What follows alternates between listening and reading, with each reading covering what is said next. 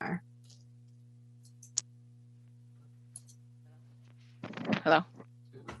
There we go. Good morning. Good morning. I'm having some screen issues, so if I need to work on it for a little bit here. Okay, wonderful. Thank you. I will begin with good morning, commissioners and members of the public. It is my pleasure to extend a cheerful welcome to you all. Today is Thursday, March 31st, 2022 of the March Land Conservation and Development Commission meeting. My name is Esther Johnson and I'm the Commission Assistant. This meeting is being recorded and recordings will be made available to the public by early next week. Here are some friendly reminders. If you intend to testify, please sign up using the public sign up form. The link is available on our meeting materials page, and the link is on the screen. www.oregon.gov/LCD/public-comment.aspx. Participants will be in listen-only mode until they are called on to testify. If you're on the phone and would like to testify, please press *9 and that will notify me and add you to the queue. Please note the chair may set time limits for individual speakers. It is our desire to extend a gracious and inclusive welcome to all of you. I now take this opportunity to introduce Chair Robin MacArthur. Thank you, Ms. Johnson, and great intro. I appreciate that. Thank you, Director Rue and Deputy Director Green and all DLCD staff, both on screen and off, for, again, making today happen, but more broadly for making Oregon a better place to live and work and play. So much appreciated. I'm Robin MacArthur, Chair of the Land Conservation and Development Commission. And as Ms. Johnson said, today is Thursday, March 31st, 2022. And it's the first of 2 days of our March/April meeting. At this point, I'd like to ask my fellow commissioners to introduce themselves, starting with Vice Chair Halava.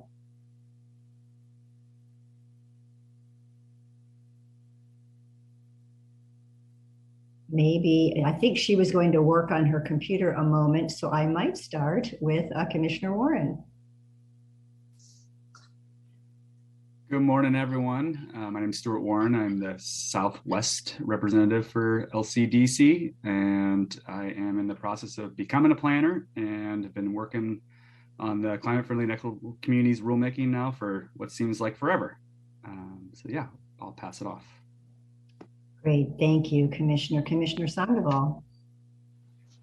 Well, good morning. So I'm the representative from the Willamette Valley, and I'm a professor at the University of Oregon in urban planning. And I also serve on the state's Housing Stability Council. Thank you, Commissioner. Commissioner Lilac. Good morning. I'm Nick Lilac. I'm the Eastern Oregon representative. I live in Bend. I'm the Deschutes County Administrator. As of Saturday, I will also be our treasurer for a period of time. So continuing to take on new roles, but welcome everyone. It's great to be here. Thank you. Thank you. Commissioner Boyer. Good morning, everybody. Nice to see everybody's faces virtually. Barbara Boyer, representing the Portland area. I'm a farmer. And I sit on several state boards, the State Board of Agriculture, Oregon Watershed Enhancement Board, along with the Yamhill Soil Water Conservation District, and several other local boards here. Thank you for being here today. Thank you very much. Commissioner Jacobson. Is Commissioner Jacobson on the line yet? I'm here. Oh, great. Hi. Welcome. Well, good morning, everybody. I'm Katie Jacobson. I'm the coastal rep on this board, and I'm also a Lincoln County Commissioner, and I live in Newport, Oregon. Thank you. I don't know if Vice Chair Halova. Yes, I'm back. Thank you. My name is Aniele Halova, and I'm the Vice Chair of the Commission. And I live in Portland, Oregon, and I'm a practicing real estate developer. Thank you. So I'll turn it over to Ms. Johnson to call the roll, attendance roll, please.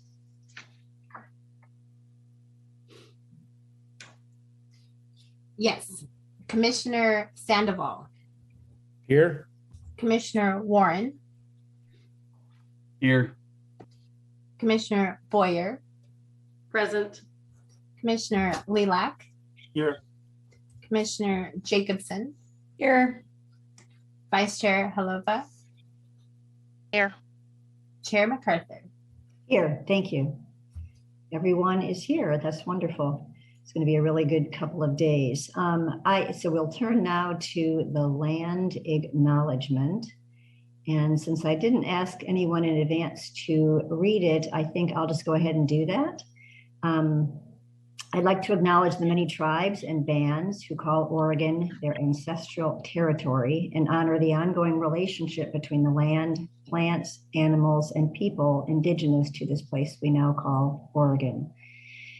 We recognize the continued sovereignty of the 9 federally recognized tribes who have ties to this place and thank them for continuing to teach us how we might all be here together.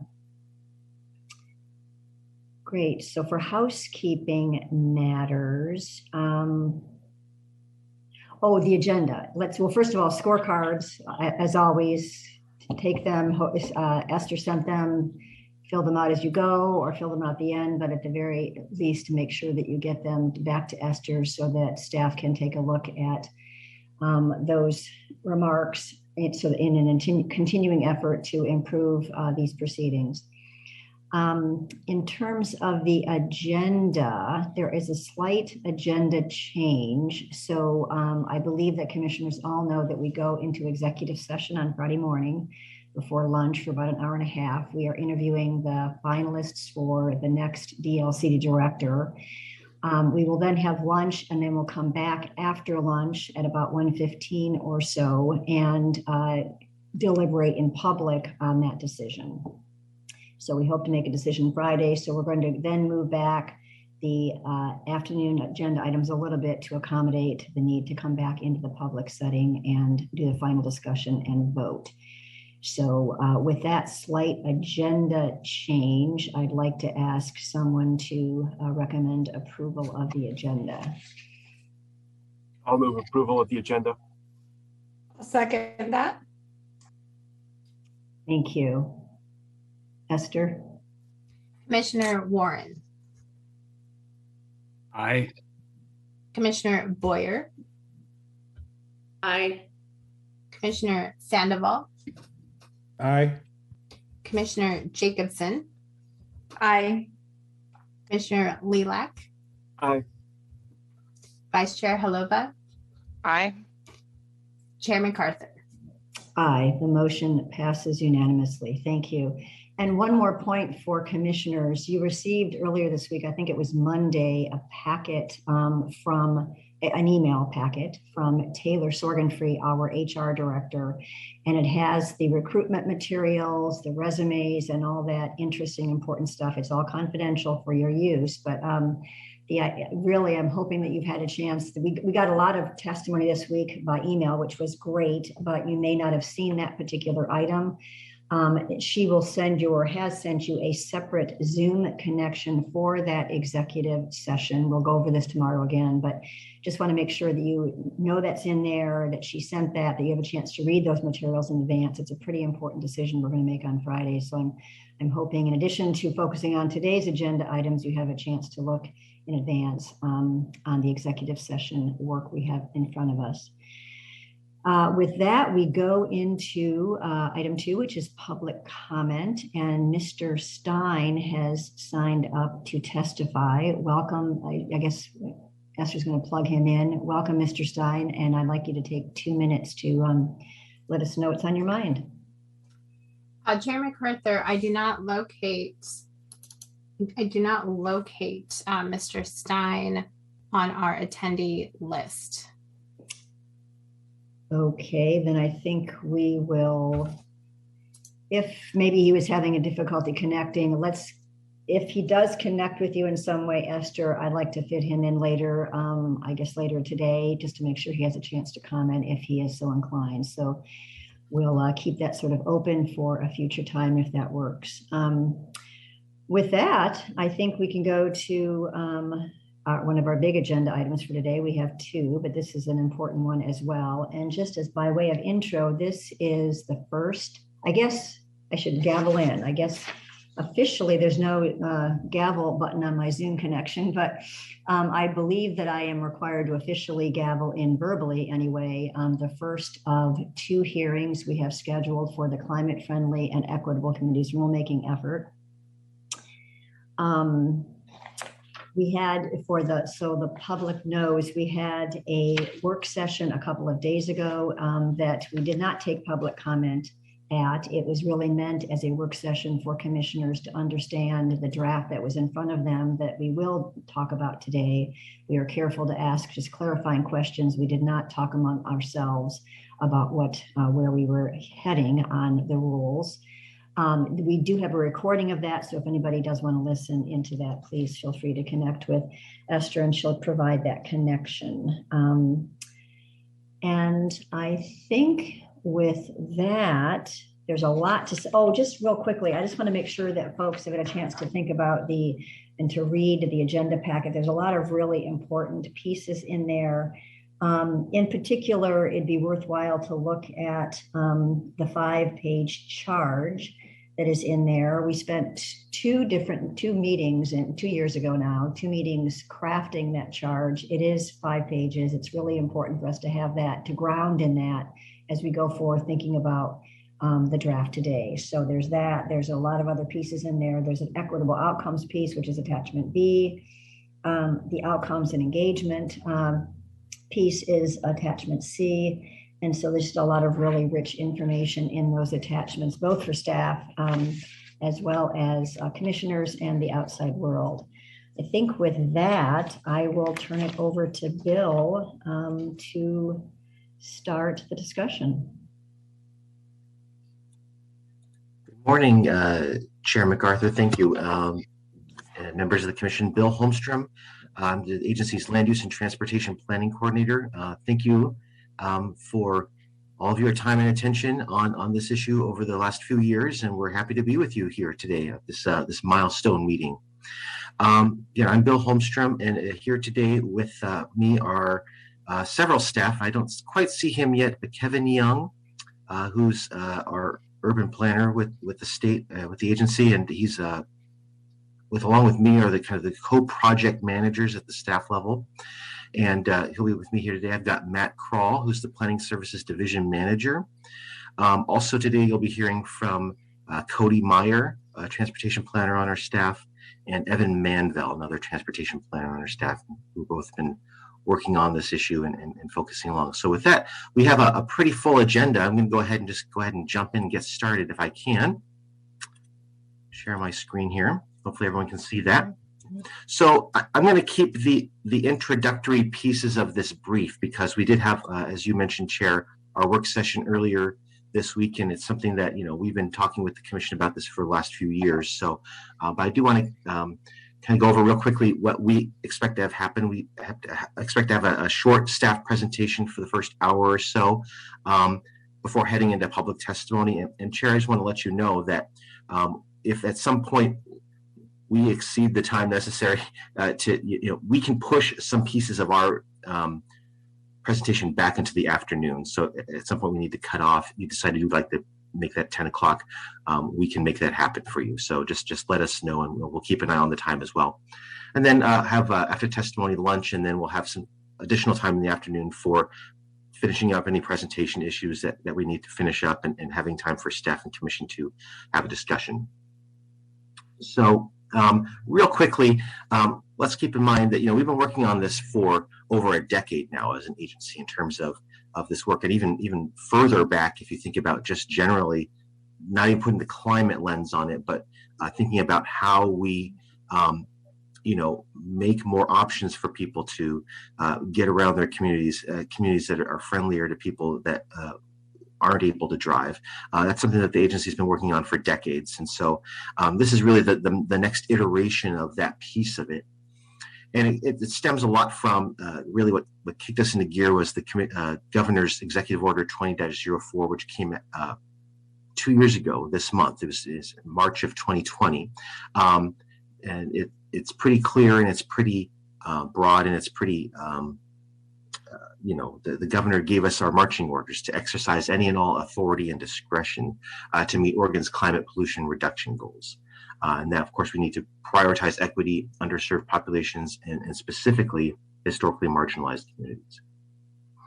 So another real piece, which I think is important for folks to understand, which I know all of you know, is this rule applies to Oregon's 8 metropolitan areas that are on this map, and not outside of them. So we have existing rules that have been in place for a long time that talk about how local governments across the state do coordinated land use and transportation planning, and those will continue to apply in their existing form outside of those metropolitan areas. Those aren't changing, but within these metropolitan areas, we're making these changes and taking these additional steps. So I'm not going to go too much into detail on that. Chair, you asked us not to really go too much into the charge and that piece of it, because I think Commissioner probably has a pretty good handle on that right now. So we're just going to go ahead and step right into our staff presentation.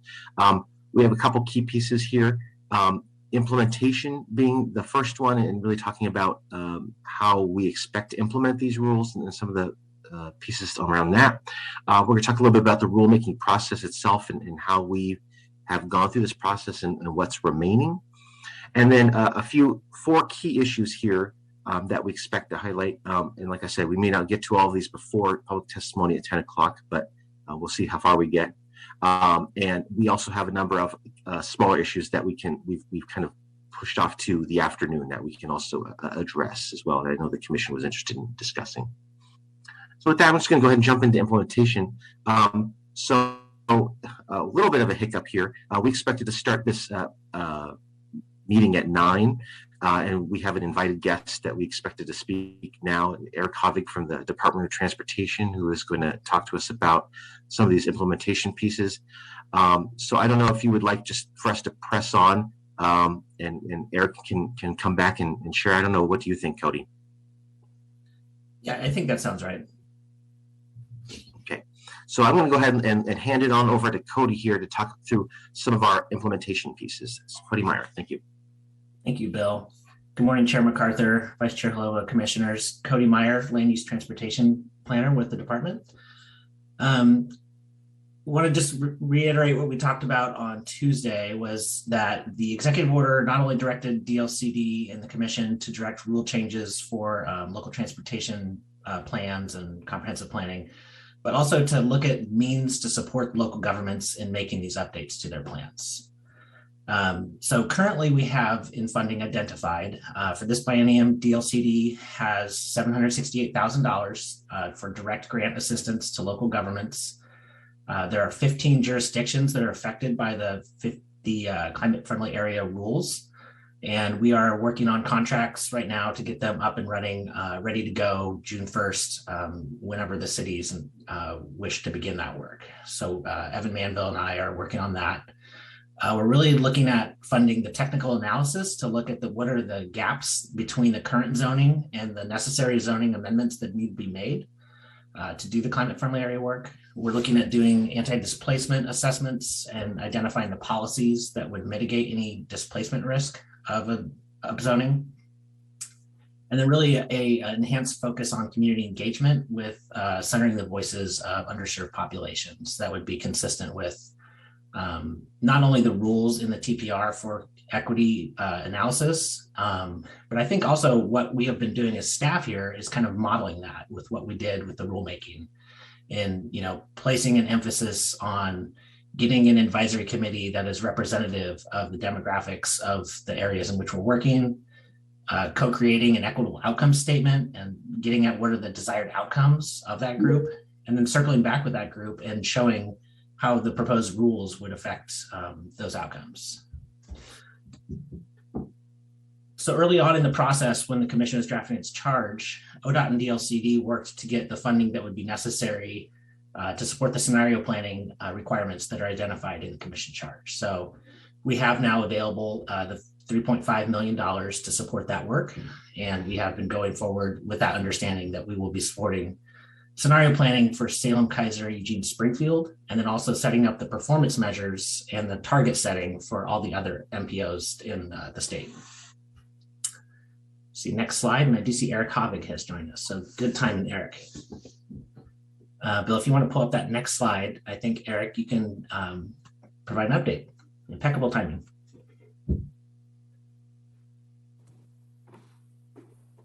Well, that's a rarity. Usually I'm a few minutes late, so thanks, Bill.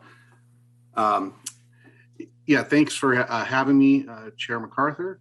For the record, my name is Eric Havig. I'm the statewide policy and planning manager for ODOT. We've been working very closely with Cody and Bill and Matt and the staff with DLCD on the implementation strategy, and I know you're going through some of that now, but I wanted to walk through some of the additional funding that ODOT has identified. Our Transportation Commission yesterday talked about some of the new funding coming to ODOT from the federal funding bill. It's called the IIJA because we have to have an acronym for all funding bills coming from the federal government. And the commission did approve, tentatively, they're still fine tuning the proposal, but $15 million that would go to support this effort. And that $15 million is coming from, again, federal transportation funding. So this will be funds administered by ODOT to help support the implementation efforts. So the things we're anticipating using the $15 million for is, first of all, to help provide some of the guidelines and updated standards and processes and procedures. There's a lot of additional analysis that has to happen that's called for in the proposed rules. We want to make sure we have those guidelines updated on how we're going to do it so we have some consistency. And then the bulk of the money will be made available to help support local governments in completing their TSP updates. And that includes those things around the multimodal inventories as well as just the full TSP processes. This money is coming to us from the federal sources. So once it is authorized by the federal government, we'll be able to tap into those funds. So we really anticipate being able to begin some of this work, hopefully in 2022, but definitely in 2023. Part of our real challenge will be staff. We're working to get some additional staff to help deliver on some of these expectations. Obviously, there's more contracting work that has to happen, and we'll need to have additional staff with that work as well. But that's where we see this $15 million really going towards, is to help with that pre-work, setting up the program, running that program, and making the money available through to our local governments. The one thing we know we're going to have to do different in this program is there's a lot of communities that have to have TSPs updated. So we're going to have to figure out different strategies to implement and move forward with this work. And we're trying to figure out a sequencing and a programming approach of how we can address and complete those TSPs as quickly as possible. So, Madam Chair, I will maybe stop there and see if there's any questions on the money and the implementation efforts from ODOT. Thank you, Mr. Havig, and thank you to your director, Chris Strickler, and the OTC for your your coordination on all of this work, but in particular, the resources that are needed at the local level to make this happen. So thank you. Any questions from commissioners from Mr. Havig? Yes, Commissioner Sandoval. Yeah, thank you, Eric.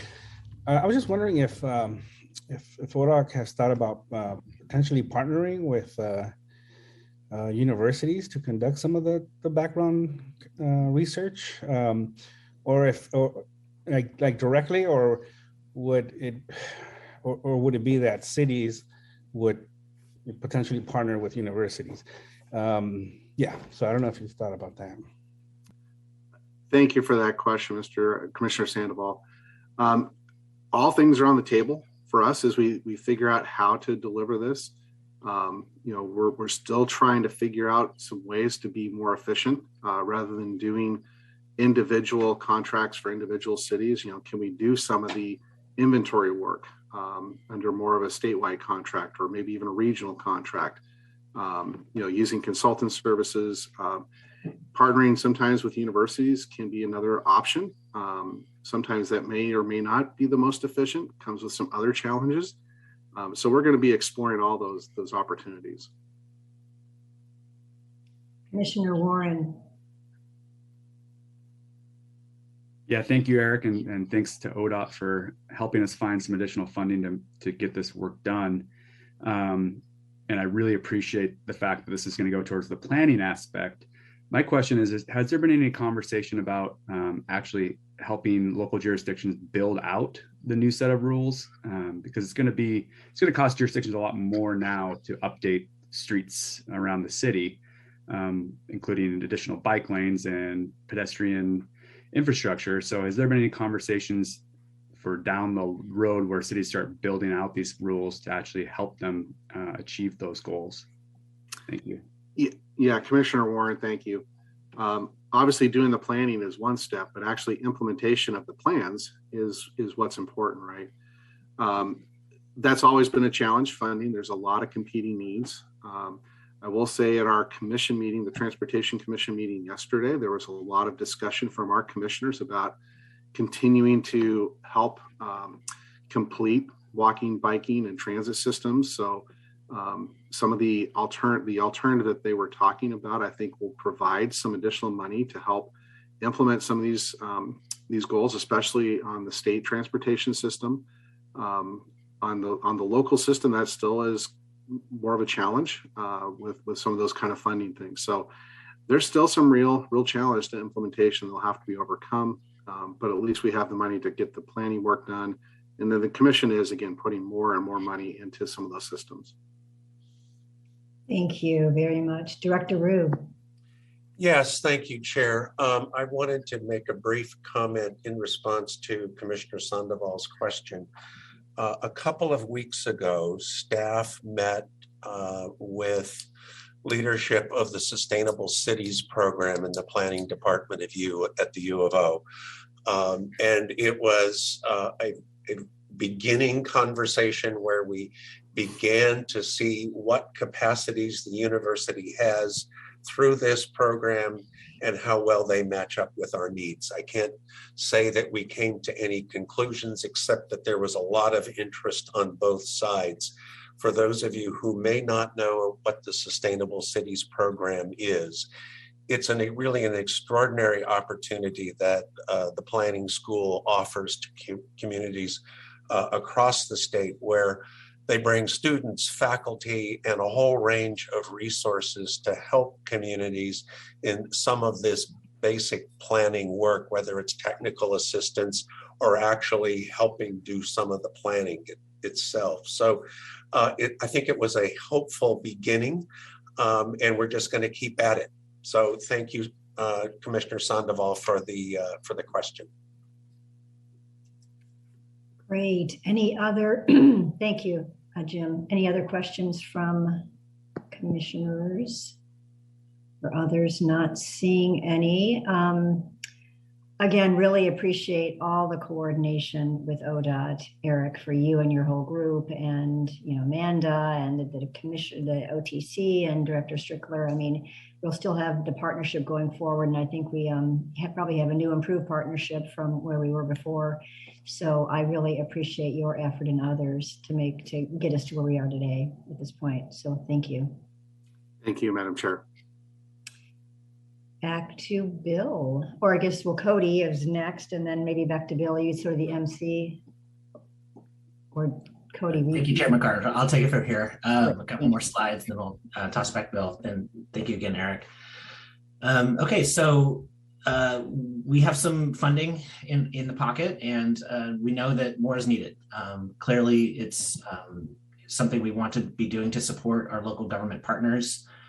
So DLCD is in process right now for a budget build for our next biennium budget request. We are putting together a pretty significant base package that will be initially identifying that would be supporting the climate friendly areas phase 2 zoning, really placing more emphasis on community engagement and meaningful engagement as part of that process. And then the staffing support we'll need to turn out the grants and do direct assistance with that work. So we have a couple things we're doing for that budget build to make sure that we're listening to folks. One is we are doing a community needs forum where we're listening to our community partners on what they would need to meaningfully participate in the implementation of the rules that were before you. We're also doing a survey of our local government partners to see what their needs would be from us in this budget request to implement the rules. And then as we do with all our budget requests, we will be doing listening sessions for the policy option packages coming up. And these tasks are going to be happening over the next 2 months, I believe. Next slide, thank you. Yeah, in addition to that, DLCD is really working diligently with ODOT, obviously, that we're going to put together a lot of staff-driven guidelines and model language, making updates to the analysis and planning tools, having staff available for direct assistance to cities, putting the grants out and guidance on what the rules say when people have questions. We're also working a lot with our sister agencies on this to make sure that the state as an enterprise is getting behind the intended outcomes of this to help the state meet its climate goals and help the local government partners implement this and do what they can. So we are working with Oregon Housing Community Services on the anti-displacement work, standing up the toolkit that we developed with the housing production strategy work from House Bill 2003. Using those in the climate friendly area work. OHCS is going to be putting together a map for us that we can give to local governments to do that spatial analysis. They're looking at adjusting their grant programs to kind of give some extra credit, I suppose you could say, for climate friendly areas. So we can make sure that we're putting investments in low income housing in good areas with access to jobs and transit and walking and biking. DLC staff is also hosting a team of sister agencies to look at different ways that different agencies can support this work. So a couple examples here from that work is last session, a House bill passed 4077 that directs DEQ and Oregon Health Authority to do an environmental justice mapping tool. We're working closely with those agencies to make sure that any tool that's developed is down to the scale at which cities can use that tool. So we're looking at more neighborhood change and not maybe just a coarser view that maybe a state agency is more interested in a county level view or something like that. We also have the climate protection program with a lot of funding that will be coming forward out of that program for climate mitigation out of the transportation fuel sector. We're really leading the charge and making sure that cities and counties and transit agencies are eligible for those funds. So there's just a couple of examples of what we're doing. We'll come back to your next hearing with, I think, a little bit of a overview findings of what we found from that technical support team meeting. In brief, we have attachment I in your packet, and that is our joint agency implementation work plan. And this is the draft implementation timeline with the funding we have from the OTC and the 3.5 million and DLCD's budget right now. This is our proposal going forward. So really putting an emphasis on the biggest metropolitan areas in the state, Salem, Eugene, Portland, ongoing work in Portland, and then standing up the performance-based planning system for all metropolitan areas in the state.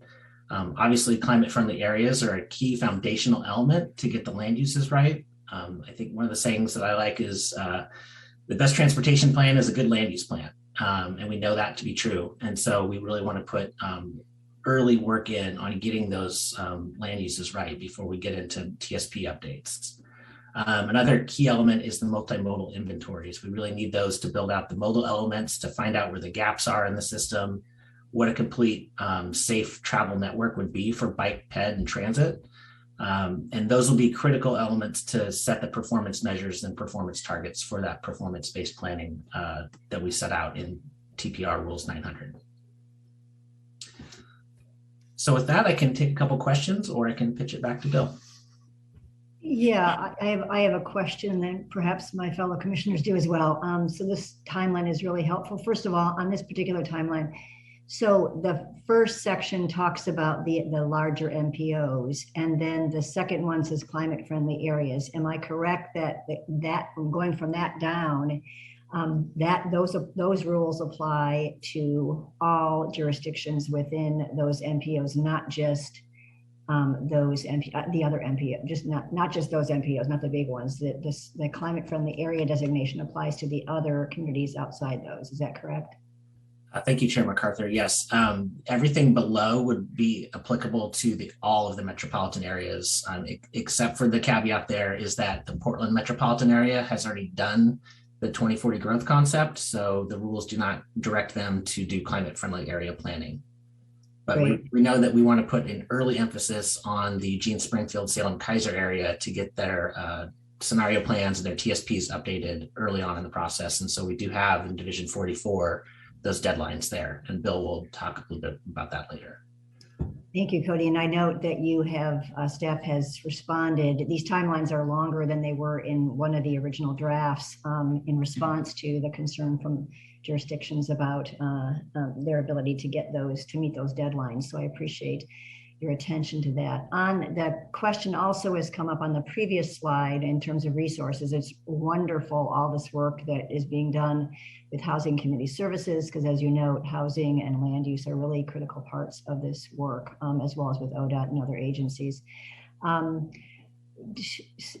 question that I've seen in some of the written testimony is whether or not these resources will be available at the time that communities need them. So could you just generally reflect on that? For example, the guidelines and model language, is that going to be available come, May or June? And just kind of give us a general sense of where staff is in providing these resources. Thank you, Chair MacArthur. I will just say that we are trying to marry up the deadlines and timing in the rules with the funding and the implementation realities that are out there. And so to the extent possible, we've been working concurrently on both of these tracks, rule language and funding to implement the rules.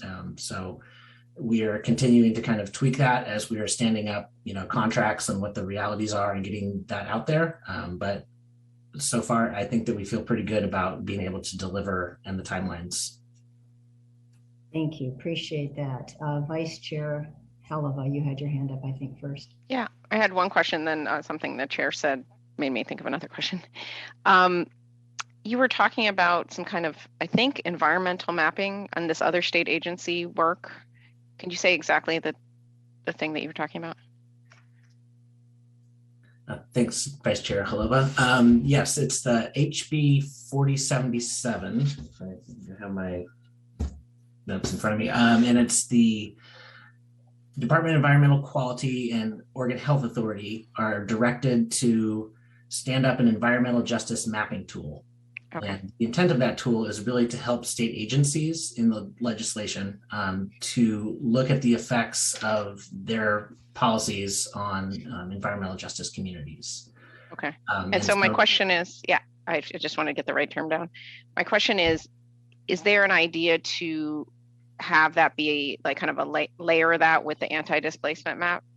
Because I'm sure environmental justice concerns can be seen in light of displacement issues also, where people are being displaced from and to and that kind of thing. I don't know that they've specifically directed that and they haven't begun work on it yet, but the nice thing will be that when you get into a GIS environment that the overlays of those things are very straightforward. And so we know that we'll have an online tool available through both of those efforts, and we will be able to kind of merge those together. And okay, because you were talking about scale, what scale it's done at. So if those were done at similar scales, then that data could become relevant and correlations could be made between those two kind of data points. Correct. And another, I forgot to mention, another good thing that's happening was that Portland State University Population Research Center got a grant to do a lot of the demographic data combing that was going to be needed to support all of these mapping efforts. And there's just a lot of issues with the data and the different scales and the margin of errors. And so we have these folks that are just experts in this realm saying, here's the need, and here is where you can use the different data layers to get to these different needs. And there's a large group of state agencies working underneath the State Chief Information Officer that will be putting out a white paper soon on what our policy needs are and where the tools are and where the gaps to fulfill those will be. Okay. So a lot of work going on in this area. Yeah, I just wanted to make sure like the environment wasn't left, environmental quality issues weren't left over here, and now our housing issues are over here when these are all interrelated. And then the second one was just because Chair brought up something now made me question again on this next slide after this. So are you saying climate friendly areas, parking reform, and transportation system plan updates, all those below apply to all of the cities except for Metro? Was that, I just want to clarify. I will say that the climate friendly areas are primarily applying downstate outside of the Portland metropolitan area. Evan can tell you about the parking reform and how that applies to the Portland metropolitan area, but it would apply to all cities downstate, depending on the size. And then, yeah, the multimodal inventories will be also applying to all. Yeah, So we say downstate, just to clarify, it's within those MPO areas. The cities have been within those MPO areas. So it's not just everything. Right? So I mean, Thank you, Chair McCarthy. Yes, the downstate metropolitan areas. Thank you. Evan, were you going to? No, I would just, per Cody's note, the parking reform applies in Metro. Yes, per the previous commission direction. Okay, thank you. Okay, Commissioner Lilac. Thank you, Chair MacArthur. After I raised my hand, you asked exactly the question I was going to ask, which was connecting the timeline to the funding. So I'll just emphasize the importance of that, and then emphasizing not just when the funding is available, it can take time to then disperse that to local jurisdictions to actually perform the work. And so I guess just the next piece is also making sure it's the right funding for the right phase of the project. As we just heard from ODOT, the 15 million is really intended for the TSP updates. And as we know, there are other elements. So just to make sure that the right funding is available at the right time, and it can be dispersed to the communities with realistic expectations to complete their processes, and then recognizing that local governments have often extensive adoption processes as well to make sure that they're meaningfully engaging their communities. So really just emphasizing the question that you asked. Thank you for the responses. And just to thank you, Commissioner, and just you've also said this before, as other commissioners have. So we are, just as we did with drafting this rule, we have a more robust engagement process to include a lot of other voices that we have traditionally not included, and we are encouraging that same kind of engagement at the local level in various aspects of this. So I want to be very open to the idea that those things take time, as it has in our RAC and other engagements. So I just want to be aware of those local needs as we go forward and figure out the exact timelines that we should be on. So thank you, Commissioner. Commissioner Sandoval. Yes, thank you, Chair. I just wanted to kind of re-emphasize the importance of working with the housing agency, and I see it as for two reasons.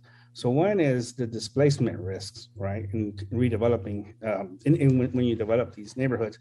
But the other one is, these areas are actually going to be lucrative areas. People are going to want to live in these areas because of the access to transportation and biking infrastructure, all those things.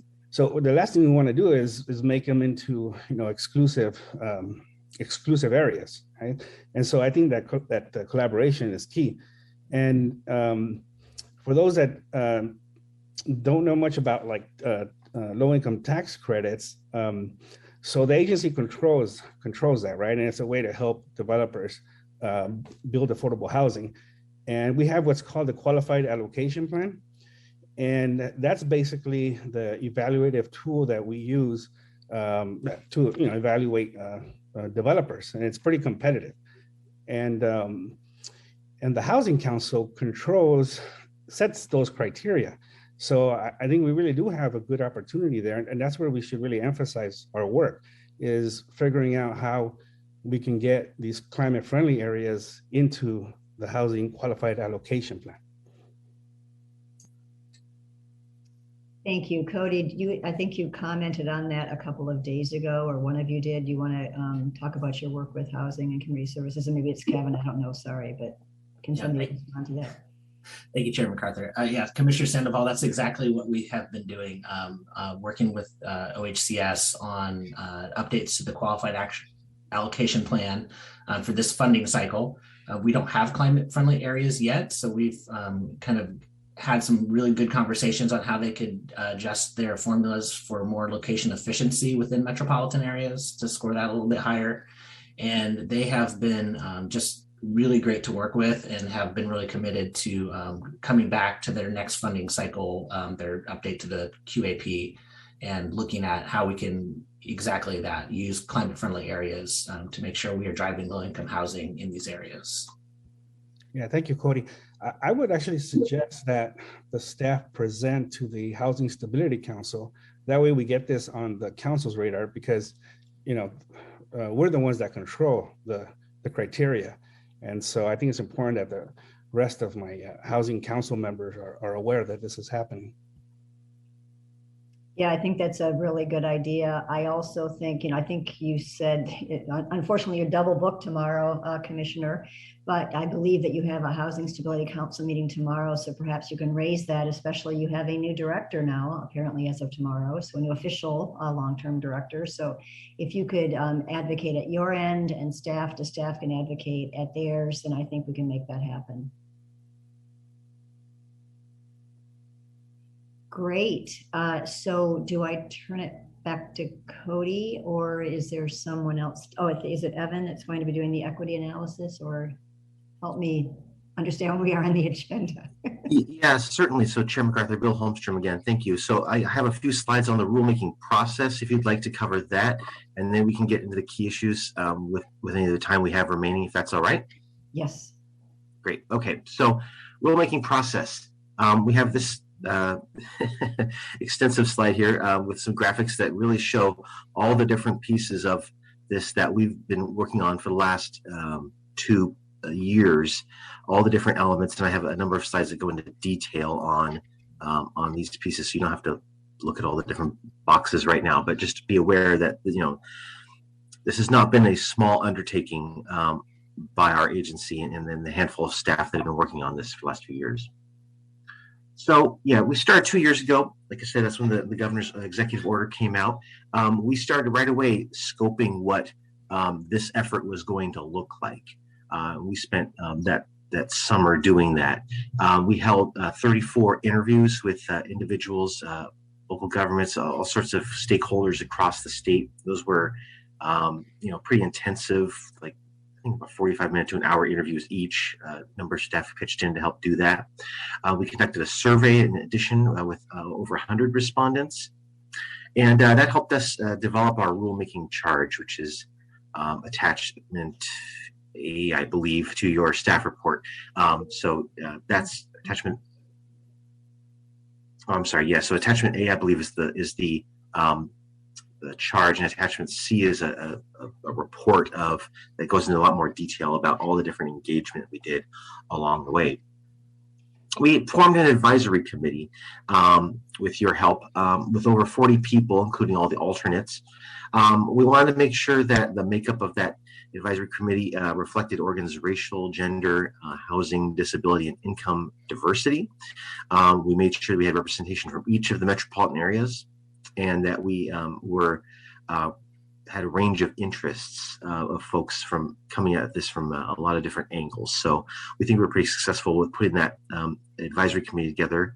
They met 11 times in pretty long meetings, 3 to 4 hours each, and gave us a lot of great feedback. And those were held starting in November of 2020, shortly after the rulemaking started, all the way through just a few months ago. So we really appreciate their time and help to put these together. Additionally, I'm not going to necessarily read everything on this slide, and it's also in your staff report and in attachment C to your staff report. A number of other additional meetings that we've held with a range of people, including members of the public, practitioners at local governments around the state. We're going to be implementing these rules, as well as other interest groups and folks that are interested in it. And altogether, we've met more than 120 times. Maybe that number is even bigger now.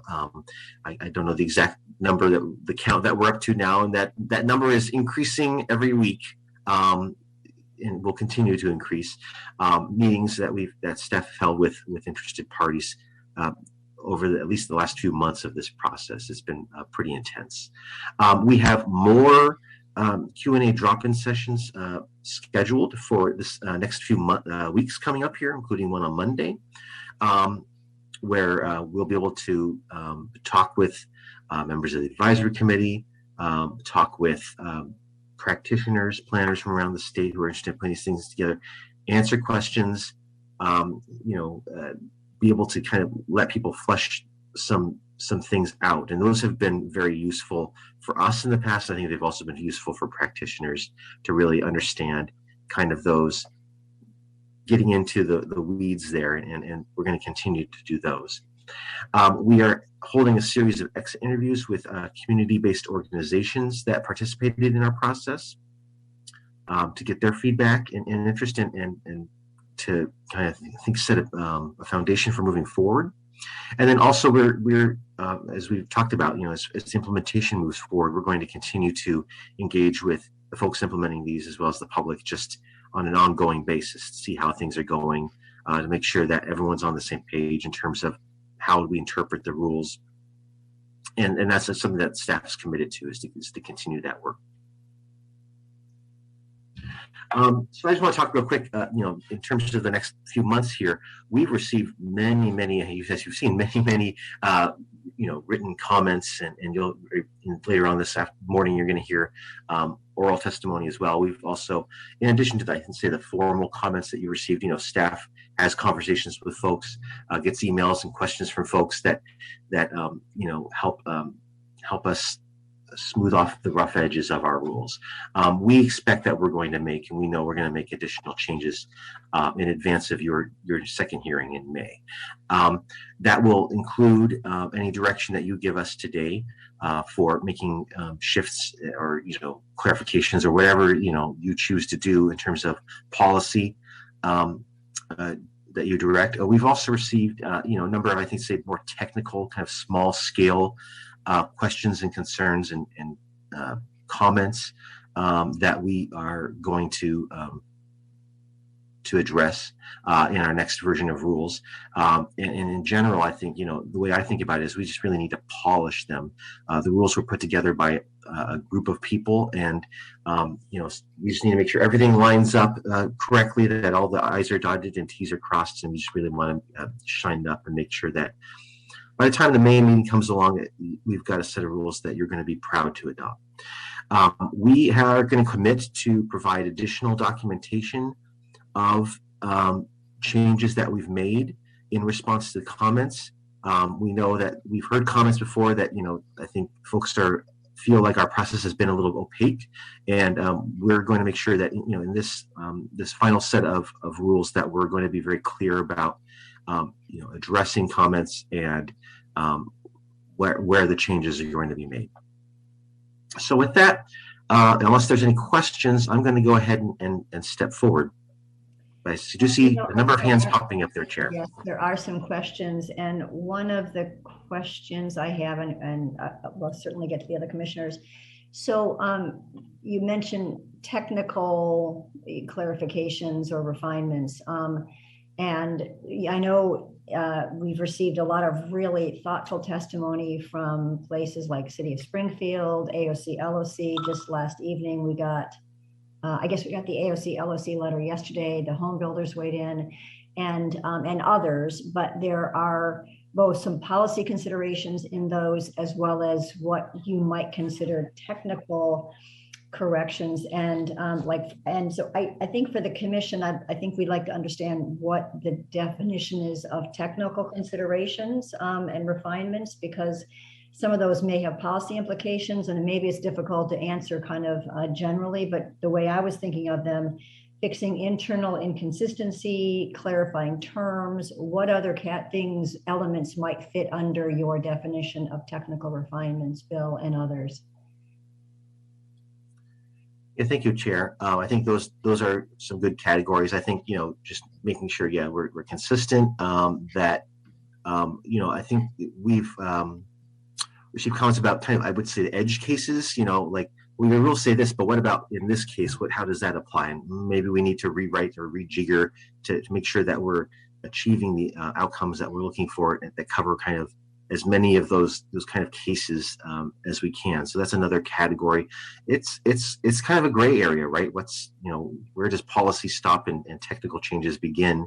I think what we can commit to as a staff, and of course, the commission can direct us to do this however you want, is to be very clear about where the changes that we're making are, what those look like, and why we're making them. Thank you. I appreciate that. And Director Rue, you might have had your hand up first, and then we'll call on commissioners. Yeah, Chair, I just wanted to make a little expansion beyond what Bill said about community involvement, but I'll defer to the two commissioners first. Okay, Commissioner Lilac, and then Commissioner Boyer. Thank you, Chair MacArthur. And first to the staff, just an extraordinary amount of work and time that you put into this. I get it. And you continue to add meetings, which is terrific over the next several weeks. I think my question is, and I don't want to go too far into the weeds, but as I think about the calendar for 7 weeks until we're here together again with the final set of rules, there's a ton of work to do, and potentially some significant changes, as you said, to hopefully we have a set of rules that we're proud to adopt. That means that you're going to be having a lot of meetings. I see the 4th, the 11th, we have our RAC meeting, and then there's going to be a lot of changes to those rules, and those rules in theory are going to be published at least 2 weeks prior to our hearing, so that everybody can, and the only concern I'm experiencing as I think through this is that our stakeholders have adequate time to review those rules, to provide meaningful comments. We have time to then review all of those comments to make an informed decision and vote then in 7 weeks. So I'm just kind of thinking about the logistics of 7 weeks, which is a pretty intense schedule. So many thoughts are great. And I think it's just important so our stakeholders know when, how, where to provide the input, and then when they can expect to review the rules and provide meaningful input for our final decision. Thank you. Bill, did you have a response to that? I mean, so Commissioner Lilac, the commission gave the deadline of completing this by May and adopting this in May. So actually, perhaps we should take this up toward the end of the meeting, because I think it's really an important thing for the commission to decide, because I believe that staff is working really, really, really hard to make the deadline that we imposed. So I'll ask Bill if he has any comments, but I think it really is for us to kind of consider toward the end of today, perhaps. Thank you, Chair MacArthur. Commissioner Lilac, I share Commissioner Lilac's concern about being able to get everything put together in a timely fashion. And I think our goal right now is absolutely to meet that 2 weeks ahead of that commission meeting, to have a full set of rules that's ready to go. That's what, 5 weeks from now, right? So, we're spending April basically, getting this finished up. Thank you, Bill. Commissioner Boyer. Well, I have the same concerns as Commissioner Lilac, but it's not 7 weeks like Bill just said. It's actually 5 weeks. So I do have a little, a concern for staff that they can get all these changes done in 5 weeks. So yes, I'd like to have that conversation towards the end, or where appropriate. But Bill, you had mentioned something about exit interviews. So I just wanted some clarity on that. Is that the RAC members? Chair MacArthur, Commissioner Boyer, thank you. Frankly, I do not as plugged into those as maybe some other members of staff. I don't know, Evan, you may know more about those than I do. Sure, thank you, Commissioner Boyer, Bill. Yeah, we are paying our public engagement consultant to meet with particularly community-based organizations who served on the RAC about their experience on the RAC and advice for future processes going forward, how to improve them. So those voices can be centered. I like that idea. Thank you very much. Thank you. And Deputy Director Green. Hi, good morning, Chair MacArthur, Vice Chair Halova, and members of the commission. Thanks for the opportunity just to comment on the staff workload here. And I know we'll circle back later, but we are talking about that. You're right. There's definitely staffing and triage that needs to happen. So fortunately, the team has 2 new members than we had when we started the rulemaking. So we do have like a staff person that is setting aside time to kind of comb through and look for internal consistencies and substantive, corrections, so that, the lead staff in front of you today have the ability to work on really kind of thorny substantive comments and making sure, as Commissioner Lilac has called for, making sure the timeline lines up with the funding for local government. So we are thinking about that detailed plan under the hood. I just wanted to affirm that. Thank you. Thank you. I appreciate that. Director Rue. Yes, again, in just a little bit of an amplification of what Bill was saying about working with communities over the course of the next 5 to 7 weeks. 2 weeks ago, we had what I think was quite an extraordinary meeting with the city of Bend, with 2 councilors, the city manager, planning director, where the city committed to what I think of as almost a first of its kind, a commitment to not only endorse and apply the rules for the city of Bend, but to be an advocate for these rules throughout the state of Oregon to those MPOs that are involved. They've gone so far as to begin conversations with other cities around the state, that is, other affected cities around the state, about how best to begin to apply and implement these rules. So to the point that several of you have raised, but particularly you, Commissioner Lilac, I can imagine sort of a community of practice that we're able to set up, not only in the next few weeks to do the polishing that Bill talks about, and just to reframe that a little bit, the chair has been built, the frame is there and it's in place. There are just some places that need to be sanded down and maybe revarnished a little bit, and to make sure that the chair works exactly as it's intended to. So in 5 weeks, we're not rebuilding something, but we are truly applying the finishing touches. And I think that only goes better if we work with the city of Bend and other cities that have already made the commitment to us to do that in a very forward-looking sort of way. So huge kudos to Bend for starting this off and being a real leader across the state. Thank you, Director Rue. Vice Chair Halova. Yeah, and I guess the way I've been thinking about this from just recently is I feel like it's sort of like a funnel. And we started with all of these things, and as we're getting closer to the end, it's becoming more, there's less ideas that we're exploring. And so I think that's the thing that I'm going to be looking for today is it may seem like a lot of things, but I think it's just kind of putting the T, dotting and crossing at this point, and just trying to identify, are there any things that are what we would call major things that need to be addressed. But I'm very pleased so far, most especially with the amount of engagement that's happened. and the breadth of it. I was kind of blown away by the attachment that talked about that. I mean, we've talked about it, but even the commissioners' engagement, you know, every time they put a commissioner's involvement, I mean, it's very robust. And so I'm sort of going to be having an eye toward, I think this is a funnel. I think we're at very close to the end, and what are the kind of few amount of points that need to be addressed over the next 4 weeks. Thank you, Vice Chair. I appreciate the analogy to a funnel. I think that we have so many wonderful, thoughtful comments and detailed comments at this stage because we are in the narrow part of the funnel. If we were still in the big picture thing, we probably wouldn't have that.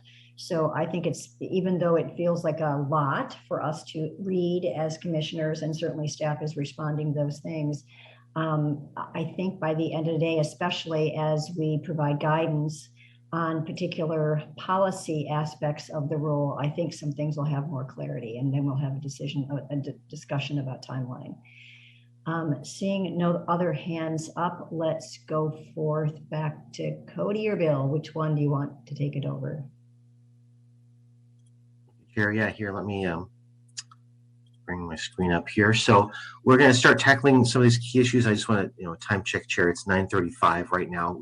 We may be able to get through some of these before 10 o'clock if you choose to do that. So we have a handful of key issues. When we had our work session, as you know, on Tuesday, there were a number of issues that commissioners brought up. We've tried to kind of collect those, highlight a few of them, and then also have, we were saving some where we'll have some discussion later this afternoon. Not comprehensive. There's other issues I'm certain you'll hear testimony on. I think these are kind of the most important or most frequent ones that you'll hear from, but not to say that we've done every single piece that people are concerned about.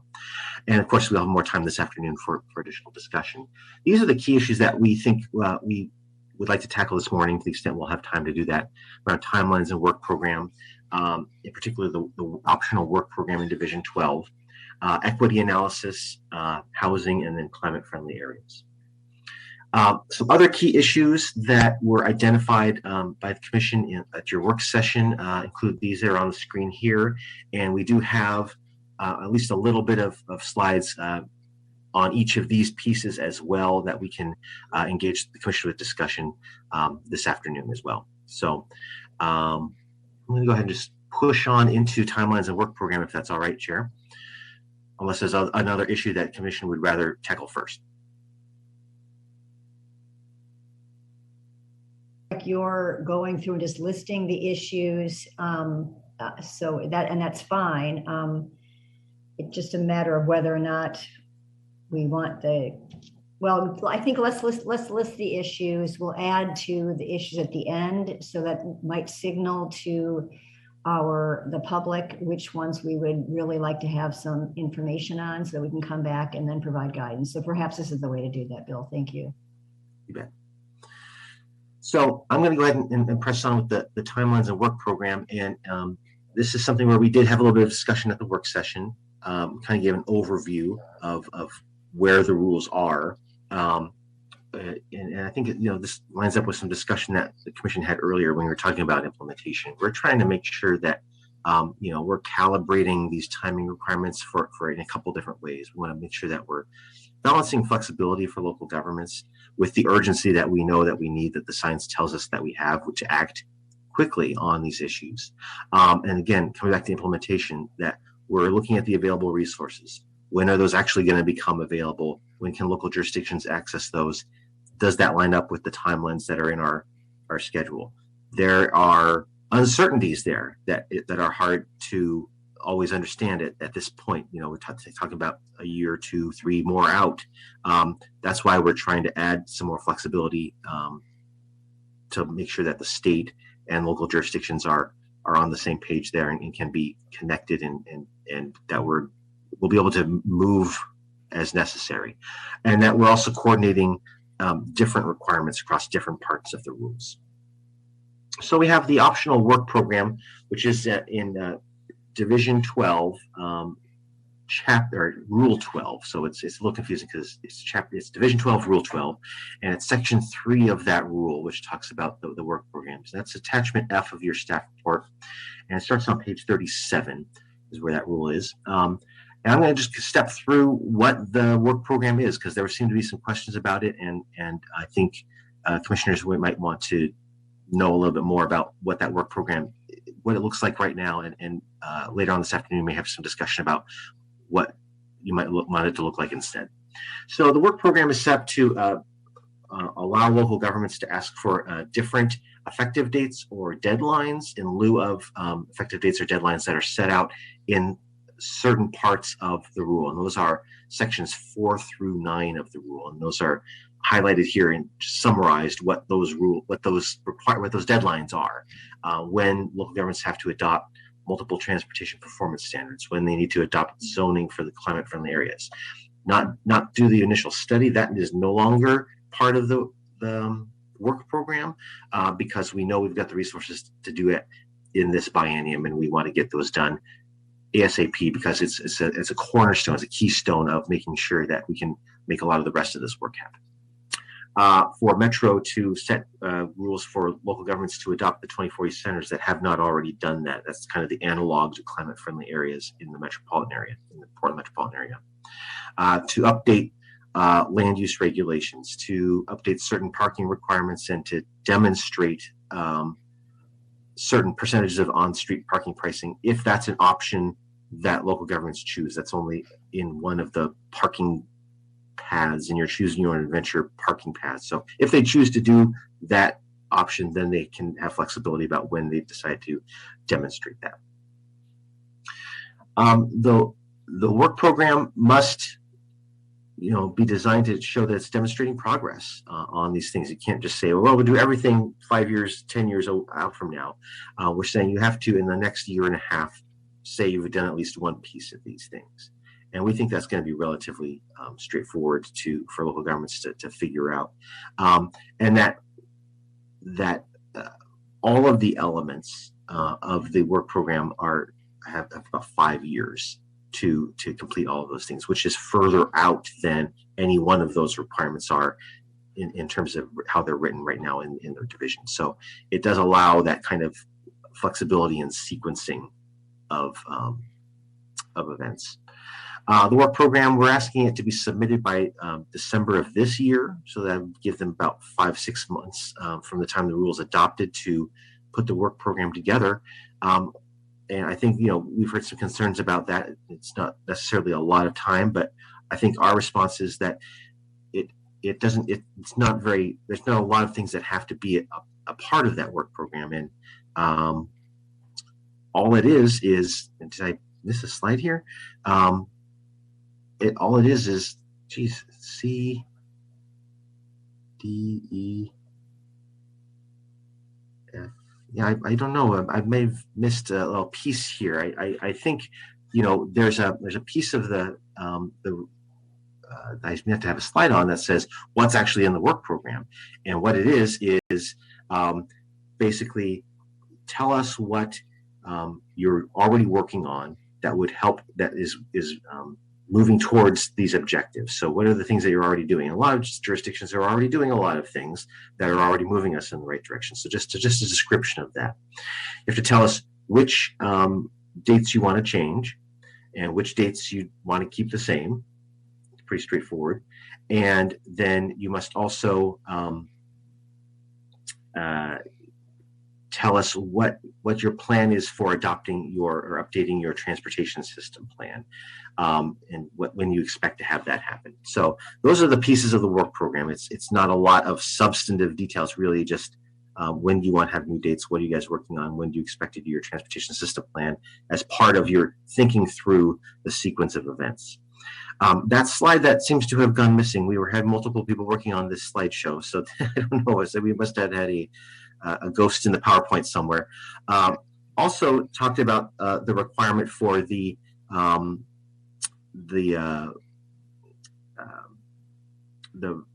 work program to be submitted regionally across the region. We've received, I think, probably the most comments about the work program have to do with that requirement. So if that's something the commission would like to address, we can talk about that. But I think the idea there is that we want local governments to coordinate amongst themselves regionally, just so that, you know, people aren't working at cross purposes. So I do see some hands up. I don't know how you want me to just continue talking about the work program, Chair, or if you would like me to answer those questions, or if there's clarifications. Or thank you, Bill. I would like to because we've gone over this a couple of times, I think you've done a nice job here. I think it'd be useful to get comments from commissioners. I do appreciate your point that the work program is it's optional for a jurisdiction to submit a work program that would have different deadlines than the ones prescribed in the draft rule. And I very much appreciate that option, because a lot of the testimony that we read and heard is that there's lots of wonderful work being done at the local level to achieve these goals. And so the idea of making it more flexible to reflect that local work and then prescribe different deadlines and things is a really rich option. Commissioner Warren. Yeah, thank you, Chair, and thank you both for that great explanation of the work program. That was super useful, and I think this is an excellent option for a lot of jurisdictions. The one thing that I kind of flagged through your explanation was I think it might be useful if we included a community engagement plan through that work program, just so we're making sure that they're actually going to do the community engagement that needs to be done through this process. And please feel free to throw it out the window if you all think that doesn't make sense, but it seems to me like that should be an important part of the work program. Thank you. Thank you, Chair MacArthur. Commissioner Warren, you know, we have community engagement built into so many of the different elements of the actual planning. Are you asking, just so I understand, are you asking that there's an engagement piece that is how local governments develop their work program should have engagement requirements, or the elements within the work program should have engagement, or that there should be a separate element of how we do public engagement that is an element of the work program? Option 2, yeah. So how are we going to engage the community through this process?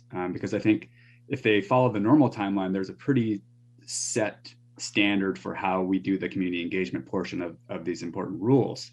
And I'm concerned that if we do the work program, then things might get kind of shoved to the side. So I think just having them give you maybe like a really simple outline of when, you know, engagement forums are going to happen and what they're going to look like. You know, is this going to be your kind of standardized, we're going to have comments available and that's going to be it? Or are we going to do a little bit deeper dive into community engagement for these rules? So can I just clarify though, and I think it's a really important point, I clarified the purpose of the work program versus the actual doing of the work. So are you suggesting, Commissioner Warren, that the work program should have identify the need for, as they go forth in these particular elements, the need for public engagement? So really the work program would in fact reflect the timelines would reflect the need to do that engagement. It wouldn't necessarily spell out the specifics of that, because that happens specifically when in the context of the CFA designation, the scenario planning in some MPOs and others. Is that correct? That they were, did I paraphrase that correctly? Yes, you did. Thank you. Okay, thank you. Commissioner Jacobson. I too just want to thank you for the work on creating the work plan and explaining that to us. I think it is a good option for jurisdictions. On the slide 26, you talked about that your work program must demonstrate progress. And I guess I just wanted to maybe flesh out a little bit what you meant by at least some work complete by 2023, because it seems a little bit vague. And kind of up to interpretation of what, you know, what does some work mean? So can you just kind of go into that a little bit? Yes, Chair MacArthur, Commissioner Jacobson, thank you. So let me try to pull up the rule here so I know what I'm talking about. It is a little bit vague, and I think, you know, we have to understand that the process is going to be, you know, the local government is going to propose a work program that the director will review and recommend to the commission whether or not to adopt that work program or have the commission remand that back. And I think part of that review process will be, is one of the criteria is, are things moving is it moving with urgency? And so maybe we rely more on that criteria than on the specific of the requirement, or we, let me just read the requirement here if I can find it here.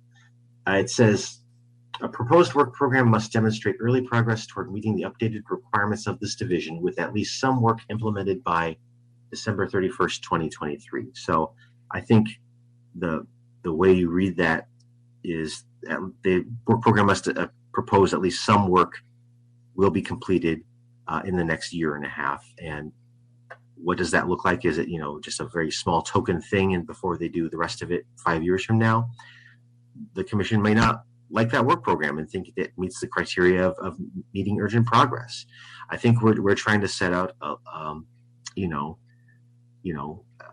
that we expect things to happen in the next few years.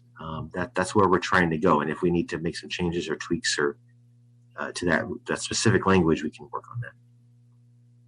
Okay, thank you. Other questions?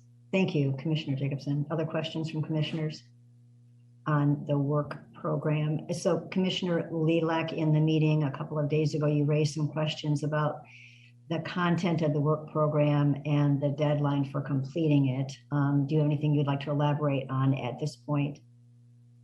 No, thanks, Chair. The questions have been answered quite well, and the clarity provided. Thank you. Great, thank you. Bill, I know that we all are interested in making sure we have sufficient time for input from the public. At this point, we have 25 people that have signed up. I don't want to go into that quite yet because I want to have a little bit more conversation. Just a signal to those folks that we'll be looking for 2 minutes of presentation to give you 2 minutes to make your points. And I'll go over this more specifically as it gets closer. But I think it's useful for staff to continue and highlight these things, and for commissioners to speak a little bit about what their thoughts are, some of the issues you might have raised on Tuesday that you want to raise again today. I think it's important for the public before they testify to know what our thinking is, just not where we're not guidance, but what kinds of questions we might have, so that they could perhaps direct their comments in that way. So I think just Bill, take it away and continue to go through these topics. Certainly. So I think, thank you, Chair. I think I'm going to hand it over to Evan to talk about equity analysis. Thank you, Bill. Thank you, Chair, Commissioners. Evan Manville, Climate Mitigation Planner here, he, him pronouns. Next slide. So at Tuesday's work session, Commissioner Lilac and Commissioner Sandoval particularly asked questions about the equity analysis in the draft rules, kind of what's the expectation on how robust of an analysis we're expecting, and that's a very well taken question. We realize that the language is expansive and recognize the need to have some clarity there. So we're going to do some work on that, trying to clarify that either in the rules or in written guidance before the May hearing. We are looking at exactly which actions are going to require what level of analysis under the current rules, both minor and major TSP updates, as well as significant road expansions require some analysis. So we're going to take a look at that. We generally think that the effort will scale depending on the resources that are there and the population of cities. Smaller communities aren't going to have the ability to do extensive analysis, and we understand that. And that we're acknowledge what Deputy Director Green said, is that this is a work in progress, that we are learning how to do these analyses, so acknowledging that. Next slide. So here's what we're hoping to do for our local government partners.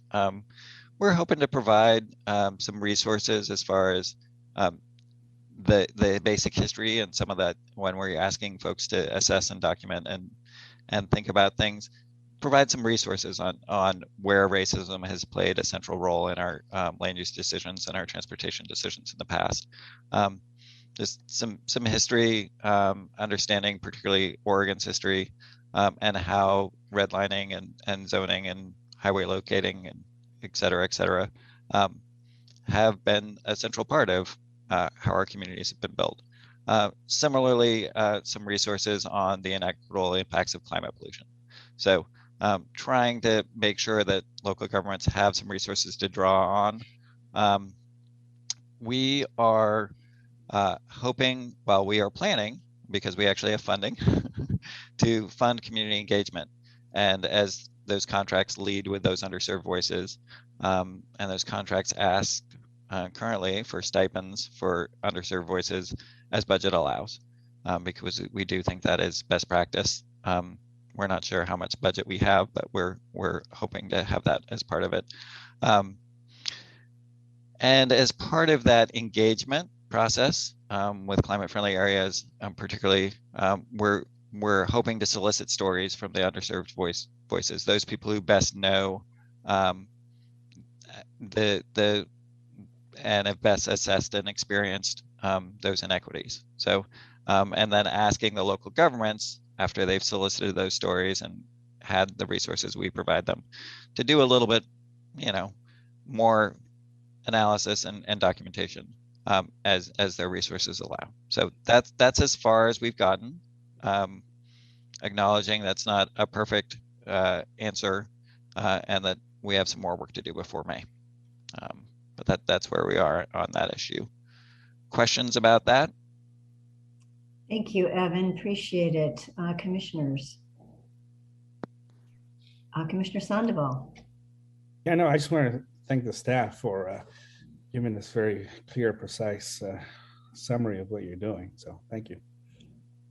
Thank you, Commissioner. Vice Chair. Yeah, I mean, I've really enjoyed, and I think we'll benefit as a state when our work provides resources and standards that make it easier for cities to do this work, and so that everyone's not starting from scratch. So, I mean, just like the regional housing needs analysis work and this idea of mapping, anti-displacement mapping tool and environmental justice mapping tool. But what I like most about this data approach is that we all have a way to evaluate what the lay of the land, and then have a standard in the future, right? When we start to understand this work more, we'll have standards to say like, well, we're here, now we need to get there. And then we'll have accountability, because I think that's the hardest part when people create this kind of general policy ideas, and then you have a report done 10 years later that says, oh, it's actually gotten worse. And we're like, but we had all these great intentions. That data, even if it's not perfect across, an ability to compare, I think is important. So I think everything you presented is the basis to which we're going to get to that next stage, right? But it's not that next stage. So I think this is important, but it's just a start. I think the anti-displacement work and this idea of the other tools are the next step. And we need the next step on this too, but maybe we're not there yet as a state. And then I was saying, I think it's good also whenever this work is done that people do analysis into area specific history also. I think we have an Oregon overlay to all of this kind of racial inequities and other inequities, but then we have very specific. And I think one of the cities that came and testified in front of us said, if we always come and start talking about Portland, other cities are like, well, we're not Portland. There are stories and issues in each city, and those should be the ones that each area leads with after doing the overview of like the general Oregon issues. But this is exciting, but like I said, I think this is the base. And then we need these tools, and then we need metrics, and then we need accountability. Thank you. Thank you for those comments, Vice Chair Halawa. Yeah, as we were talking internally, Laura Buell, a staff member, said, hey, there were racial covenants in the Dalles and people didn't know about it. And so there are very localized issues that we hope will come out and be part of this collective acknowledgement of our history and how it plays into current practices. And I forgot to mention, sorry, I'm working with in another organization where we're writing an equity statement right now. And while we were talking about it, it was realized we always talk about past injustices, writing past injustices, which is really important, right? We're currently creating new ones. And so the idea is that it's not just about writing the past, but like, what are we doing now? And just acknowledging that we're living in inequities right now, and it's not just about the past. So I just wanted to point that out. Thank you, Vice Chair, and thank you for recognizing that this is a significant body of work, and it's really been infused throughout this rulemaking process, probably for the first time in our history, although we did do a little bit of work on that with the Rules Advisory Committee on the housing rules. But I just really want to commend staff. This is new area for policy and science and data and analysis, and I think it is a start. But it took a significant amount of effort to get to this point. So thanks to Evan and his team. Commissioner Warren. Yeah, I just want to piggyback off of kind of this concept of a standardized equity approach. From my research, there are a ton of different equity analysis being used, especially in transportation. And like Vice Chair said, I think it would really make sense for us to start looking at trying to standardize some sort of equity analysis for the state of Oregon. I think the work just needs to be done, and whether that gets put in these rules or provided as kind of a toolkit, I think would be really useful and helpful for moving forward with actually producing equity analysis that can be used to drive policy decisions. Thanks. Thank you, Commissioner. Seeing no other hands up, let's go back. I guess, Evan, after you comes Kevin, is that correct? That is correct. Thank you. Good morning, Chair MacArthur, Vice Chair Holova, Commissioners. My name is Kevin Young, he, him pronouns. I'm a member of department staff. I'll be talking about housing and responding to some of the questions that have been asked about how climate-friendly areas in particular will interact with housing markets and touch on housing issues. So next slide, please. So one of the questions that we've seen a lot in the testimony that we've received is how will the climate-friendly area rules support housing affordability? This slide outlines the elements of the draft rules, which touch on affordability in a number of ways. Firstly, by proactively assessing the potential for displacement of underserved populations before the rezonings occur in terms of the designation of climate-friendly areas. So what we're proposing in that first year study is including a spatial analysis, and I'll talk in more detail about what that process looks like in a later slide, that will basically look at demographic information in relation to CFA climate-friendly area, the study areas that have been identified, look for potential displacement or potential areas that may be vulnerable to displacement. And that will allow the local governments to make informed decisions about how to move forward or potentially not move forward with designating climate-friendly areas in some of those areas, or potentially adopting mitigation measures to get ahead of displacement of underserved populations that might otherwise occur. So that's one key component. Another component in the rules is we're incentivizing height bonuses for both affordable and for accessible housing units in climate-friendly areas. This is a tool that many local governments have used in some form or another. And so we've written into the rule an allowance and actually an incentive to include those in local government development codes that they adopt. Another point is that through the parking reform measures that will occur in climate-friendly areas, we're maximizing development site area by reducing or eliminating those on-site parking requirements. That should actually result in the production of more housing or potentially more employment uses or services or what have you, but also reducing development costs and overall housing costs in conjunction with development. The last point is probably the most important and long-lasting piece of this, which is the housing production strategy reporting. So this is required every 8 years in conjunction with housing capacity analyses that local governments, population over 10,000, will be doing on a regular basis.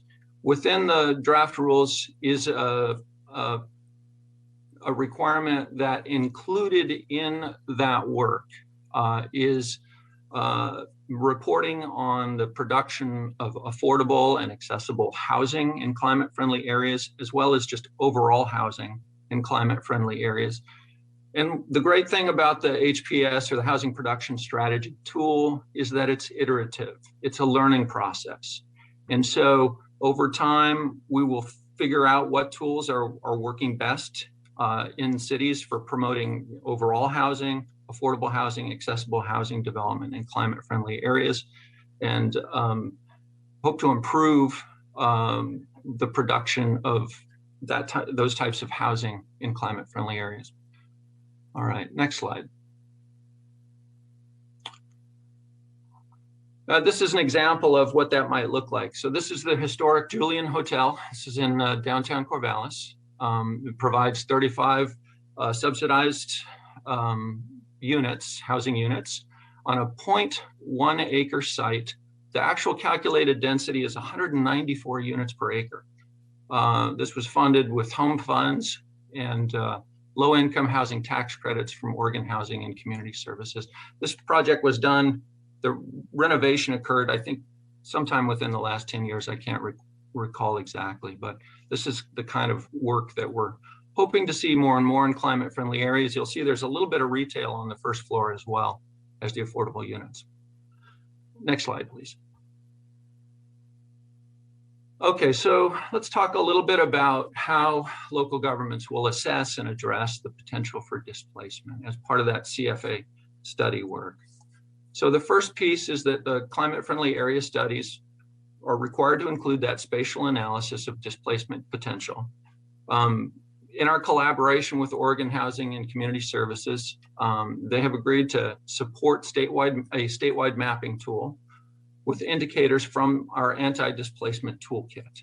And so that will be available for local governments to use to determine if their candidate CFA areas are experiencing or likely to experience gentrification. So once they've done that analysis, and we'll be providing technical guidance on how that can be done, local governments may then review our list of housing strategies, which is an evolving list of tools that can be utilized by local governments. And it specifically identifies anti-displacement measures in relation to the anti-displacement toolkit. And so that's a recent update that's been made, and I think it'll be a very useful tool. It also describes different tools that might work for, say, an area that is vulnerable to displacement or that is in the process of, say, gentrification, because there are different tools that are going to be more or less effective at different times. Finally, based on that information, the point of the spatial analysis is for local governments to make an informed decision about designating climate-friendly areas. Those local governments may determine not to designate some areas as CFAs if it looks like there's a high possibility for displacement, and there may be other areas that wouldn't result in those negative outcomes, or they may adopt anti-displacement actions to mitigate negative effects in climate-friendly areas where there is some potential for that to occur. Next slide, please. Another key issue we've heard has to do with the amount of residential land supply and the concern that, well, zoning CFAs to accommodate 30% of housing needs would reduce land supply elsewhere in the cities and in some county areas where these rules would apply. The fact is that the rules will not actually reduce housing capacity, they will actually increase housing capacity. And the reason is that the requirements are providing zoned capacity for housing. So we're not and we cannot require housing to occur or allocate housing in climate-friendly areas. We are trying to set conditions in climate-friendly areas to optimize housing production in those areas. But of course, we can't require, and local governments cannot require that development to occur.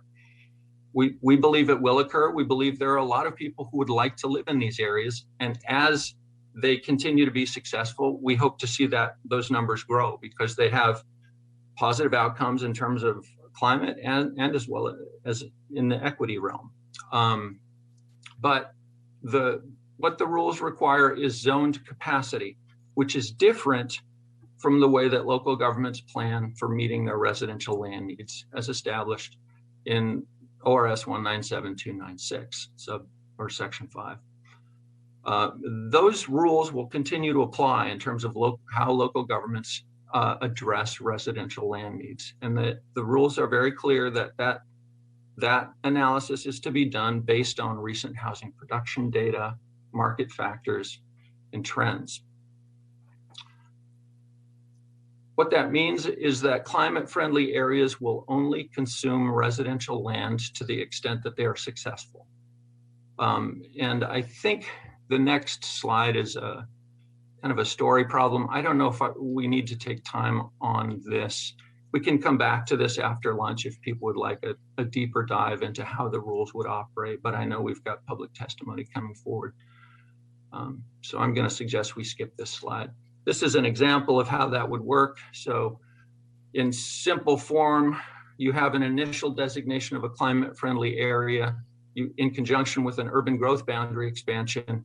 That expansion might address a residential need that would be distinct from the types of housing that would occur in climate-friendly areas. And so you may have a UGB expansion in one area, and then you would have a concurrent climate-friendly area designation, which again provides additional housing capacity above and beyond the identified residential needs from that housing capacity analysis work. Next slide, please. So let's talk about housing ownership opportunities in climate-friendly areas. This is another issue that we've heard quite a lot about. So the rules require allowance for multifamily and attached single-family dwellings in climate-friendly areas. However, they're permissive about other housing types that may be allowed by local governments. The prescriptive path on the rules requires minimum densities, so that is a consideration in terms of the housing types that might be allowed in climate-friendly areas. So there are some options for multifamily and other housing types, which may be purchased through condominium or cooperative housing units. And we know that currently the condominium regulations are challenging. Some of the requirements with the condominium process are challenging. We're hopeful that we will see a reform there in the next few years, and the department will continue to engage on that issue. Another recent model that has been brought forward is the idea of a cooperative housing unit, which is another tool that's used perhaps more commonly on the East Coast, but it is a way to for folks to buy into a multifamily kind of a housing product, if you will, and to build equity as part of a cooperative. However, other housing types are allowed or could be viable within climate-friendly areas. So, of course, attached single-family, many middle housing types, and even possibly small single-family detached in a, say, a cottage cluster type configuration could meet density and allow for ownership opportunities in climate-friendly areas. Again, local governments will have some discretion in terms of determining what housing types might make the most sense in those climate-friendly areas. The other point too is that, of course, we don't expect everyone to want to live in a climate-friendly area, but many people do. And there will continue to be housing ownership opportunities outside of climate-friendly areas for those who are wanting to look at, I don't know, maybe a more traditional type of housing. Next slide. So here's an example. This one most of these examples, I think all of them are from Corvallis, which is a city that I'm very familiar with. I've lived and worked in Corvallis for many years. This is a development of townhome units, 31 townhome units on a 1.34 acre site. The density of this development is 23 units per acre. So it's well above that 15 unit per acre minimum that we've seen in the prescriptive rules, and certainly would be a viable ownership type of housing that could occur. Full disclosure, this development is actually a multifamily development, but frankly, it could be built as attached single family and look basically exactly the same as this development. I will also note that the middle of this site, which nearly occupies a full city block, is entirely occupied by on-site parking, and that on-site parking requirements, if reduced or eliminated in climate-friendly areas, would actually be expected to yield higher densities for this type of housing. Next slide, please. All right, so I want to just a time check here. Shall I keep going? Let's ask, thank you, Kevin. It's really helpful to have this description. I know a lot of questions have come up both from commissioners in our session a couple of days ago, as well as the testimony about housing affordability, supply ownership, home ownership, and displacement. And I think you've done a nice job of that. I would like to, though, ask commissioners if they have any questions for Kevin before he goes on. Commissioner Sandoval. Yeah, Kevin. So this question of displacement is important, but I wouldn't want the potential of displacement to be used as to discourage these climate-friendly communities, because ultimately I would want the folks that are the low-income folks that are in these communities to actually stay in these communities, right? So it's kind of a nuance, I guess, argument that I'm making, but I don't want to see the anti-displacement argument kind of used to disvalidate the benefits, of what we're doing. And so it's really critical, right? Other tools, I think the tools that we're implementing, they do a good job of trying to maintain the folks in those neighborhoods. So. Thank you for the question, Commissioner Sandoval. And that is a very important issue. Obviously, it's a balance that needs to be struck. And the last thing we want to do is disinvest in communities with high proportion of underserved populations. I will note the rules in other areas will support investments in those areas in terms of building good transportation infrastructure to serve those neighborhoods. And I also think that this will be a two-step process. So we will begin with the study. We'll look at the potential in terms of climate-friendly areas, and then that public engagement process. And there's a community engagement plan required as part of that initial study phase. So the local government, and we'll be supporting this work, we'll be developing a community engagement plan that covers not just the study, but also the really where the rubber hits the road is in that decision process, which happens in year 2, where the local governments will be deciding on, where should these climate-friendly areas go? What kind of zoning regulations would it make sense to apply here?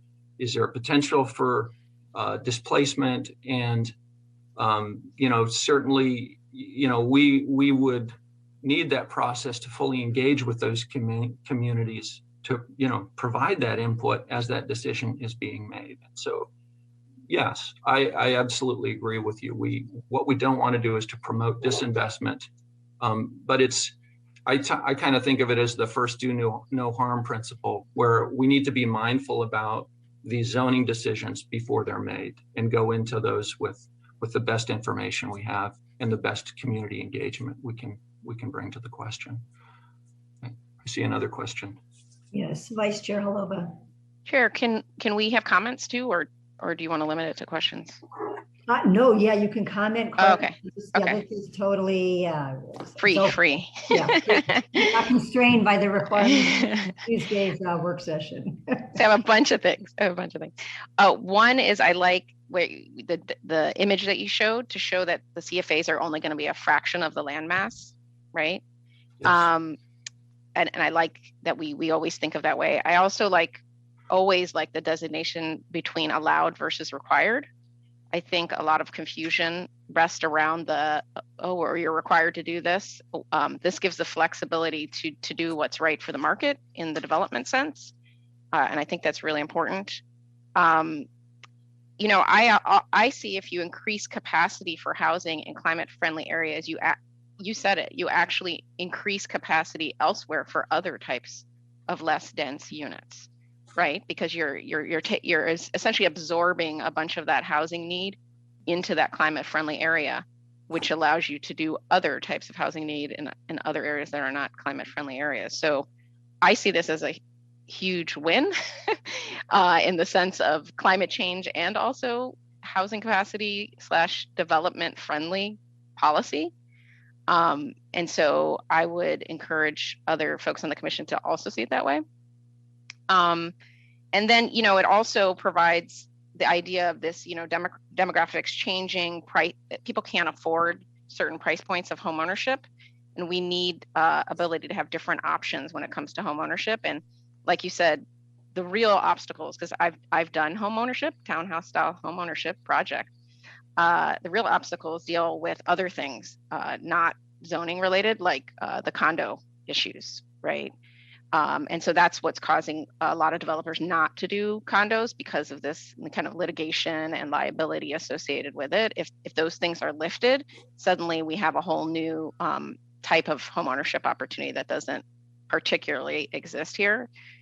And then I agree with Commissioner Sandoval that, and I think we've done well in this regard, where the issues of gentrification and displacement shouldn't stop housing production. And I know, talking to people who are in government in California, they're having that issue right now to the effect where they can't even do affordable housing because it's causing gentrification.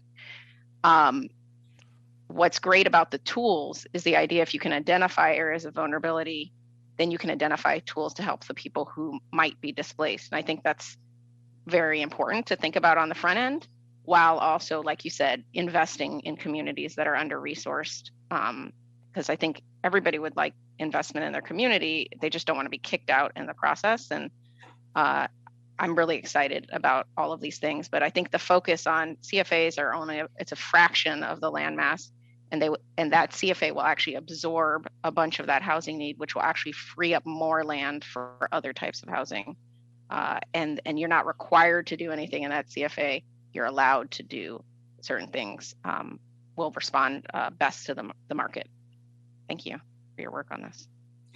Thank you, Vice Chair. Yeah, I think it is, it's important to realize what we're doing in many ways is trying to reduce the regulatory limits that operate in housing markets and in downtowns, climate-friendly areas. So in many ways, that is kind of the focus, is to free up the market to respond to the signals that we're trying to deliver.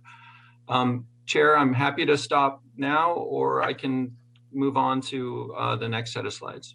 Thank you, Kevin. I'm struggling with trying to figure out how this is going to flow. I want to make sure we get to public testimony, as well as this afternoon provide sufficient time for commission guidance on issues we've heard from the public, both written as well as verbal, and other things that have come up. So I'd like you to stop now with the formal presentations. I'd like to take a 15-minute break and then open it to public comment. And as I mentioned earlier, I think we have about 25 people signed up. We'll take 2 minutes each. And then after public comment and before we convene or take our lunch break, I would like commissioners to identify those areas where you would like to provide some policy guidance on in the afternoon. That then gives staff a chance to think about those. Many of those issues you raised in general, and I have kind of a running list. I think staff does as well. But I want to make sure we hit those points because guidance is critical today. So let's take our 15-minute break, which brings us back. Esther, what time would we come back, I guess? At, let's say 20, oh, go ahead, sorry.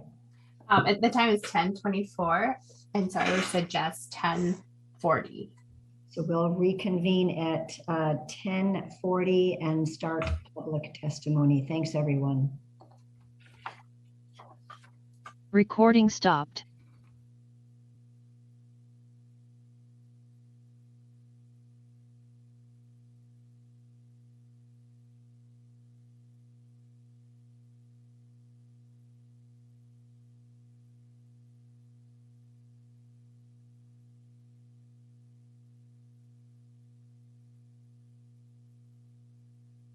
Recording in progress.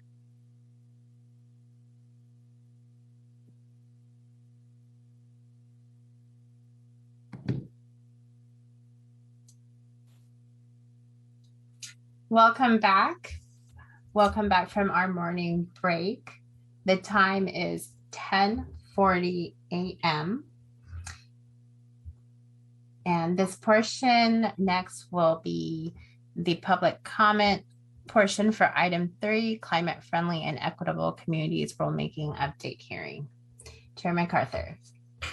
Thank you, Esther, and thanks everyone who submitted written testimony. We have read it, and we look forward to your verbal testimony as well. We're going to limit you to 2 minutes each, but that gives us a chance to ask you questions as a commission, should we have any. And so the first person lined up to speak is Alyssa Hanson from the City of Eugene. Welcome. Good morning. Thank you. Good morning, Chair, Vice Chair, and Commission. Thank you for this opportunity to testify. My name is Alyssa Hanson, and I am Eugene's Planning Director. As you may recall, I testified at your February meeting, and our staff has been participating in the process and submitting comments on the various drafts along the way, including 20 pages of technical comments on the March 1st draft, which are part of your packet. I just want to say I appreciate staff and the Commission's thorough work and review on this significant and complex set of rules to date. It's definitely been a heavy lift for you all. And today I'm here to appeal to your practical side. Obviously, this rulemaking is expected to be ambitious, which it is, but we also need it to be achievable. As practitioners, when we review the rules, one of our overarching questions that we ask is, can we implement these? There's kind of 3 subparts to that. Are the technical details right? Are the timelines feasible? And can we implement these rules within our existing staff capacity and resources? And as you can tell from our testimony, we do have serious concerns under all 3 of these categories. We continue to have questions, technical concerns, and there's areas of clarification needed in the rules. And it's imperative that these technical issues that have been identified by local jurisdictions be resolved before the rules are adopted, and that we have time to review that resolution. Many of the proposed deadlines do not allow adequate or even realistic time for us to complete the work necessary. The timelines need to be right-sized to accommodate the required technical review, formal adoption process, and absolutely more time is needed for meaningful public engagement. And finally, implementation is going to be a heavy lift for cities, and we have a full slate of planning work ahead of us. So it's imperative that the state provide adequate financial resources, as well as other tools such as model code language and ongoing staff support, all in a timely manner. So thank you for your consideration. Oops. Thank you, Ms. Hanson. And I think you also were part of the group that made the presentation, I think last fall, on all of your great work on the housing, implementing House Bill 2001. So I want to thank you for everything you're doing in the City of Eugene. So timeline, I'll focus on that specifically. I have a question about timeline, and I think other commissioners may have questions. So give us a little bit more information on timeline if you can? Sure. And I'll talk about two things. We do appreciate that there is the option for the work plan. I will say that that adds more process. So then we have to work together with our partners to come up with that plan while we're simultaneously making progress on those. And, you know, you are the deciders on that. So we don't even know as we start whether or not we're going to get the alternative work plan. So that's problematic.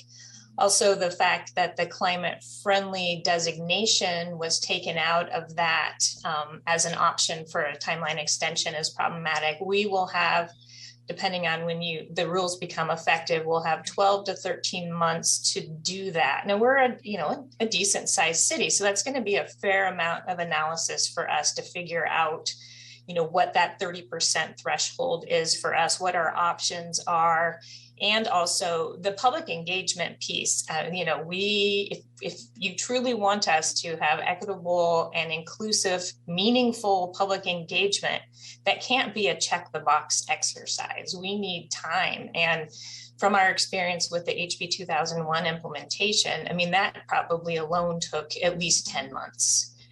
And so we can't then do the technical analysis in 2 months, or, you know, the rest of the public engagement in 2 months. So that's just one example. I would also mention on where adoption is needed, such as for code amendments. I'm not sure that folks are recognizing that our local adoption process, like the public hearings process, takes 6 to 9 months. That doesn't include the front loading of that meaningful public engagement, or even the technical analysis, the writing of whatever it is, and the mapping and the analysis. So just some practical concerns there. Very helpful. Thank you. Thank you. Commissioner Sandoval, did you have your hand up initially? She answered my question. So. Oh, okay, great. Other questions for Ms. Hanson? Don't see any. Thank you very much. Next up is Megan Jane Alfaro, and then I guess you see on the screen if you have visual, and then Corey Harlan, then Mayor Sean McGordon. So I'm sorry, Chair. I'm Ms. Megan Alfaro. I'm unable to connect with her. Okay, I appreciate your attempt at that. We'll see if she plugs in later. So let's go on with Corey Harlan from Central Oregon. Good morning, Chair MacArthur and Commissioners. I'm Corey Harlan, Cities and Towns Program Manager with Central Oregon Land Watch here in Bend. Thank you for this opportunity to provide input on the CFEC rules. You'll hear from a number of advocates today on specific adjustments to the rules that are still needed, which are compiled for you in Exhibit 2, and please also spend some time with Exhibit 34. Today, I'm focusing on timelines and resources for local jurisdictions, as these pieces are at the very heart of ensuring these rules are effective and implementable. CFAs are the foundation of these rules, so it makes sense that CFA studies be completed in 2023 and the population and employment land use allocations for CFAs occur in 2024. However, a bit more clarity is needed. If the work program option is chosen, thus extending the deadline for a number of pieces needed to implement these rules to 2027, then the CFA study still needs to take place by 2023, and CFA employment and population allocations still need to take place by 2024.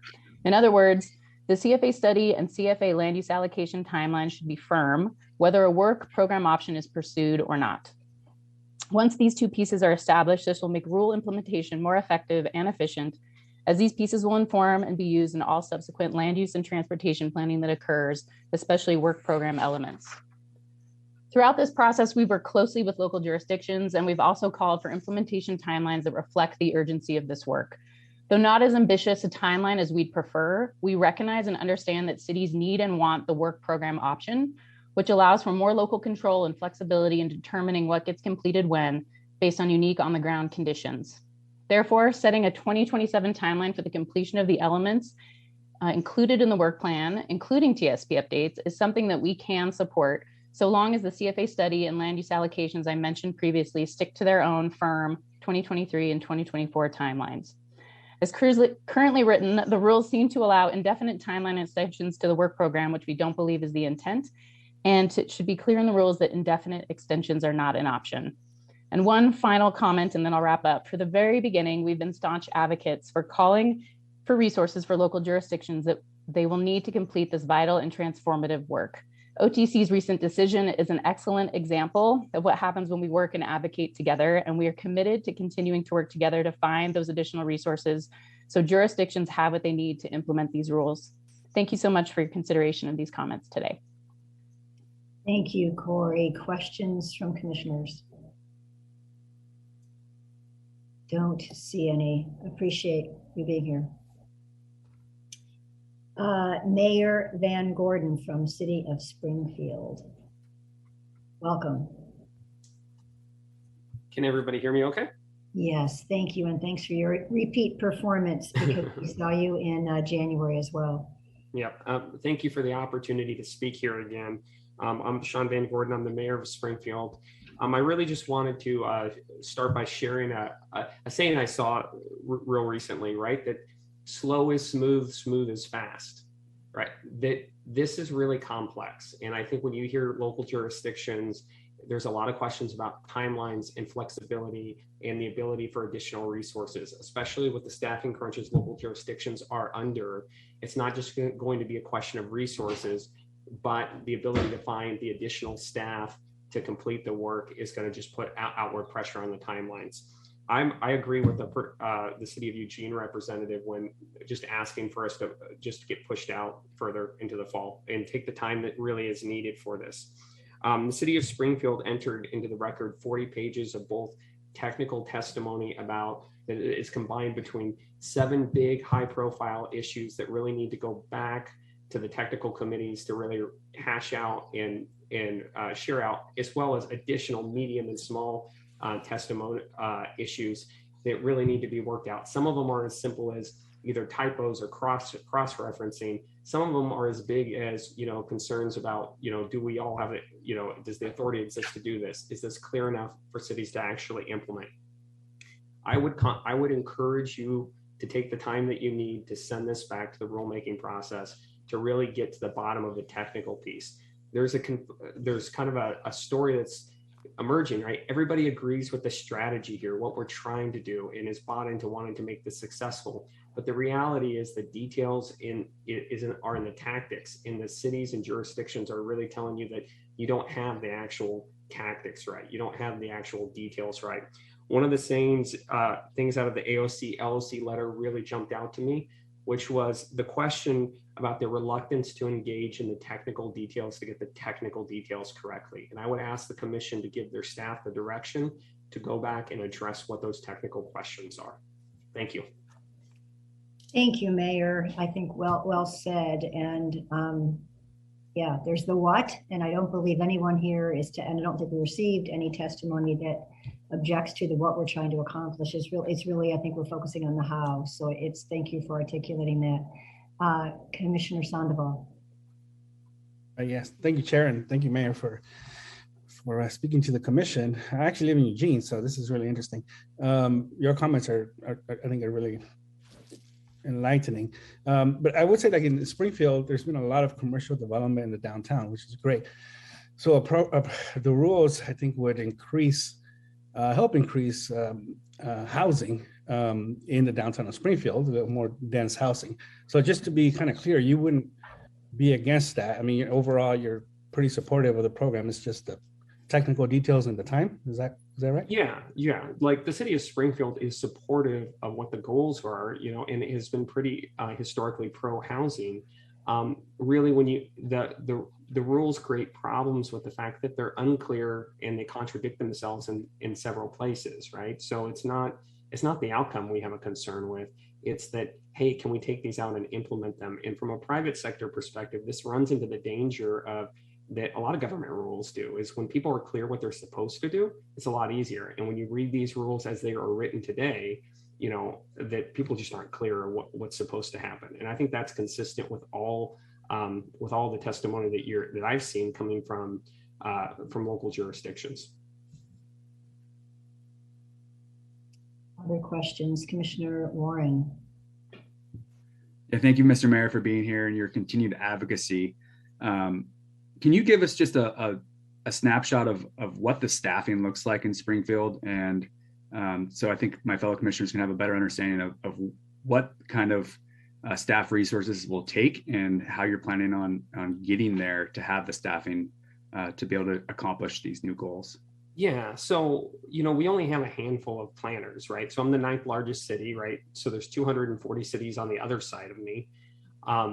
Right now, our current staffing levels look a lot like we were in 2009, right? Coming out of the depths of the lowest part of the 2008 recession, and that's a reality of COVID in a lot of things. And I'll give you perspective about what hiring on a city level looks like right now. For a long time, we've had the city surveyor position, which is a technical position. It's not necessarily related to planning, but it is a high profile, high paid position, and it's been open for over a year. And I don't know that Eugene was running a similar thing. They may have closed theirs already.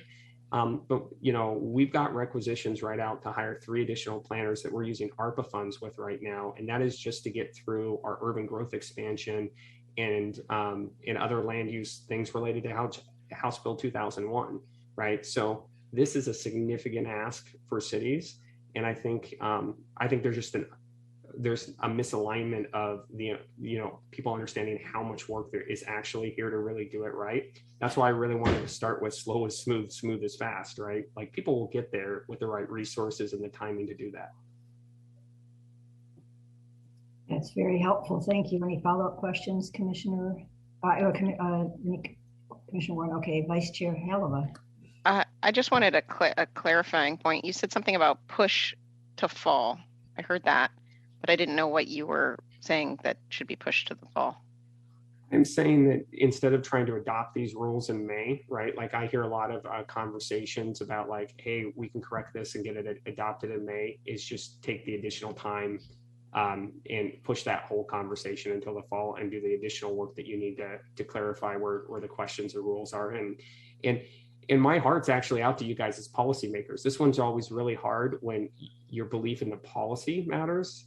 And then when people are coming back and saying, really the details are the thing that are holding people up. It's that moment when I'm like, I'm trying to figure out how to tell you guys the emperor has no clothes here, right? And I think that's consistent in the feedback that you see about the actual rules, not the actual goal. Thank you. Very much appreciate your taking the time to be here. And also thank you to Springfield staff. Yes, it's quite elaborate. The letter and the involvement of your staff to date in the RAC has been really stellar. So thank you for that. I will pass that on to our city manager because Emma Newman's done a great job. Thank you. Thank you. Next up is Ms. Jarvis from the Oregon Trucking Association.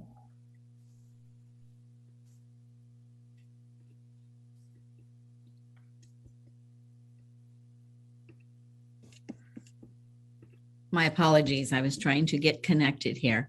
Thank you. Good morning. I'm Jana Jarvis, President and CEO of the Oregon Trucking Associations. And my comments today are directed at the proposed CF rules in front of you. As background, the trucking industry currently transports about 75% of the tons of freight moving to, from, and within Oregon.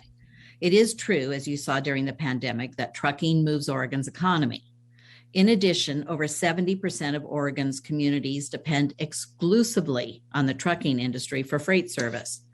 If you look at Oregon's land use system as it has been described as a string of pearls, then you will realize that anything that breaks that string will affect Oregon's economy.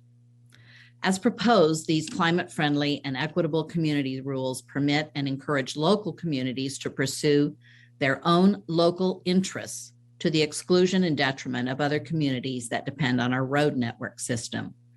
I sat on the Rules Advisory Committee and expressed concerns as the rules were being proposed, but there seemed to be a real lack of understanding of freight issues and the value of freight and how freight moves in Oregon.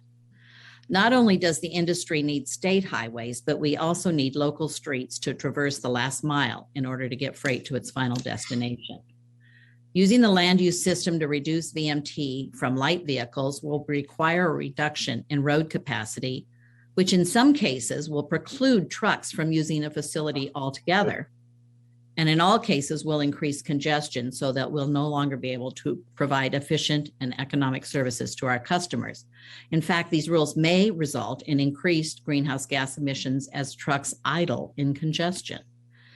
As proposed, these mixed-use communities with narrow streets will become difficult, if not impossible, to deliver goods to the retail stores or household goods to their apartments and condos as people move in and out. While we may see increased drone delivery in the future, it's not likely that you'll receive your new refrigerator by drone, and it is foreseeable that trucks will continue to deliver the vast majority of goods in our state. In the interest of time, I've provided some detailed written testimony that outlines our concerns. There are instances of internal inconsistency with other agency rules, most specifically ODOT's jurisdiction over roads, that will hinder your ability to meet the governor's objectives. I encourage you to read my testimony, and I'm happy to answer any questions you may have. Thank you, Ms. Jarvis. We have identified that issue that we'll talk about again when we get into policy direction. We saw your letter, and a couple of days ago when we had our work session, we wanted staff to come back and talk to us a little bit about the impact on freight movement and business. So I appreciate your being here today to elevate those. Commissioners, any questions for Ms. Jarvis? Chair, if I may, I just want to say thank you very much, Ms. Jarvis. I mean, your advocacy was super helpful during the Rulemaking Advisory Committee process, and I'm very thankful for your voice. Well, thank you. I think road design, road width, parking, loading zones, all of those kinds of things are the concerns that I was expressing during that process. So I appreciate having been involved and would continue to be, look forward to helping you as you refine these rules. Thank you very much.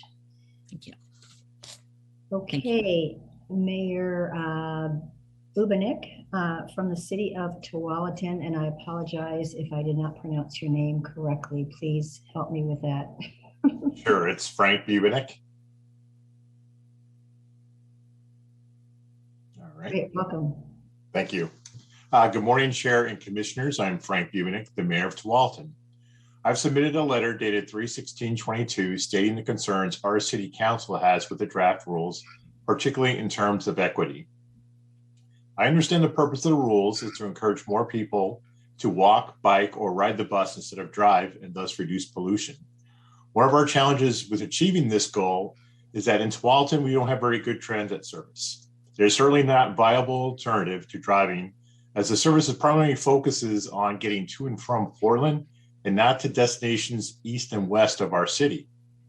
In terms of their draft parking rules, we just had 2 contentious land use hearings in which an apartment complex asked to be rezoned into a higher density. Apartment residents complained about the existing shortage of parking and were totally against additional units being constructed with minimal additions of parking spots. Today's 3-bedroom apartment may have 3 roommates, each with a vehicle. Homeowners adjacent to the complex were not happy with the overflow of parked vehicles onto streets, which then blocked mail delivery and garbage collection. A second concern is depending how the proposed changes are applied, they could limit our city's ability to require developers to mitigate traffic issues from their proposed developments. The number one complaint of my residents is traffic congestion and the issues getting to from across town. They could also make it more difficult for Tualatin to add capacity improvements to our transportation system plan. I respectfully request you delay adoption of these rules to provide time for cities to continue to work with DLCD to ensure effective implementation is not only possible, but truly equitable, and identify the state funding and resources that will be necessary for our smallest planning staff, which is 4 people, to do this important work. Thank you for your consideration. Thank you, Mayor. I appreciate that very much. Sorry about that phone message that came in. Commissioners, any questions for Mayor Bubenik? I don't see any hands up. Thank you again for being here today. Thank you. Ms. Wright is up next from the Oregon Environmental Council. Thank you. Good morning, Chair MacArthur and members of the Commission. I'm Sarah Wright, Transportation Program Director with the Oregon Environmental Council. First, I want to thank you and DLCD staff for the enormous amount of work that has gone into this rulemaking. This has been a really big lift. And it's a big lift because we're at a critical turning point in which we must shake off the habits and the systems of the recent past in order to look to a different and better kind of future. These rules make steps toward that future, but they do need to be further strengthened. I understand why many people, especially those who are not as burdened under the current system, would prefer to maintain the status quo with some small tweaks and delay significant change as long as possible. We know in theory that the future will upend and shatter the status quo, but it feels a lot easier to just stay in this comfortable place and hope that maybe somehow that future won't come to pass. This rulemaking charges you with the hard job of telling us all that we can't afford incrementalism any longer.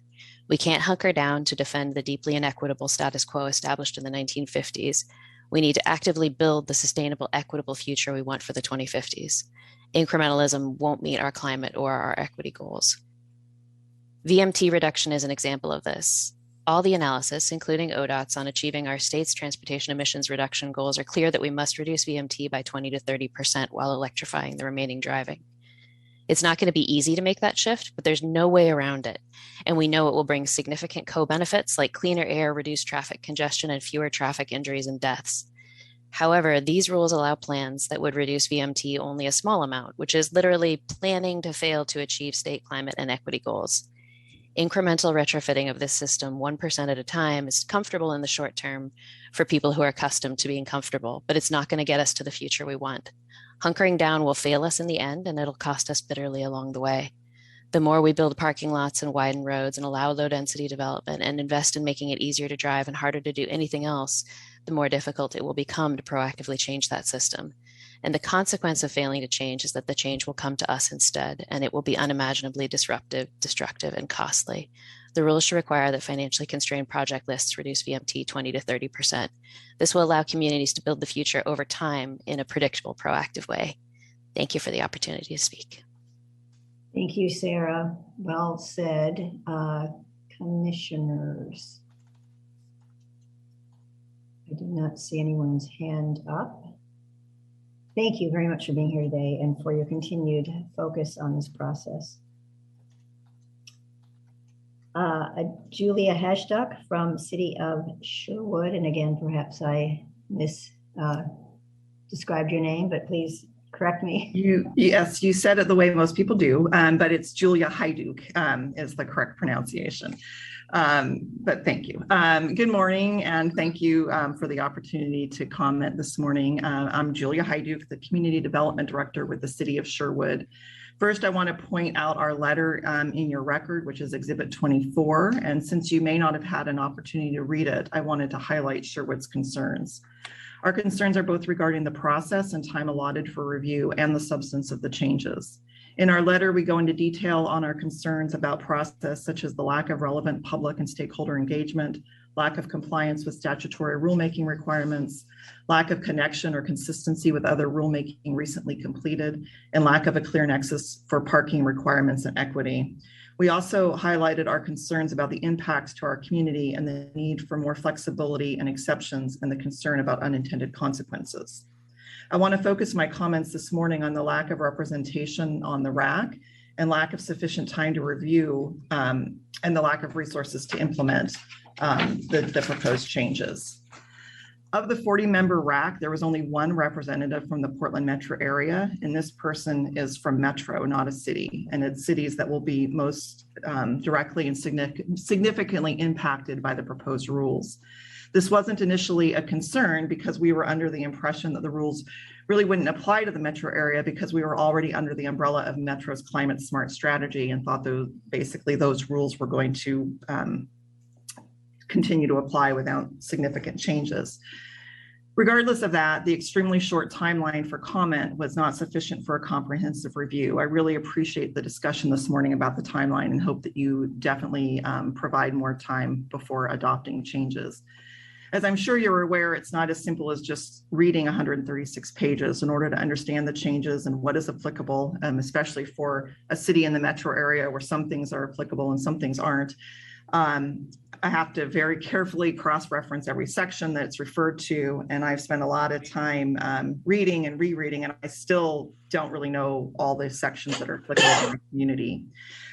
Finally, Local communities have been subjected to numerous state mandates that each by themselves drastically changes the way we do things, but combined, it is still unclear how they will shape our communities' planning and the goals each one was trying to achieve. We strongly believe that more time is needed to develop relevant case studies and market research for our region to demonstrate that these new regulations are feasible and will result in the desired outcomes. Thank you for your time. Thank you, Julia. Appreciate it. Questions for Ms. Hayduk? And I think just to point out to others, I think staff did make a presentation to your city council a few weeks ago, and then I believe that Evan Manville is going to come up, perhaps connecting with you to do some more ground truthing, ground assessment of how that these rules might apply to your parking in Sherwood. So yes, so I think that we are trying to reach out and really hear your issues. Commissioner Lilac. Thank you, Chair. My question is, we've heard from some others that cities that have expressed concerns about the technical aspects, but embrace the overall goals. I didn't see that from the city of Sherwood. Does the city of Sherwood embrace the goals of the project to address climate change and improve equitable outcomes?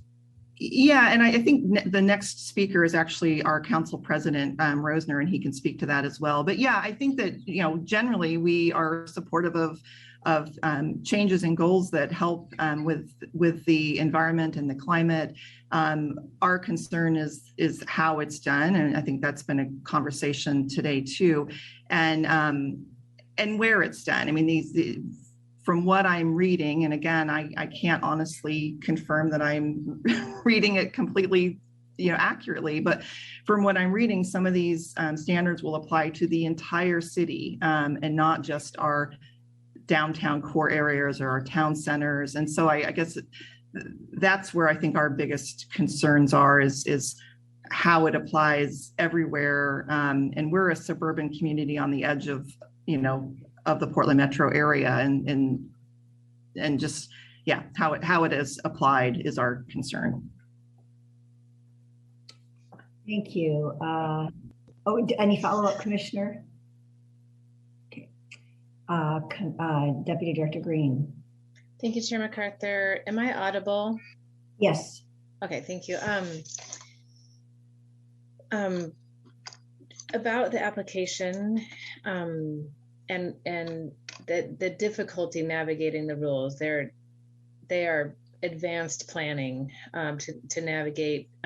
Julia, I'm just not sure if you've received the kind of guide to applicability within the Portland metro area. I know our staffs met together.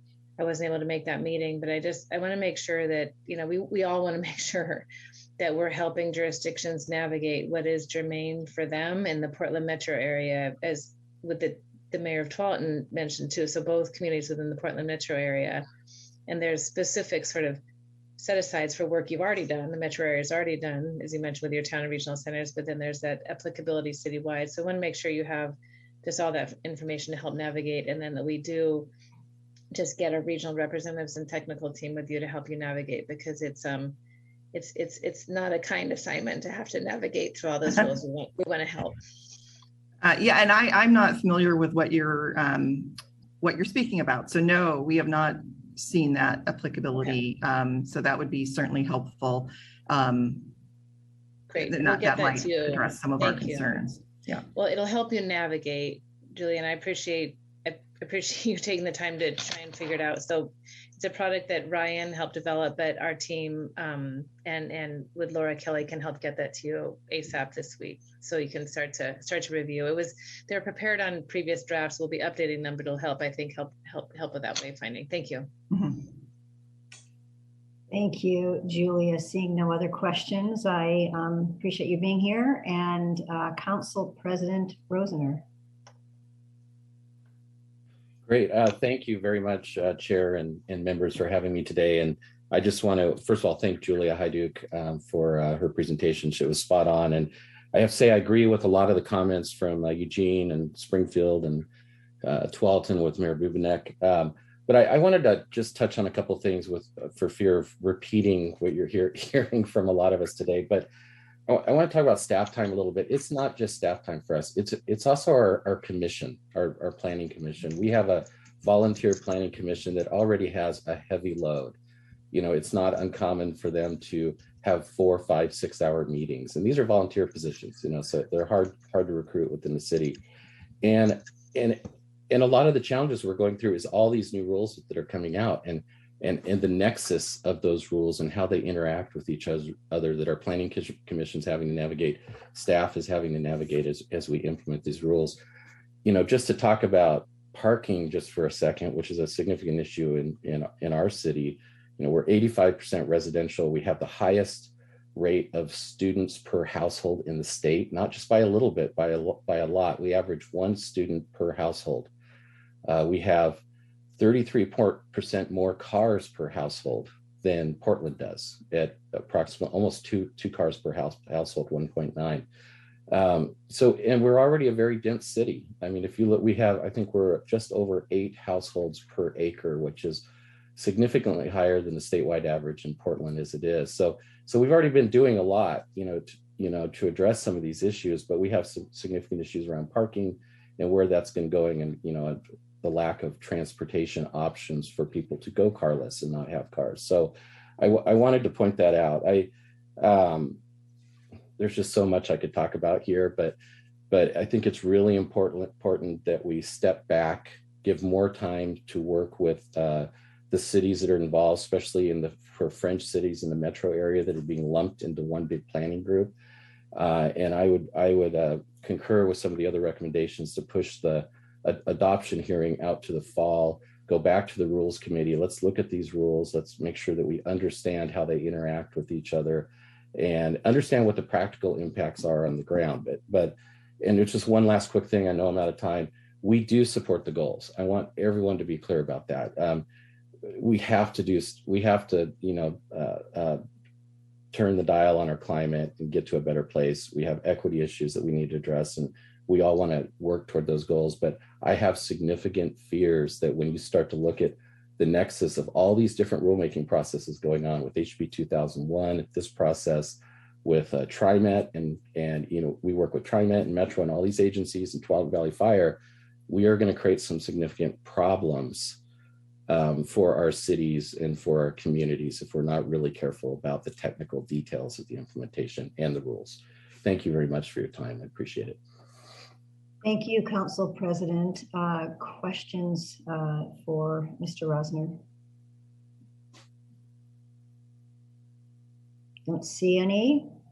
Appreciate you being here. I had a question. Oh, I'm sorry. No, it's fine. I did it last minute. I was trying to think about it. Go ahead. So you did discuss some, I would say, significant problems around staffing and to be able to, see how these things cross-reference and implementing it. But you seem to allude at the end that the rules would cause significant problems for, it sounded like residents. But you had talked earlier about supporting. I apologize if I was unclear. I actually had something completely written out, but based on testimony and comment, I kind of switched it up at the last minute. But there's 2 pieces of this. There's the implementation piece where the staff issues come in, and a lot of people have been commenting on that. But then there's also the rules, the actual, the guidance. It's not guidance. I don't want to use the word guidance. It's rules. These are the standards that you have to comply with. And the concern there is, I'll give you an example. We took a recent subdivision because we're trying to understand this, and we looked at the density requirements and zoning requirements that are coming out with HB 2001, what that looks like when you start to put a lot of multifamily units on the street and mix them in with single family detached homes. We looked at the street width standards that are coming out and the need for fire lanes and the need for, what the driveway spacing is going to look like. And in one example we did, we had a situation where we could have 14 multifamily units competing for 4 on-street parking spots in a overall development of 30 housing units, right? And so that's going to create some real problems, especially in a city like Sherwood, where because of lack of transportation, because we're on the edge, because we have 8,000 citizens that commute out of town, out of 20, and drive more than on average 10 miles to get to their jobs with no other transportation options. How do we make that work? So So we need some flexibility to deal with all of those kind of edge cases, as we look at planning and as our planning commission looks at maybe approving a PUD and what that's going to look like, that we're addressing those issues. So when we have kind of these blanket standards that go across the city or the region, it makes it very hard for us to address some of those specific problems. Does that make sense? Did that help kind of clarify where I was coming from? Yeah, yes. I think it highlighted for me the importance of engaging the development community in these matters, because I think it was sort of going back to that allowed versus required comment that I made earlier, where something might be allowed, but developers kind of have to work with the market and what their needs are for their building. And so not always is the full capacity of whatever shown going to actually be built out. Absolutely. Market factors. Absolutely. And if I could add one more thought on that, we have a lot of good actors in the development community, and we have a lot of what I call bad actors. And that's a concern too, because they look at these rules and they try to find every little wedge to maximize their profits on a development. We had a PUD application come in where they wanted to do a density transfer and put in 90 apartments with little to no parking added to this commercial area. And they tried to take density away from another landlord without even their permission. They thought it was okay to take density away from them. So we have, and that sounds like a simple thing to say no to, but they have high-powered lawyers coming into those meetings, working with their clients, talking to our planning commission. They're having to navigate all that. It's multiple meetings. So clarity on the rules, clarity on the implementation is going to be really important. And it feels really fuzzy right now as we dig through all that stuff, as Julia mentioned. Thank you. Thank you. Thank you. Yes, appreciate you being here. Next up is Mike Riley from the Environmental Center in Bend. Morning, Chair MacArthur and Commissioners. Can you hear me? Yes. Thank you. My name is Mike Riley. I'm the Executive Director of the Environmental Center here in Bend. I'm here today to support strong, clear rules that will make a difference in the 10 years or so we have left to meet today's climate challenge. First, I want to speak to you as a local implementation partner for our state's land use planning system. As you all know, what we do at the local level matters. Local land use and transportation decisions will play a big role in determining whether Oregon meets its GHG reduction goals for the transportation sector. That's why I recently co-chaired Bend's Citywide Transportation Advisory Committee, which played a big role in developing Bend's current TSP, and then co-chaired the campaign that successfully passed a bond measure to start implementing that TSP. While I'm proud of the work that we did on the TSP here in Bend, we could have done more to reduce driving by placing a higher priority on walking, biking, and transit. But it's very difficult to get there by ourselves at the local level. The pressure is simply too great to follow a business as usual path forward, a path that will only worsen the climate crisis. To move beyond business as usual, we need DLCD to set clear boundaries within which local communities can operate and firm deadlines by which we must act. Without that clarity, meaningful reductions in VMT and thus transportation GHGs will not be achieved, as was the outcome for Bend's TSP. Several of my colleagues from other organizations will speak or have spoken already today about more specific ways that the CFEC rules can provide this needed guidance to local communities. Second, I do have one specific request. I encourage you to adopt the existing NACDO standards for bike facilities as a safe harbor in Rule 660.012.06102. Local jurisdictions that adopt the current NACDO standards would then be in compliance with the rule requirements to provide facilities that are appropriate for all ages and abilities.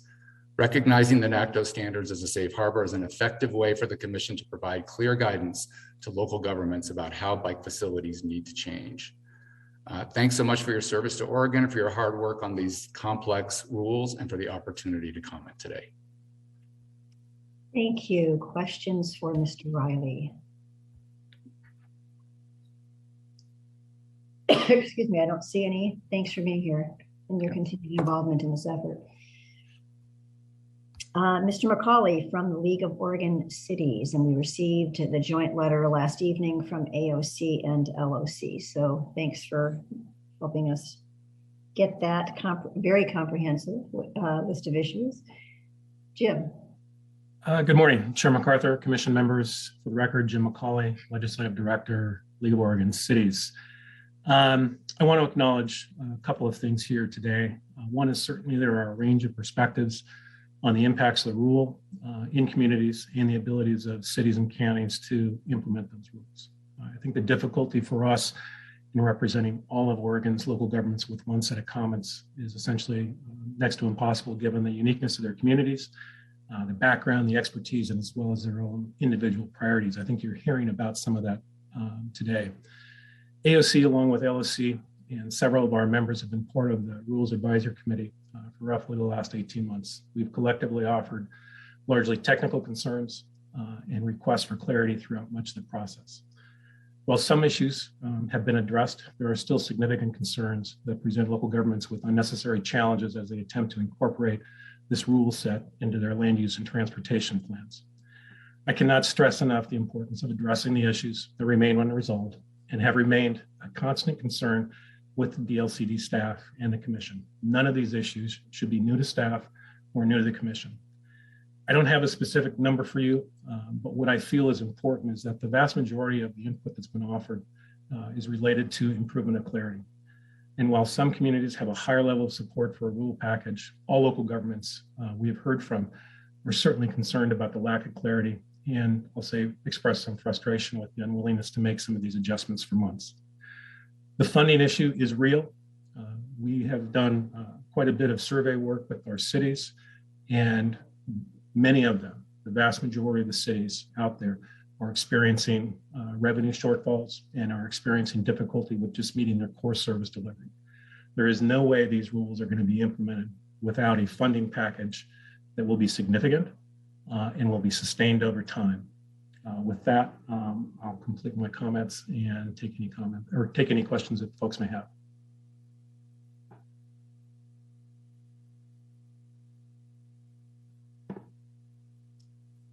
Chair, you're muted. Thank you very much. So thanks, Jim, appreciate it. And the second to the last paragraph in your letter, your joint letter with AOC, refers to basically the majority of your points being technical points.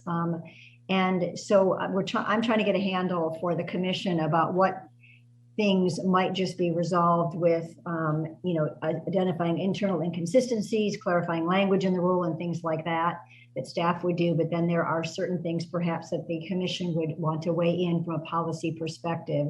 So do you have any thoughts about whether or not any of these sort of technical things that you're describing in your letter would require or would encourage us policy direction from the Commission? I'm just trying to get a sense of the difference. Yeah. Thank you, Chair MacArthur, for the question. I think it's hard to actually, again, put a number on how many of them. I mean, we confined our set of comments to, I'll say, roughly 18 pages. They represent really kind of those last remaining really important pieces. If I go through and look down the list, you can look at one of the recommendations in here in terms of accessibility definitions. That should be a simple clarity element that should be taken care of within the rule package. It's going to help with implementation. And if you don't make the adjustment, all it adds to is difficulty or challenges, I'll say, from the local governments trying to physically interpret this at some point. Again, this is not a new issue or a new question, or excuse me, it's not a new recommendation, I will say. And I think that's part of what is difficult or has been difficult in the last several months of this process, is that this is not the only piece that we have offered as a group as technical concerns or as clarity. They just simply haven't been addressed. I think when you move into the questions over the use of VMT and the feasibility of applying that to jurisdictions across the state, it ultimately comes down to the resources that these cities have available to them. Not everybody is doing the same thing. Not everybody has a fleet of planners out there to be able to respond to this. So that is probably more of a policy question, I will say. But again, vast majority of them are certainly clarity. Thank you, very helpful. Appreciate that. Commissioner Warren. Thank you, Mr. McCauley, for being here and for your comments. I'm trying to narrow down my perspective on what a significant funding package would look like. Have you all been able to put a rough estimate together on that? Very rough, I will say, and maybe I'll explain it in terms of context.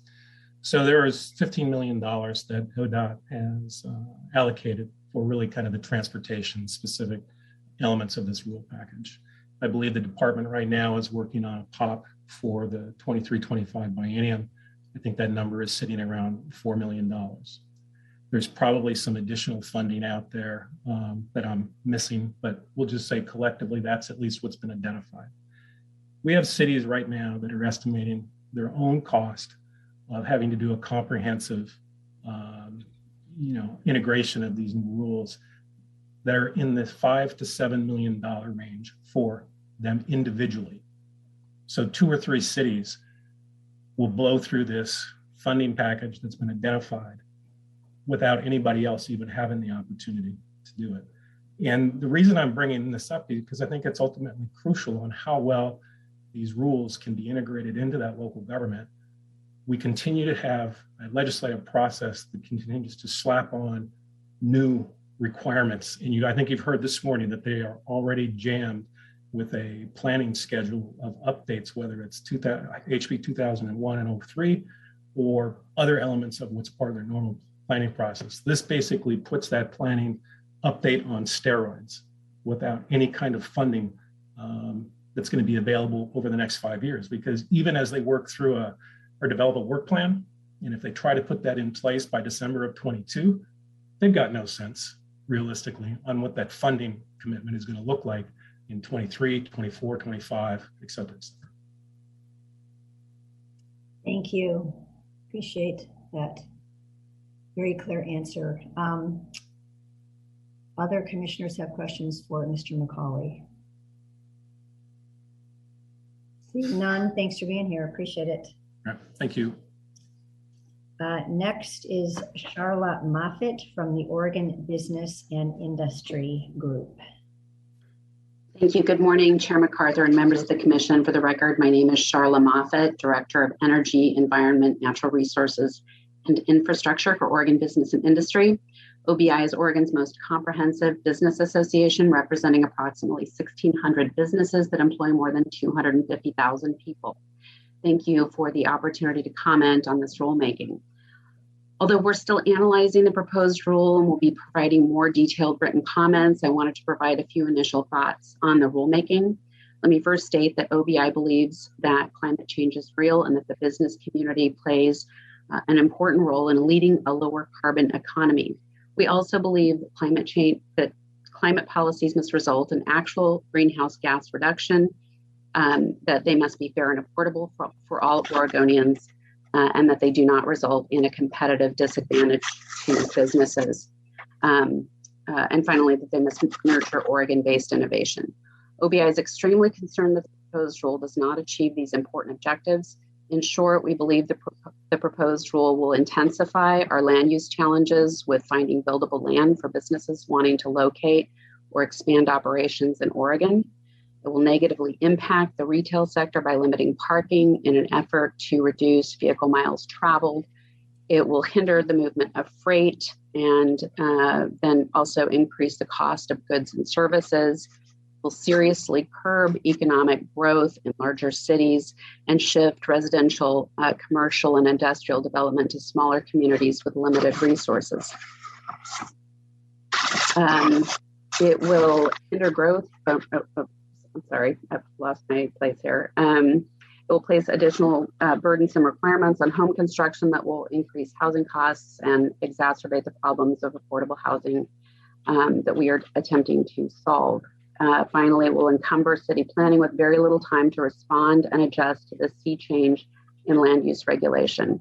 The changes in the proposed rule are a major departure from land use regulations, and we believe that DLCD must slow down the process to fully understand the implications of these extremely significant changes. Thank you for the opportunity to talk to you today. Thank you. Questions, commissioners? Commissioner Warren? Thank you, Ms. Moffitt, for testifying. I wanted to drill down on one of the points you made. You said that you thought these rules would make it more difficult to find buildable lands for retail and commercial space. I was wondering if you could expand on that thought for us, please. You know, we're going to be providing detailed comments, but that is already a very challenging issue. And, you know, we've seen major Oregon manufacturers, major Oregon employers locate in other areas due to that challenge. But it's one of the biggest issues facing manufacturers right now is the lack of buildable land to locate facilities. And just I don't know if you had a chance, Ms. Moffitt, to see the presentation earlier when Kevin Young gave it was really telling to me, showed a map of how it might work in a community. And it's a relatively small area of a community that we're talking about. So it doesn't affect the entire city boundaries. I just think hopefully your organization understands that, because it doesn't seem to me that it would affect buildable land for other kinds of things like business and things from looking at that map, but we can talk to staff more about that. Well, I appreciate that, and I will certainly engage with them. And I think that one of the other cities earlier mentioned that there was some confusion about that this might apply more broadly than perhaps the proposed rules intend. So thank you so much. Thank you. We'll try to seek clarification from staff on that. Thank you. Thank you. Michael Anderson from Sightline Institute. Hello, Chair MacArthur and Commissioners. Thanks for your work on these important reforms. I'm Michael Anderson, Senior Researcher for the Regional Sustainability Think Tank Sightline Institute. To sum up our position, we love infill. We want to make cars much, much less necessary to daily life so that Mayor Bubenek's constituents don't have to worry so much about congestion. Last month, I was part of a coalition from the Portland metro area who came to speak in favor of the proposed parking reforms and against the perception of special treatment for the metro area. A different group of folks will be back to you in May to speak to the benefits of parking reforms elsewhere in Oregon.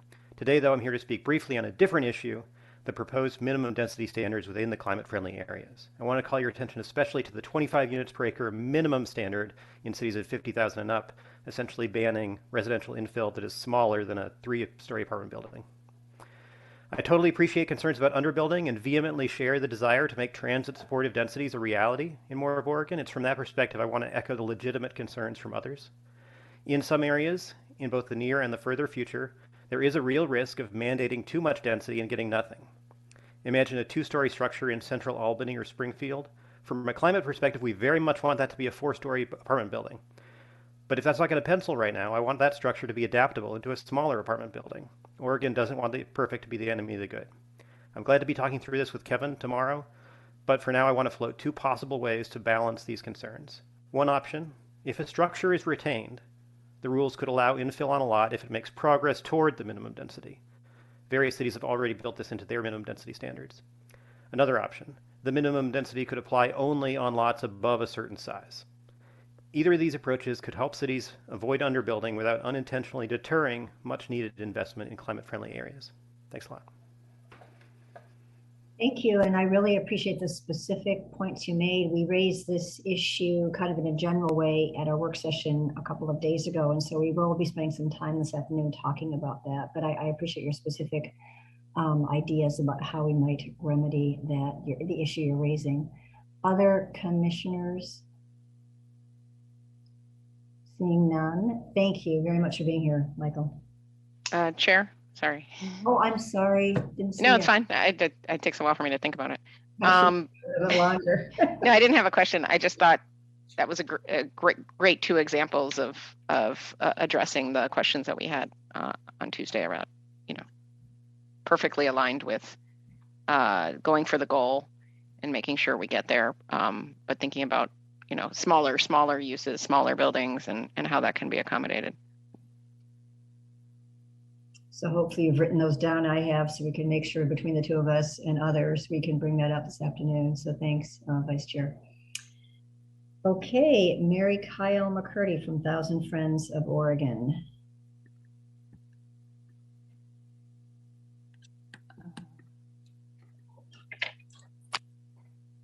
Thank you, Chair MacArthur. Can you hear me? Yes, we can. Thank you. Good morning, Chair and Commission members. Thank you so much for your continued and really extensive and deep work in this. My name is Mary Kyle McCurdy, representing 1,000 Friends, including On the Rack. We, together with other advocates, have provided you with a matrix comparing our recommendations with the March 17th version of the proposed rules, highlighting elements we believe still need to be revised and how. But today I'm going to focus on housing and CFAs, and in particular, the issues that were raised earlier by Commissioner Sandoval and Halava regarding ensuring these areas of opportunity are available for vulnerable communities. The Commission has committed to CFAs being places where housing affordable to those of moderate and lower incomes is maintained and enhanced, and where potential displacement is mitigated. Equitable climate policy is and must be equitable housing policy. Therefore, since the CFAs are or will be areas of opportunity, amenities, and investments, these rules should include tools likely to maintain and provide housing, including regulated housing for those of moderate and low incomes. However, the proposed rules addressing this fall short. The rule on achieving fair and equitable housing incomes that are in Division 8 asks cities to simply describe the actions taken to promote affordable housing, to promote accessible dwelling units, and to mitigate displacement. This is a well-intentioned first step, but it's not enough. The rules currently do not include minimum standards or benchmarks by which the department, commission, the public, or a local government could assess whether the actions a local government might take are likely to have any impact on affordable housing or displacement in CFAs. And yet you have the set of tools at hand that should be incorporated explicitly into the CFAs. And that's the housing production strategies and the anti-displacement study that you've contracted with Dr. Lisa Bates to develop. We ask you to use it in these rules. The housing production strategy itself labels as direct the specific strategies that if cities adopt are likely to have a direct housing equity impact on affordability and displacement. And it also shows what type of housing tenure each strategy works best on, rental, homeownership, or both. The housing production strategies describe these direct anti-displacement and affordability tools as follows. These specific strategies are needed immediately and persistently by groups that are vulnerable to the housing market. They directly produce or protect affordable housing, especially for communities of color and other protected classes. Yet there is no requirement in the draft rules to, for example, require that a city adopt or even consider any of the direct strategies in the CFA areas, or otherwise demonstrate any benchmark for affordable housing and anti-displacement strategies. May does not meet the urgency on housing and climate we face. These direct strategies are not regulatory or restrictive in nature. Rather, they are aimed at reducing barriers and increasing the possibility of affordability. While they do not guarantee protection of existing affordable housing or production of additional affordable housing, they set the table for it, making it possible. If a potential CFA now includes people of color or lower income people in this area of opportunity, that is a good thing. And that's exactly where the housing production tools that are called out to address gentrification should be employed fully to ensure that vulnerable populations benefit from investments in walkable, bikeable, transit-served neighborhoods. Frankly, to designate CFAs where there isn't any risk of displacement could result in CFAs being in higher income areas only. So we ask that you direct staff to develop a benchmark level of consideration and adoption of those housing production, anti-displacement, and affordability strategies that can be incorporated into these rules. Not just a may, but a shall. And you've received similar requests in testimony from fair and affordable housing advocates, including the Fair Housing Council of Oregon. And finally, we ask that you stay on schedule to adopt the rules in May and that we collectively focus on increasing funding and technical assistance to local governments. Thank you. Thank you, Vice Chair Halova. I have a comment and then a question. So to me, affordable housing is extremely linked to climate goals, because if you can afford to live anywhere you want, then you probably are going to want to live close to your job. A lot of people, you know, who have income challenges, right, with the driving, and you're going to want to live close to that. So when we can provide affordable housing everywhere, that gives people complete choice to live wherever is most convenient. A lot of people don't want to drive long distances, even if they have a car. I have assumed that because the 2001 and 2003 work is going on right now concurrent to the climate, that as you're trying to find your CFA, you're also trying to find where do you apply these housing production strategies. And because there's higher density in these CFA areas and you're trying to meet these density, affordable housing, that they'll be done together. So when you say that it's like kind of not going to be done together, is it just the cross-referencing of each other in the actual language? Is that what you're talking about? And then the second one is you use benchmarks a lot. And in theory, I like benchmarks. I like them a lot, actually. But you seem to indicate that it would be benchmarks on the amount of affordable housing made in that area, and that's very dependent on market factors, which I think would be extremely. The housing production strategies was intended to like, how are you doing toward making this happen? Not necessarily. So I want to know, is your benchmarks literally like, did you meet those 100 units of affordable housing in that CFA, or are you saying benchmarks in a different way? Thank you, Commissioner Halava. Addressing the last question first. No, our comments are not directed at benchmarks towards actual achievement of housing, as we discussed a lot in 2001, 2003. Right. It's benchmarks of have the cities actually adopted those housing production strategies, and particularly those anti-displacement ones for the CFAs, to make it possible to set that table. Okay. It doesn't guarantee that the housing will be affordable or mitigate displacement, but without them, we know we're not going to get there.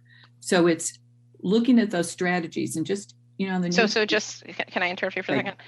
Given that that's what you're saying, don't they have to do that already by default of the 2001, 2003 work? Our comments are aimed at explicitly requiring this in the CFAs. That work in 2001, 2003 are citywide. And yet we know from experience that when the investment in these transportation improvements, walkability, bikeability, transit are focused in areas that can tend to lead to gentrification, displacement, et cetera. We should be asking that these particularly be considered and some adopted in the CFAs. Now, those housing production strategies include about 110 strategies, and about half of them have been labeled by this department as having a direct impact on affordability and mitigating displacement. Let's use them. Let's explicitly use them. Right now, the rule just calls for a description of what cities of what actions they're taking. There's no level of action required to be taken, no even consideration of these. So it's really. Can I just clarify? So you're saying there's these rules that that need to apply to the whole city, and you're just saying make sure that those rules that need to apply to the whole city are also directed to apply to, or more so directed to apply to the CFAs. Commissioner Halva, we're asking that an increased level, a more robust undertaking, particularly of the anti-displacement strategies. You've curated your housing production strategies list with ones particularly aimed at mitigating displacement. That's exactly what we should be asking cities to look at in the CFAs. And again, they're not regulatory in nature. They're really kind of getting out of the way. Thank you. Commissioner Warren, did you have your hand up, or no, we didn't? Somebody else did? Maybe not. I did, but it was the question. Oh, Commissioner Sandoval, yes, thank you. No, sorry, but my question was already answered, so thank you. Thank you, appreciate that. Thank you, Ms. McCurdy. Really appreciate the specific points, and your matrix was really helpful to me, I have to say, and probably others. So thank you for pulling that together with your various partners. Jonathan Harker, welcome. Good morning, Chair MacArthur, commissioners. For the record, I'm Jonathan Harker. I've been on the RAC representing the Oregon chapter of the American Planning Association, OAPA. I just want to say that I've appreciated the opportunity to be on the RAC and to speak to you today. OAPA submitted written testimony, it's Exhibit 30, and I'll be happy to answer questions you might have on that testimony. OAPA does hope that the Commission can keep to its current schedule of May adoption. The longer we take to implement these rules, the the more the implication of land use changes. That is, once the built environment changes, it stays that way for decades. So the sooner we act, the sooner that we will be able to have more equitable outcomes when dealing with climate. We have recommended a number of rule clarifications. I'll just speak on a couple of those. The effective dates for Division 12. We recommend kind of an alternative to the work program that we think is both simpler and more clear, but also holds the goes on a more timely, more reasonable timeline than is currently in the rules, especially for the work program option. We also request that the TSPs have a specific date deadline. Currently, right now, they could extend, as they showed on the implementation graphic, out into the 30s. That's just too long. The other things I might mention would be the applicability for Division 44, the scenario planning. If you proceed with scenario planning before you do the rule updating, Division 12, that we would ask that Eugene, the central lane not be able to like ignore the CFAs as is currently ruled and using their 2015 scenario plan. I'm saying out of time. We also have some recommendations around the CFAs, minimum widths, designations, and some of the land use requirements that I'd be happy to take questions on. And I'll stop there. And again, thank you for the opportunity to talk.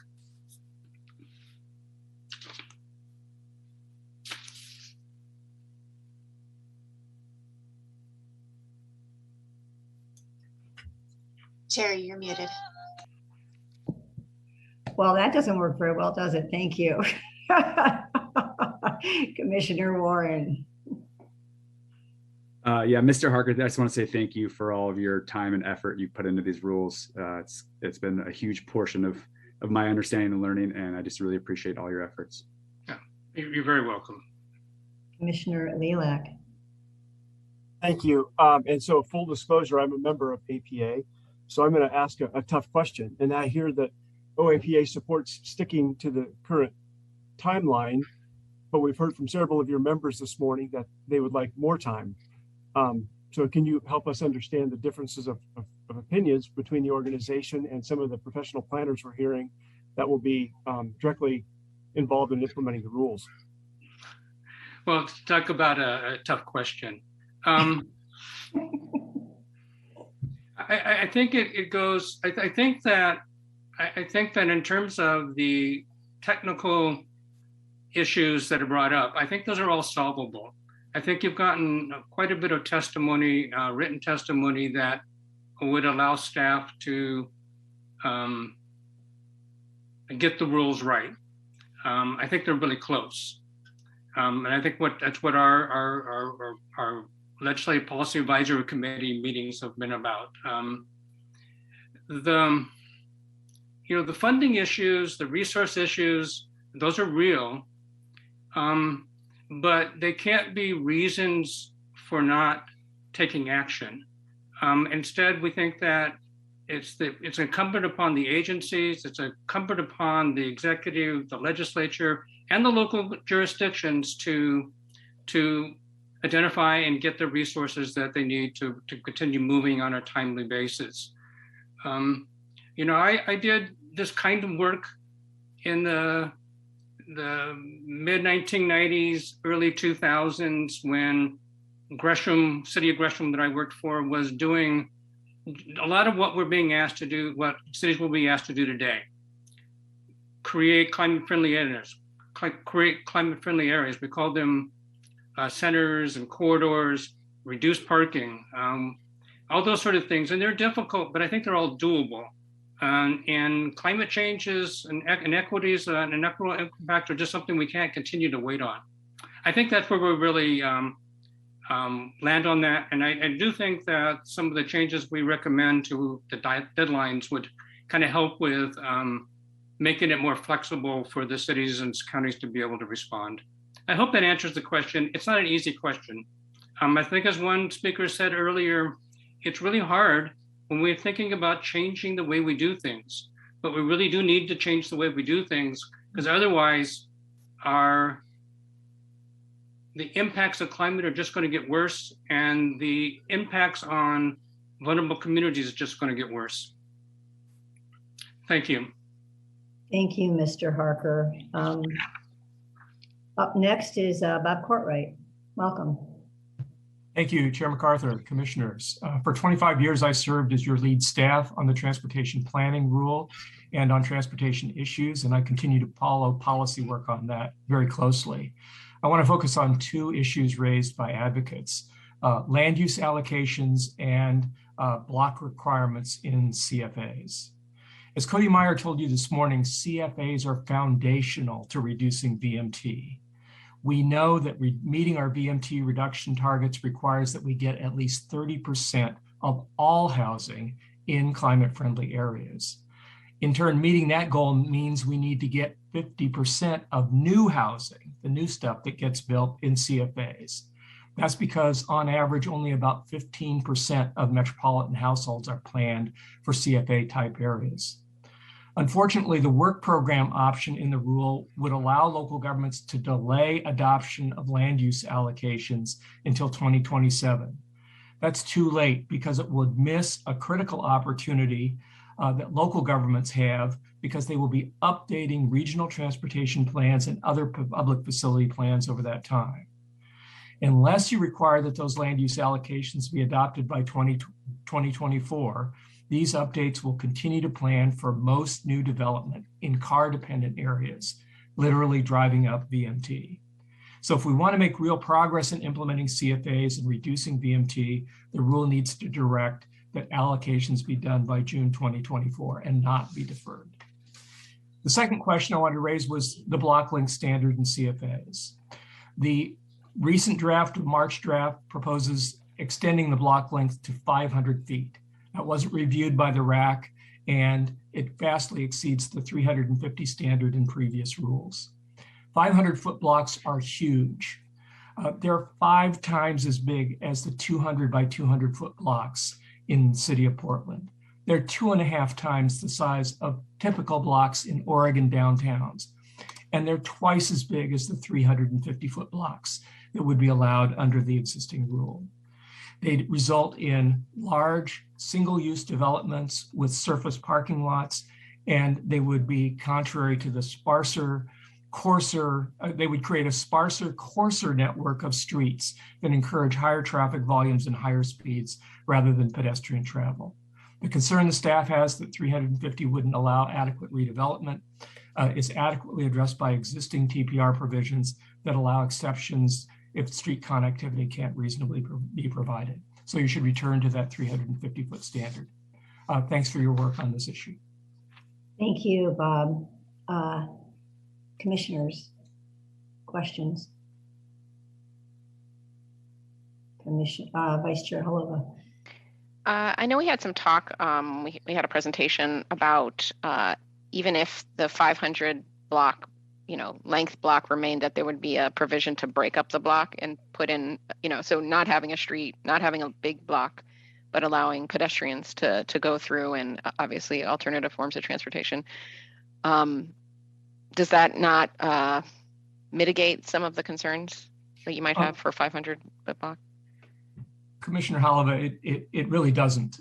Again, the typical block size in Oregon is 250 by 350 in an Oregon downtown. Most of those blocks have mid-block alleys. So when you're looking at the fabric that we consider to be a CFA, it's already much finer than that 350-foot standard. The other thing that we as planners have found out in practice is those pedestrian walkways or access ways are decidedly inferior to streets in providing the kind of development that we want. They don't support mixed use development. They tend to be, blocked off, long, narrow causeways that really aren't attractive, nor are they safe for pedestrians. So if we really want to create this land use pattern that is highly pedestrian friendly, we want streets and the activity that's associated with them. If we have access ways, they should be few and far between, not a fundamental way to provide walkability. Thank you. Thank you. Other commissioners? Thank you. As usual. Thank you. Very helpful. Mr. Labbe from Urban Green Spaces Institute. Yes, thank you very much. Good morning, commissioners. Thank you for the opportunity to speak. My name is Ted Labbe. I'm executive director with the Urban Green Spaces Institute in Portland. I have provided some more detailed comments, and I'm not going to be able to get to a lot of the detail this morning. I work at the local level in and around the Portland metro area, and I'd like to echo and expand on some of the earlier sentiments you've heard. I think if I were to try to summarize what you're hearing today is that change is hard and progress is urgent. I work with a lot of local jurisdictions, and it is important to acknowledge that there's a lot going on locally that is consistent with the climate-friendly and equitable communities rules. There's some great work happening in the cities of Milwaukee, Wilsonville, Tigard. But there are also some jurisdictions where there is not progress being made. And I would use as an example here would be urban Washington County, which does not have a climate action plan and is busy planning for roads at the urban periphery. It's among the largest urban populations in the state of Oregon. So we need the climate-friendly, equitable communities work to constrain and focus the work of these communities going forward. And I would just encourage you to move ahead with adoption and acknowledge that there are some things like green infrastructure that we're not going to be able to fully develop performance measures for in the current set of rules, but be thinking towards the next rules where we can address some of those things. Thank you for your work, and yes, please move ahead today with or soon with adoption. And we look forward to supporting this work as we move forward with implementation. Thank you.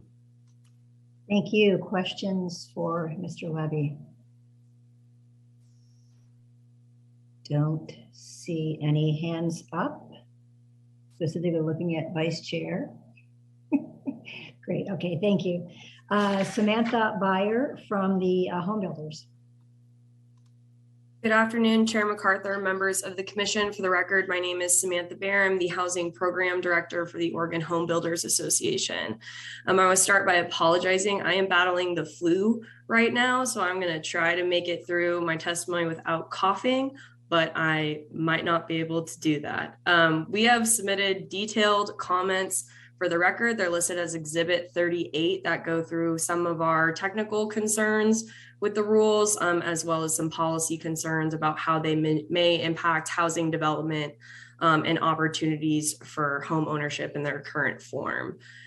Something that I'm struggling with today, as I've heard the rules described in some of the testimony, and I've heard them described in previous public forums, I hear a lot of that the rules are going to incentivize housing development. They may increase housing choice. They're going to promote home ownership opportunities and CFAs or limit previous regulation. The first thing I've heard today, I've never heard this before, that some of the land use requirements are only going to apply in small sections of jurisdictions and not to the whole jurisdictions. We haven't heard that before. But then when I go back to my members who are planning professionals, engineers, builders, developers, land use lawyers, I hear the exact opposite. And I hear a tremendous amount of fear and anxiety about how these rules are going to negatively impact development in certain ways, how some are not implementable, and how some may even prevent certain forms of housing, important forms of housing, from being built. And I don't exactly know how to reconcile that. One of the examples that we've been concerned about from my members is the minimum density requirements. And that was talked about by staff right before we went to break with the picture of the townhouses in Corvallis. The rules say that the minimum, certain NCFAs, your primary CFAs, certain residential development will be allowed subject to the minimum density requirements. Taking Corvallis as an example, Corvallis has a population of over 50,000 people, which means its minimum density requirement is 25 dwelling units per acre, not 15. And the photo example we saw of the townhouses were only 23 dwelling units per acre, meaning that that example actually wouldn't meet the minimum density requirements of the rule or be allowed within the CFAs. And that's an amazing form of development that we want to see happening and that we want to see encouraged to be happening across the state. And so regardless of who's right about like the outcomes, it's obvious that we have a pretty serious disconnect between what we're hoping the rules do and the very good and ambitious goals of the rules and how they're being perceived by practitioners on the ground.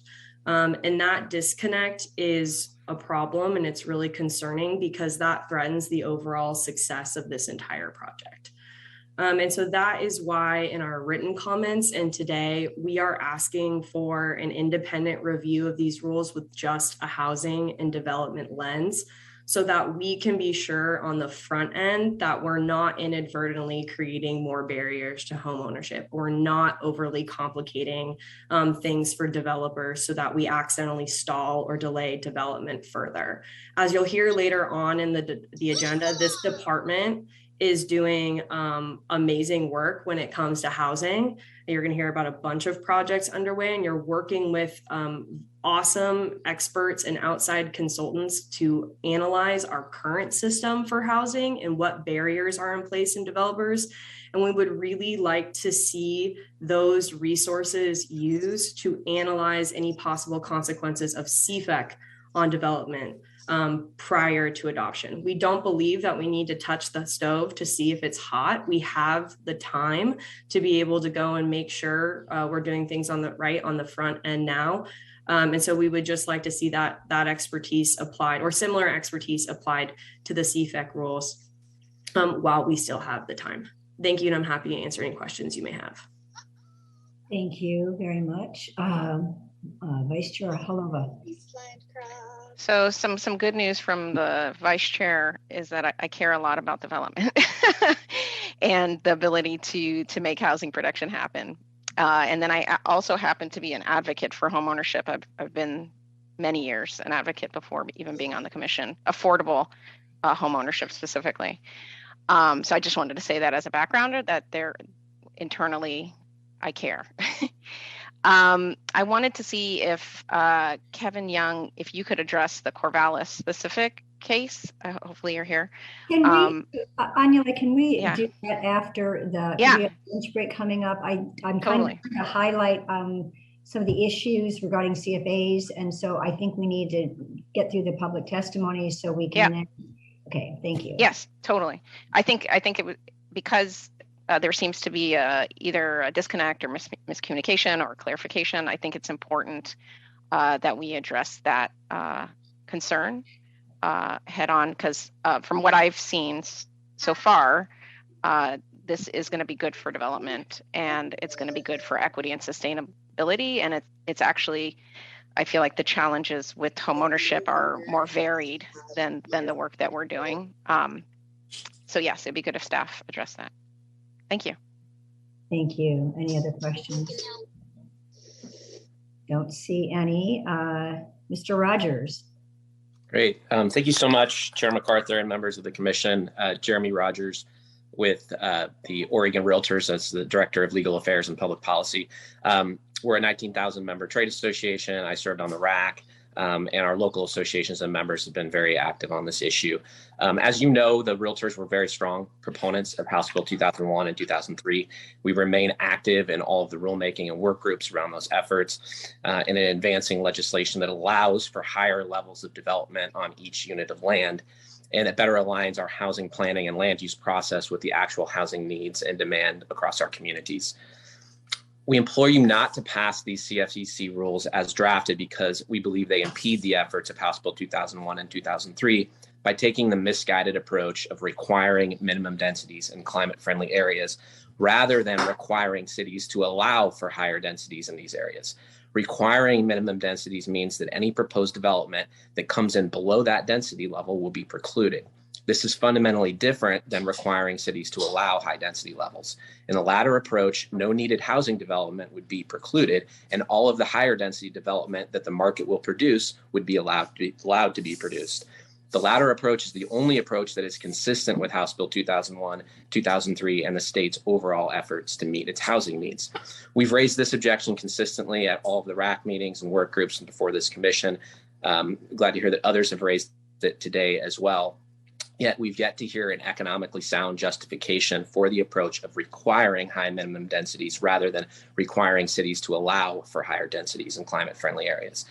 The market will produce higher density units if two conditions are met. One, it is allowed by cities, and two, it makes economic sense for the developer. Adding the additional element of required density levels does nothing to make the development more economically advantageous to the developer. Therefore, it will not lead to more development at the desired density level, but it will prevent all development below that density level. And this would be a huge step backward in a state that's grappling with the worst housing shortage in the US.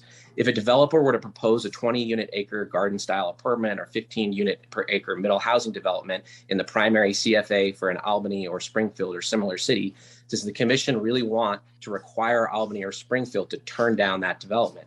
That is what these rules require as drafted. I see that my time is up, and I know this issue has been brought up by others, so I will stop there and I will submit these comments in writing. Thank you very much. I appreciate you raising those points because we do want to talk about that after our lunch break. Vice Chair Holova. I was wondering your thoughts on something I had mentioned before about the CFAs only being a fraction of the city's land area, and your concerns and if that changes based on that. It doesn't, because the primary CFA area that requires the highest levels of density, one has to be 25 acres, I believe is the minimum. And the overall CFAs have to account for 30% of total housing. So it's quite a bit. And if you have a city that's currently building out at 10 units per acre and they can get to 15 or 20, that's a win for the climate and it's a win for housing. So why would we want to say if it's under 25, it's not good enough in any part of the city? Thank you. Appreciate your involvement in the RAC, Jeremy, and testifying here today as well as other meetings. Thank you. Mr. Craig, who's representing himself. Yes, thank you very much. My name is Joe Craig. I live in Bend, Oregon, and I fully support climate-friendly, equitable communities because the issue addresses an important positive change for every citizen of Oregon. Climate change is real, as others have stated, and Oregon has an opportunity to be a leader in addressing climate-friendly and equitable communities. I can't emphasize enough that well-thought-out measures that address the climate need to be priorities.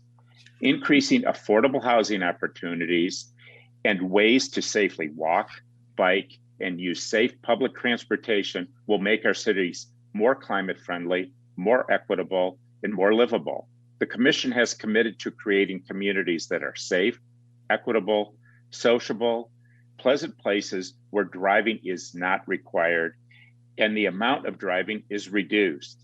Climate-friendly areas are intended to be focal points for walkable, transit-friendly neighborhoods with diverse and affordable housing choices.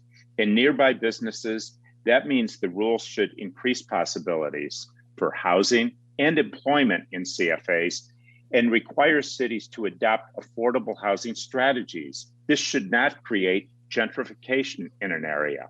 CFAs must provide abundant, safe, high-quality infrastructure for walking, biking, and transit. Transportation investment priorities must change. The rules should prioritize accessible public transit, walking, and biking, and not incentivize driving. The urgency to address climate change now cannot be overstated, so it is crucial that these rules are strong, clear, and implemented soon. I thank you for your time and the opportunity to speak as a citizen of Oregon. Thank you, Mr. Craig. Any questions? Don't see anyone. Thank you very much. Our next two speakers are from City of Portland, Tom Armstrong and Peter Hurley. I'm hoping that you coordinated on that. So if, Tom, you speak to certain issues that Peter thinks are covered, perhaps we can make that Peter's comments a little shorter. If that's not the case, feel free to take your full 2 minutes each. Tom. Yes, thank you, Chair MacArthur and commissioners. Yes, we have coordinated our testimony here this afternoon. I am Tom Armstrong. I use he, him pronouns. I am the Housing and Economic Policy Manager at the City of Portland's Bureau of Planning and Sustainability. And I want you to know that the City of Portland appreciates the hard work that's being done by DLCD staff, the RAC, and the Commission to integrate climate goals into our statewide planning system. We support the intent of this rulemaking and believe that clear, strong rules can improve climate, equity, safety, and mobility outcomes. We appreciate working with DLCD staff and the revisions that have been made to the draft rules in response to concerns raised by the City of Portland and other local governments. There are a few areas that remain that need to be clarified or strengthened that we would like to highlight today, and there are specific examples and comments in our written testimony. The first area is around vehicle miles traveled as a VMT performance standard. We strongly support the use of VMT as a way to align with the greenhouse gas emission reduction targets in Division 44. However, the current language, especially in Section 160, Paragraph 5, is rather ambiguous and needs more clarity and directness. We'll also note that the state of California has been implementing VMT performance standards for both long-range planning and short-term projects since 2013. And the City of Portland has been learning from both large and small cities in California, and we expect to adopt a VMT policy for both TSP scenario development as well as development review by spring of 2023. We support the direction intent of the rules with regard to climate-friendly areas, and we are particularly appreciative of the changes that have been made to the transportation review provisions in Section 325 to include Metro Title VI centers and corridors that will help increase density in those important areas that otherwise might be constrained by impacts to state highway facilities. We support the direction in the proposed rules to implement climate-friendly, equitable parking codes. We're a bit concerned about the aggressive timeline for implementation, but those rules are in alignment with the policy direction that the city Portland has been taking. And finally, for my comments, we appreciate the inclusion of the EV charging provisions in Section 410. I think a little work needs to be done there in coordination with the Building Codes Division to allow a little bit more flexibility for developers, especially in some of the electrical systems that can have significant cost savings for installation and energy management through operations. We also note that the EV charging requirements need to include some ADA requirements as well to ensure there's access to ADA accessible EV charging spots. Thank you very much. Thank you, Mr. Armstrong. Vice Chair Holova. I thought I'd just make a comment because I've done EV charging handicap accessible spots myself, and I'm quite sure if you want to follow ADA rules, which we have to follow, that you have to do that. So I don't know if I don't know if it needs to be clarified, but I've always known that it's something that one has to do. So I don't know if that's helpful. Okay, I mean, I think we're getting at, a certain amount. You have to set a certain amount of parking spots aside for ADA accessibility and a certain amount for EV. But is it clear that there is a crossover that a certain percentage of your ADA spots need to be EV as well? And that's the clarity that we're looking for there. Helpful, thank you. Seeing no other hands up, thank you, Mr. Armstrong. We will now turn to your colleague in City of Portland, Mr. Hurley.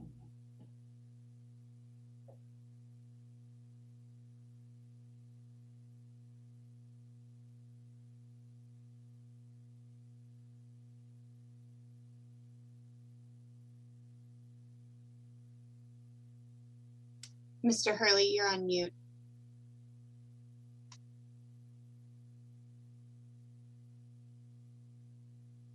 That's not going to help much, is it?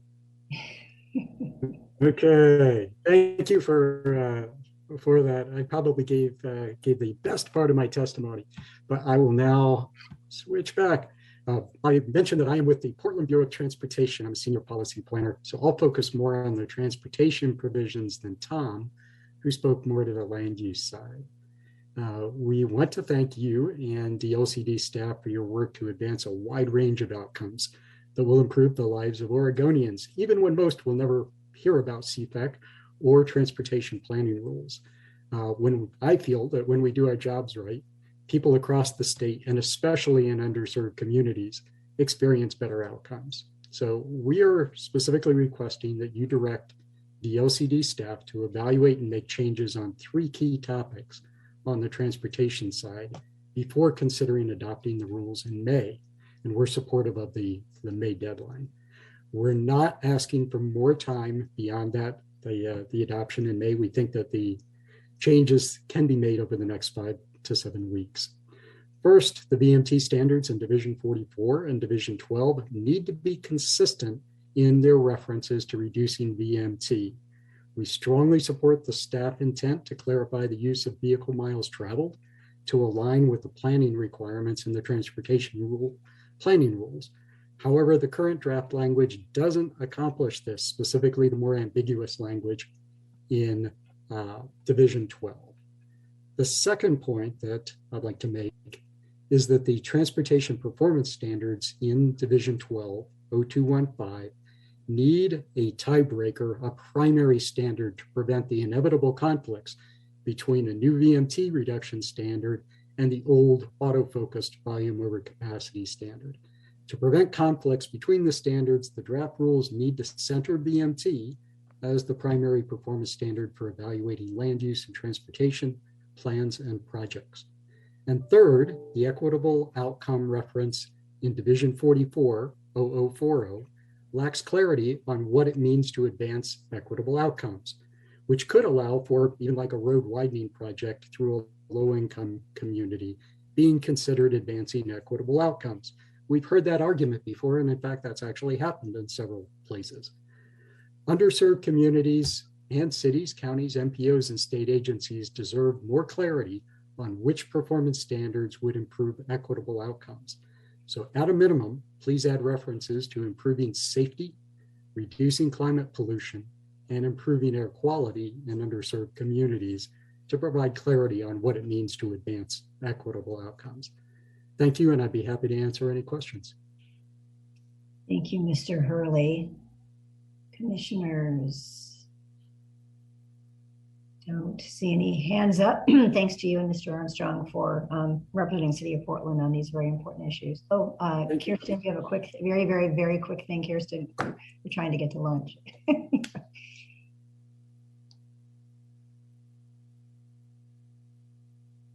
Are you good? Okay, there we go. Just wanted to ask Mr. Hurley if he could provide those in writing.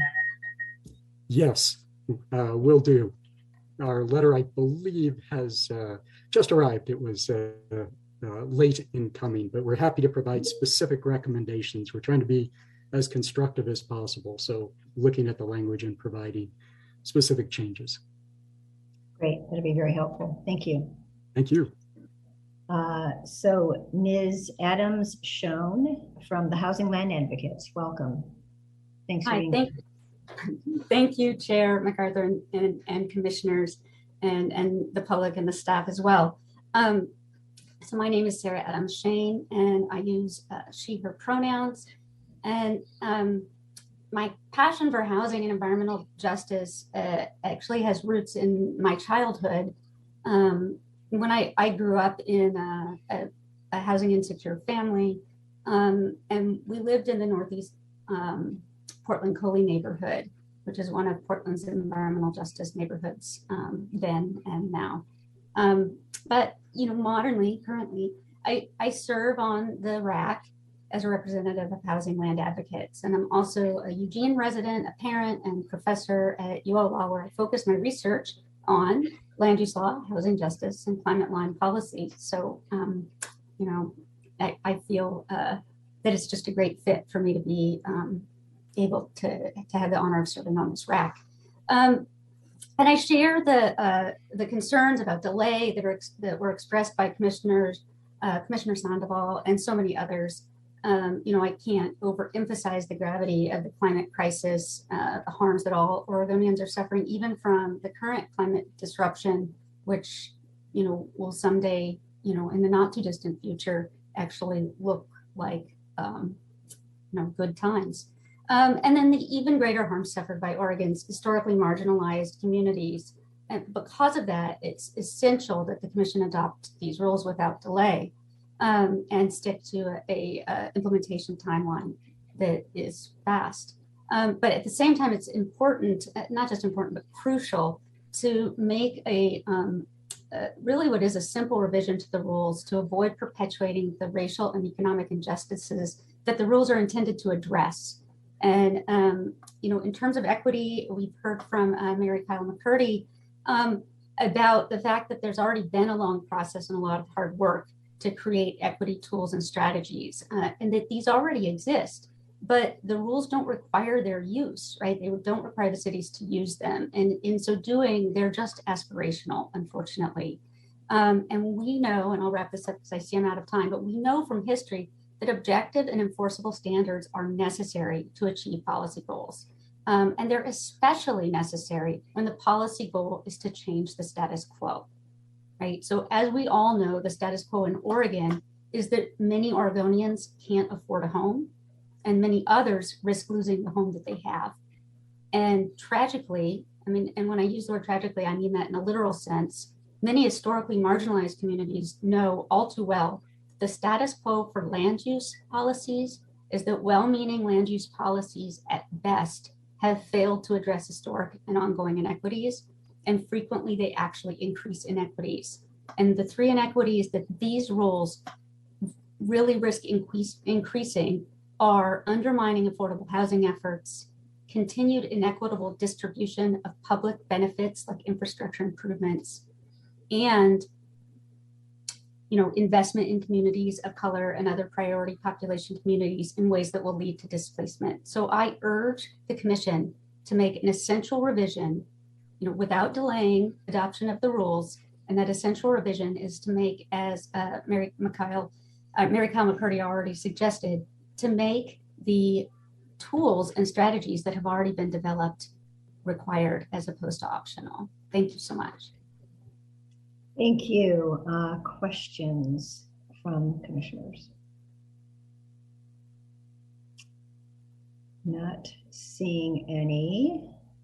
Very much appreciate you bringing your lived as well as professional experience to our table, both in the RAC setting and others. So very much appreciate that.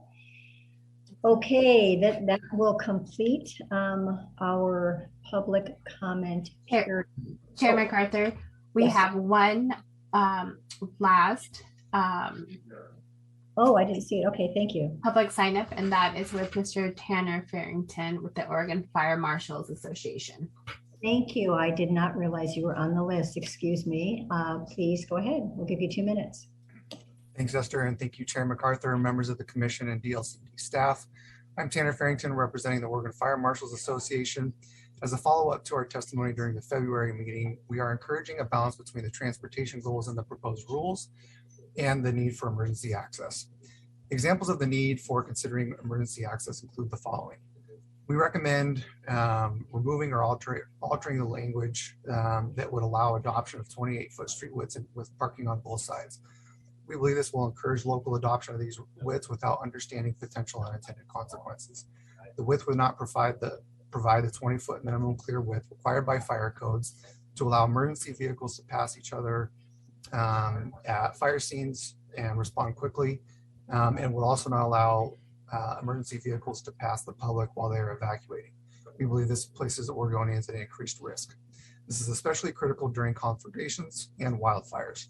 Delays in response could result in fires that overwhelm local resources, resulting in greater impacts to communities, including health, housing, and environmental consequences. With increased housing density, setbacks between homes have been reduced. This increases the risk of rapid fire spread from structure to structure and additional reduction in available housing, potentially. If rules are adopted that encourage specific street widths, we encourage limiting the application of these rules. For example, to limit it to housing developments with 30 homes or less. Fire codes recognize an increased risk of loss, potential loss in developments with more than 30 homes, and require 2 access roads in these cases. This requirement is in addition to requiring a clear width of 20 feet for emergency vehicle access. We're also concerned that limiting parking on sites will result in parking on emergency access roads. This may exacerbate existing issues with parking blocking emergency access. Block lengths are also a significant concern. Local streets allow fire departments to protect buildings within those blocks. Increasing block lengths will likely result in reduced fire department access, including ladder trucks, which will put people and property at significantly increased risk. Thank you for all of your time and efforts on this process, and we're happy to answer any questions and be available to meet with staff to discuss potential solutions. Thank you. Thank you, Mr. Farmington. So I was just curious to know what street width you would suggest if you had your druthers. Yeah, and that's a great question. So straight out of the fire code, there's kind of suggested widths that would generally provide about 20 foot of clear width. So I believe for up to 26-foot wide streets, there's no parking. Up to 32 feet, there's generally parking allowed on one side, and then greater than 32 feet would generally allow parking on 2 sides of the street. Thank you. You're welcome. Other commissioners have questions? Hearing none, we will officially now close the public comment period. Thanks to all. I know we're cutting into lunch, so what I'd like to do is to give you at least a half an hour. I do think we need to come back at 1. When we come back at 1, I will attempt to summarize the categories of issues that I think we need to cover, but I'll obviously give you, the fellow commissioners, a chance to add to that before we ask staff to engage with us. So please use a little bit of your time during lunch, if you haven't during the testimony, to indicate what policy areas you would like to provide guidance on. Thank you very much. And with that, we'll take our lunch break and reconvene at 1. Recording stopped.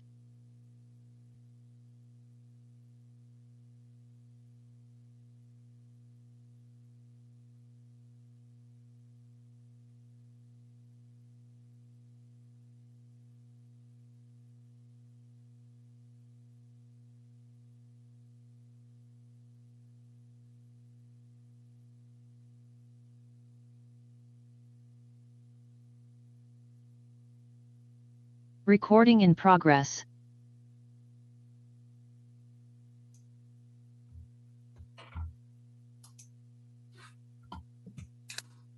Welcome back from our lunch.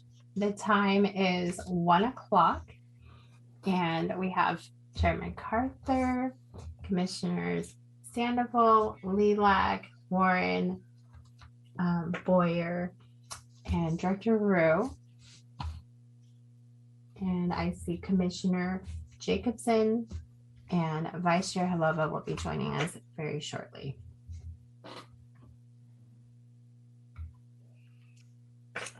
Okay, I think we can get started. Thank you, Esther. Excuse me.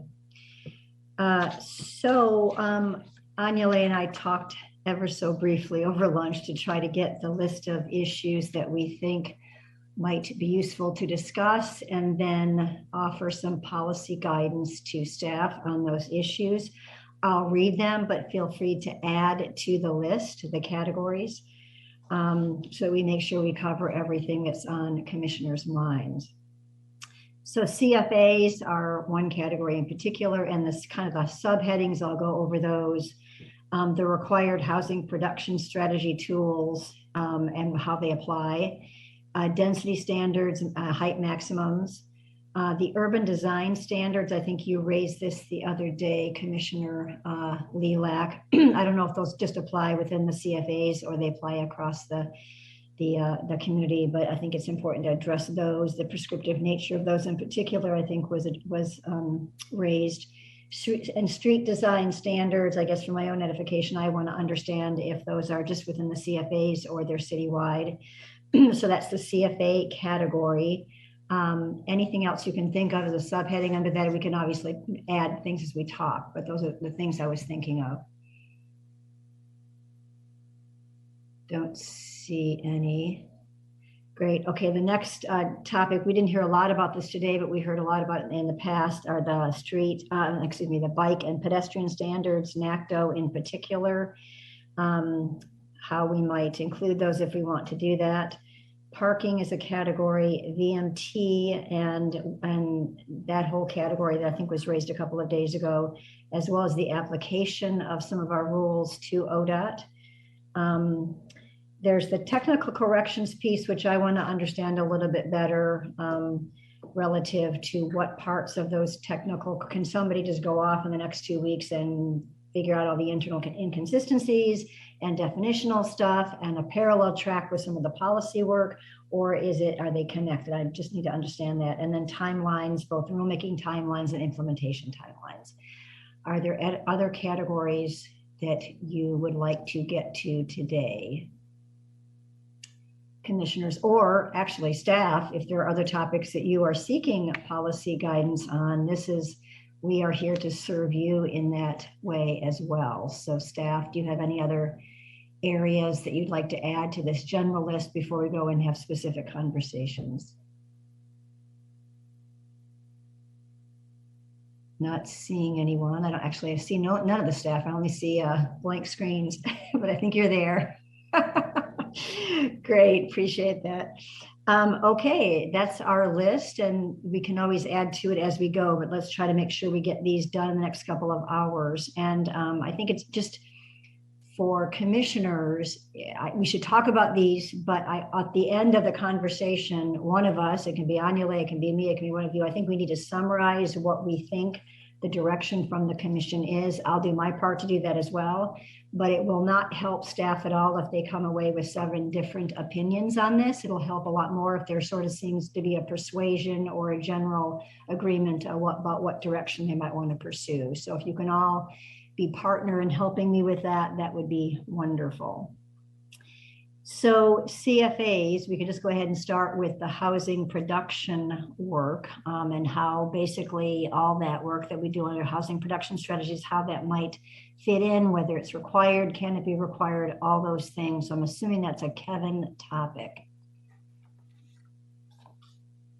I will start the conversation. Happy to do so. Thank you, Chair MacArthur, commissioners.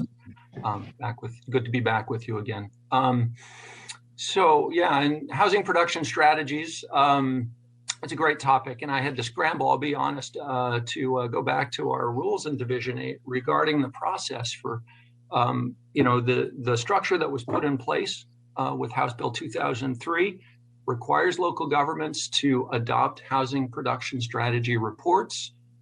This is for cities population over 10,000. So those within the metro area are required to do these every 6 years, following their housing capacity analysis update. And outside of the Portland metro area, every 8 years, again, following the housing capacity analysis updates. That process is a process whereby the reports are submitted to the department. The department reviews housing production strategies. We review those reports. There are a number of things that can be done in terms of, is essentially the job of the local government in providing that housing production strategy report is to identify what tools and strategies they've been using or intend to use to address all of their housing needs.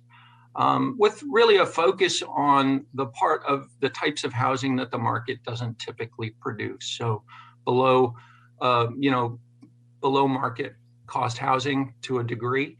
And so our rules are kind of nested within that process. And so as part of this ongoing reporting, local governments would provide information on housing produced within climate-friendly areas, affordable housing, and accessible housing within climate-friendly areas as well. Additionally, they will identify the tools that they're looking at, the strategies that they're using to get that housing produced. And then there's the review component, which ultimately has the potential for commission involvement. So, for example, if we're seeing that there's not a lot of progress being made, that's an issue that the commission can really weigh in on. So there's kind of this review cycle built into that process. I certainly heard the testimony about, my understanding of what a couple of people I think were saying was that we should, within the rules, require local governments affected by the climate-friendly area requirements to also adopt tools, strategies from the HPS list, the housing production strategy list that's been developed and crowdsourced and will continue to evolve. I will say that could be done in rule. There's some nuances in terms of the identified strategies as they relate to anti-displacement work. And so the methodology that's been provided in the anti-displacement and gentrification toolkit identifies different neighborhood typologies, which are maybe differently situated in terms of, whether they are vulnerable to displacement, whether they're actually experiencing it early, late stage, what have you. And there are different tools that would be most effective at addressing those circumstances. So could we put something in rule that says, okay, local governments, you need to, after you do this analysis and you identify your climate-friendly areas, you need to adopt the rules that are appropriate, the tools, strategies, what have you, that are appropriate from this list concurrently. That could be done in the abstract. It is easy for me to say because, some of these things are fairly big, might be fairly big lifts for local governments to do. One of the tools that is frequently cited in terms of promoting affordable housing is height bonuses. So that would need to be, worked into code in the context of climate-friendly areas. Not saying that's an insurmountable task, but that would be the implication for local governments. So I don't know if I answered the question. If there are more questions about housing production strategies and how that operates, I'm happy to answer. Vice Chair. When you were talking, you just reminded me of something I totally forgot, which was on the housing production strategies equitable outcomes list. The first one says, how are these housing production strategies that you've essentially picked go toward meeting greenhouse gas emission goals? So I remember we didn't know what this rulemaking was going to be about at the time when we wrote that, but we knew whatever it was going to be about, we needed to link the two to each other. So I guess the question is, do we need to do the same in the opposite direction, or have we done the same in the opposite direction, which is basically linking the CFAs to the housing production strategies? I think that was the comment that was brought out by two of the testimony was that they seem to say that it's not explicit that you need to apply these here for affordable housing specific.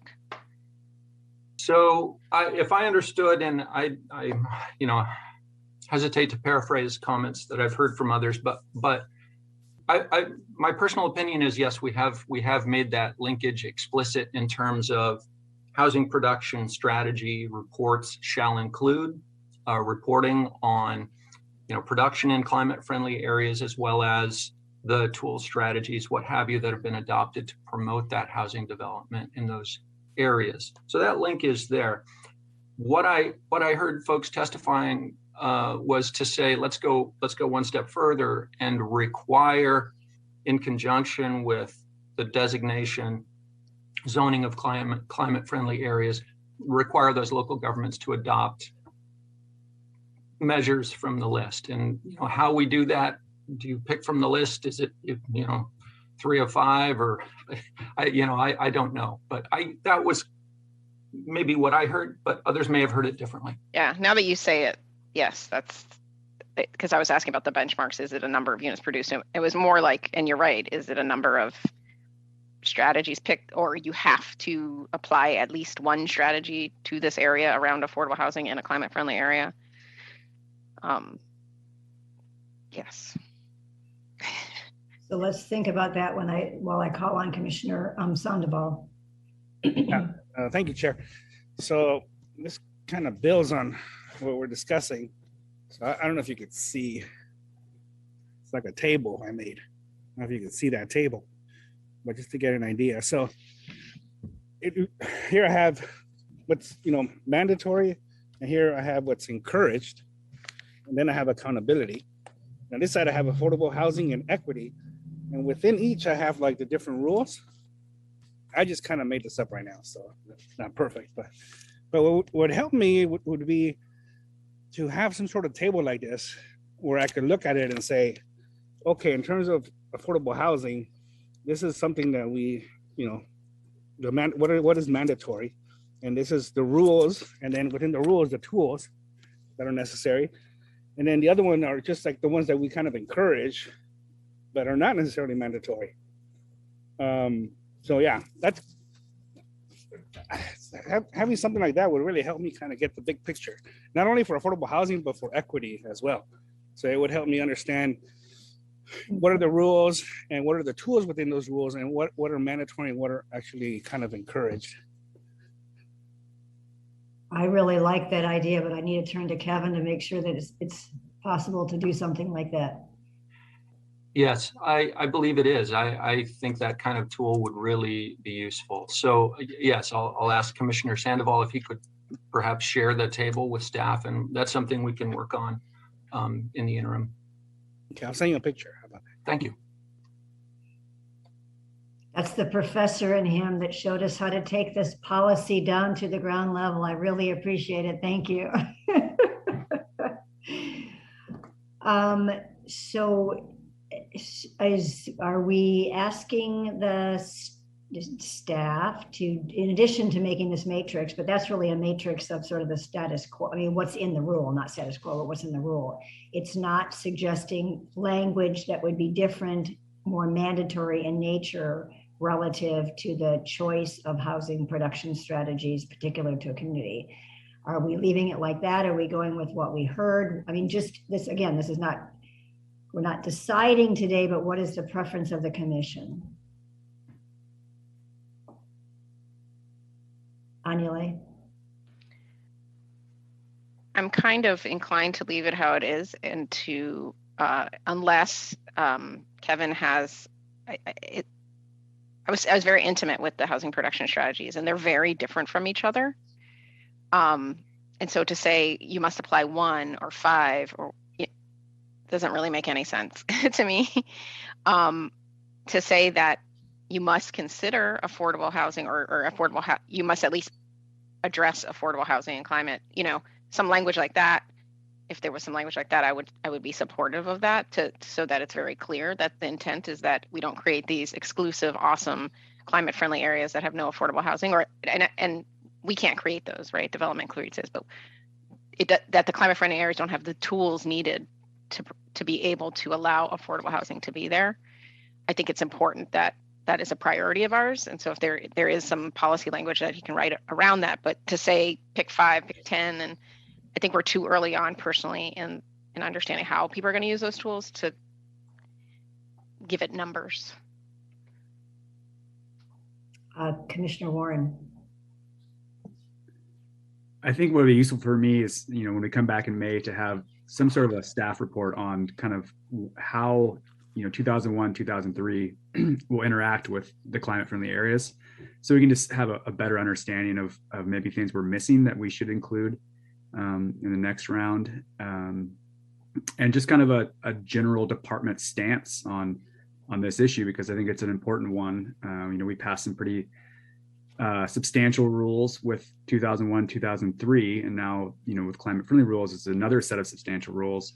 And I want to make sure that we're kind of following our own policies through this process, and really ensuring that we are linking these rules to this other great set of rules in 2001, 2003, so we don't undercut them. So I appreciate that idea, but I was thinking that staff had already done that. So I'm trying to look through this voluminous material and I can't find, is it the equitable outcome statement crosswalk? Is that where it is? Where you've done something like this, haven't you? Chair MacArthur, yes, I'm not remembering a written source. We've certainly addressed it in some of our presentations previously that, and I'll just say in brief, HB 2001 applies to, broaden housing options in areas where single family detached homes are allowed. Those are primarily going to be low density residential areas. And I believe generally, those areas are not going to be good candidates as climate friendly areas because they wouldn't have what I'll call good bones to support the levels of development and infrastructure that we're looking for. I believe the rules operate in symbiosis, that they're supporting one another. We're getting more housing variety in those low density neighborhoods. We're also promoting more housing in these walkable mixed use areas as well. But I will say, if you'd like more information on that, I think we could certainly include that as a component of the next staff report. I think that's useful. And I think perhaps Commissioner Warren, I'll just add, I think what you were focusing more on was House Bill 2003, which is the housing production strategies. Is that correct? Than House Bill 2001. Is that accurate? Okay. Yeah, that's accurate. And I think what Kevin just provided, it gives me a lot of, it helps me to understand it a little bit better. So I feel comfortable with that. I could also see how moving forward, after adoption, having some sort of a general guidance from the department for jurisdictions to use through this process would be super useful for them, because it's just a lot to try to bring all together and make happen. Yeah, thank you. Commissioner Lilac. Thank you. And maybe this is the planner in me, and maybe this is a question I should have asked during our work session, but I'm trying to connect the housing production strategies to the density standards, to the urban design requirements. And so I'm trying to think is, for example, the minimum density, is that going to preclude some of the housing production strategies? And then do the urban design standards, do they mandate a certain, I'm trying to kind of put some of these pieces together. So maybe it's more just of a question to staff to help me understand those connections. And so if we were to say 3 of 5 production strategies, but actually it's only 3 of 3 because 2 wouldn't meet the minimum density. I'm just curious, just if you could help me connect those dots as we think through this, as I think through this. Thank you for the question, Commissioner Lilac. I just completely blanked, I'm sorry. Boy,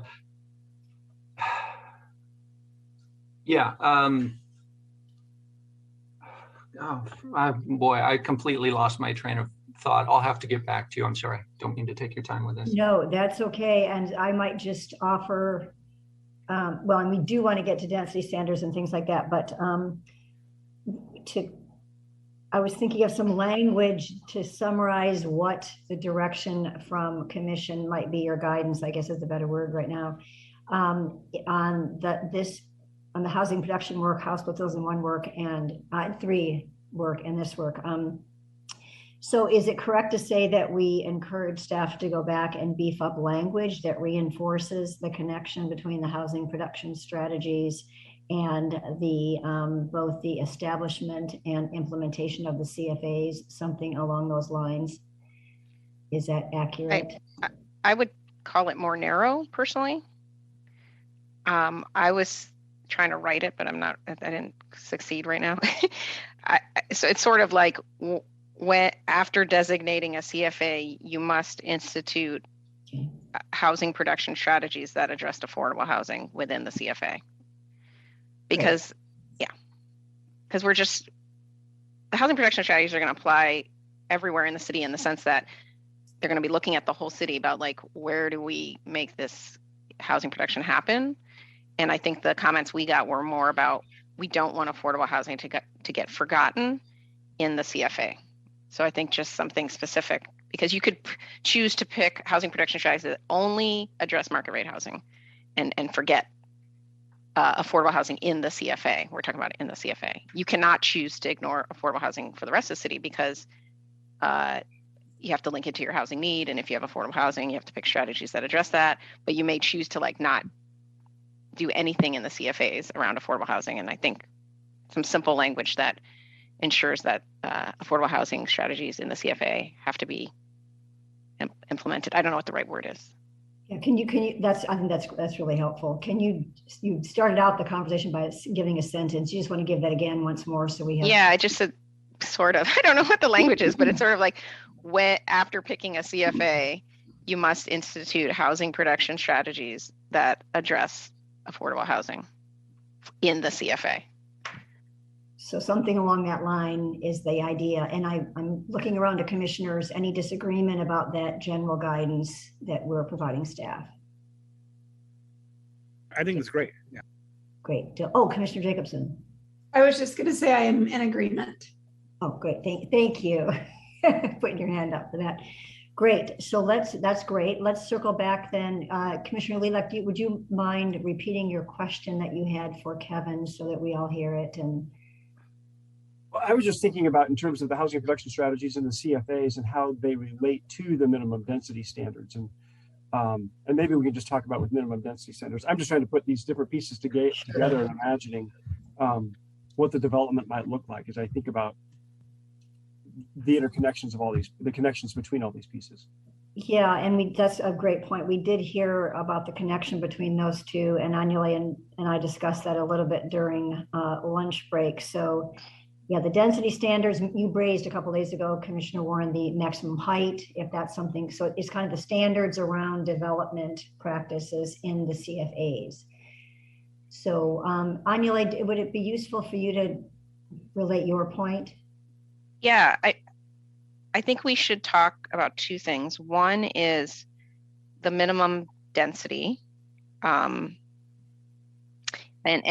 Kevin, you can address the example you gave in Corvallis. There was, you were saying that this is well above the minimum density, I believe. One of the people who gave testimony was like, it doesn't meet it. Regardless of the policy just direction we go in, it would be nice to know visually, does that meet or it doesn't? So I think that's one. And then the second one was sightline.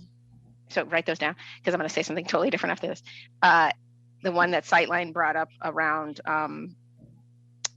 do you want to make any provisions for, like, if you already have a structure there, you're able to add density, but it doesn't have to meet the minimum density requirements because it's like you're doing better than what's there. But in order to meet the density, and if you have an existing building, you'd probably have to tear that down to meet it, right? So they want to say, if somebody wants to do infill, let them do that. And then the second one they gave was about, do you want to have a minimum size of a lot that you have to be able to develop before you institute the minimum density? What was the thing I was going to say on the side? Maybe I'm going to forget. I was laughing at you, Kevin, not because of you earlier, because that happens to me all the time. I was like, it's not just me who blanks out. And I think I just did that right now myself. Oh, I know what it is. So I want to do those two questions so that, Kevin, you can address this. I'm going to, on the side, your question, Commissioner Lilac, was about how the housing production strategies interacts with that thing I just mentioned. I don't think we can create policy around that personally, because if you look at the housing production strategies list, they're financial tools, they're tax abatements, they're zoning changes, they're public-private partnerships, they're land. It's a wide variety of things. And if somebody picks only financial and no zoning changes, then that has nothing to do with what we're talking about, right? So I think it'll be interesting. We'll have to see how it goes because a community might pick whatever they might pick, right? We just don't know what it is. So I know they're related, but I don't think we can foresee how they're related. So to summarize, the zoning would provide the opportunity for development, and then the tools, the housing production strategies would be used to enhance the development potential for the right kinds of housing. Yeah, I mean, they're basically, all of the housing production strategies are either reducing impediments or creating incentives. So they kind of fall into those, right? So it depends on what you pick. Some of them are zoning related, right? Some of them are density related. Some of them are not. So I think it's right what you said, but they're trying to incentivize development, period. Just incentivize it, which is different than the base zoning. So we've been talking so much, we haven't even allowed Kevin to say anything, and he has his hand up. So Kevin. No. Yes, Kevin. No, I don't want to interrupt the conversation, but I do want to offer that I have a short series of slides on the density question, if that would be helpful. Yes, Yes. Thank you. That would be super. All right. So to recap, I want to just recap. It was the density, just in question in general, and then it was these 2 items brought in by a sightline. Got them. Thank you, Vice Chair Halova. So, yeah, we've heard testimony. We've received written comments on minimum densities and allowed building heights. Are they necessary in climate-friendly areas? Well, the reason they're included is that research shows that residential densities above 15 units per acre are needed to support frequent and convenient transit service. We know that. But even more importantly than that is the reality that to look back on what we're trying to accomplish in a climate-friendly area, it's a relatively dense mix of uses. And that's what we need in order to reduce auto dependence.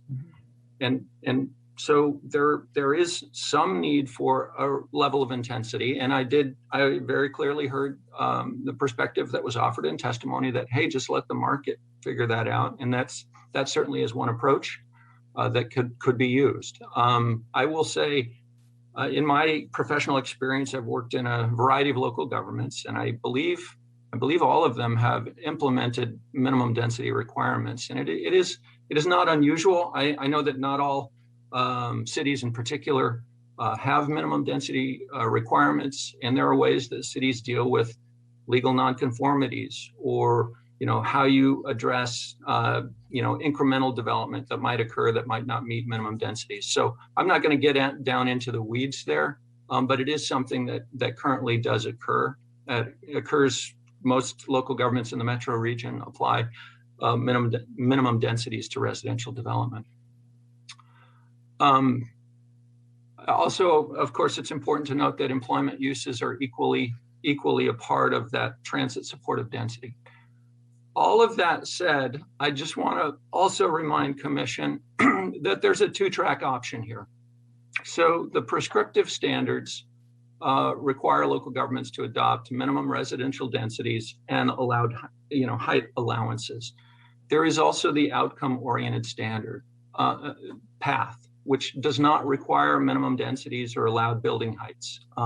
It would allow the local government to basically say, hey, if they have a code that they think is accomplishing what we want to accomplish, or they're developing a code that would accomplish what we're wanting to accomplish, they may be able to say, hey, we've got a secret recipe.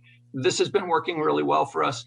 And it would give them the opportunity to demonstrate that, yeah, this is still what we want. So if it ain't broke, don't fix it. And I will note there are other tools that could be used as opposed to minimum densities or allowed building heights. Minimum FARs, floor area ratio requirements is one tool that's used. What fundamentally we're trying to avoid is something that another person who testified earlier said, which is things that get built today are going to be on the ground for decades. And we are targeting a whole lot of resources and a whole lot of energy on climate-friendly areas. And so we want to see some return on that investment. And when I say we, I mean local governments as well. If we're talking about transportation infrastructure and so on, if the development that occurs is not at the level of intensity that we really need to see to meet our climate goals, that's counterproductive. So that is the rationale for those standards, but there is an alternative path. The other piece is another adjustment that we made in the rules is to recognize that for mixed use developments, so where you've got commercial, office, residential combined, it doesn't make sense to require minimum residential densities in that context. And so the rules do allow, if that development meets a floor area ratio of 2.0 or greater, you're good to go. You could put in 2 or 3 housing units in a multi-story development, and this would not preclude levels of development that might occur. Next slide, please.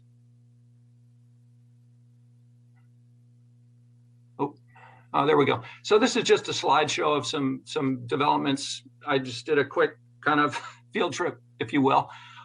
This is one example in Corvallis of, basically what I'm getting at is what does density look like? So this is a 28 apartment unit on a 1.34 acre site. The density of this is 18 units per acre. Shockingly low until you look at the next slide. It's the reality that 3/4 of the development site is taken up with required on-site parking. So that is why the parking is important. Next slide, please. This is an example of a mixed-use development that went in, again, Corvallis downtown. So you have restaurants and retail on the main floor, and you have 27 residential units above.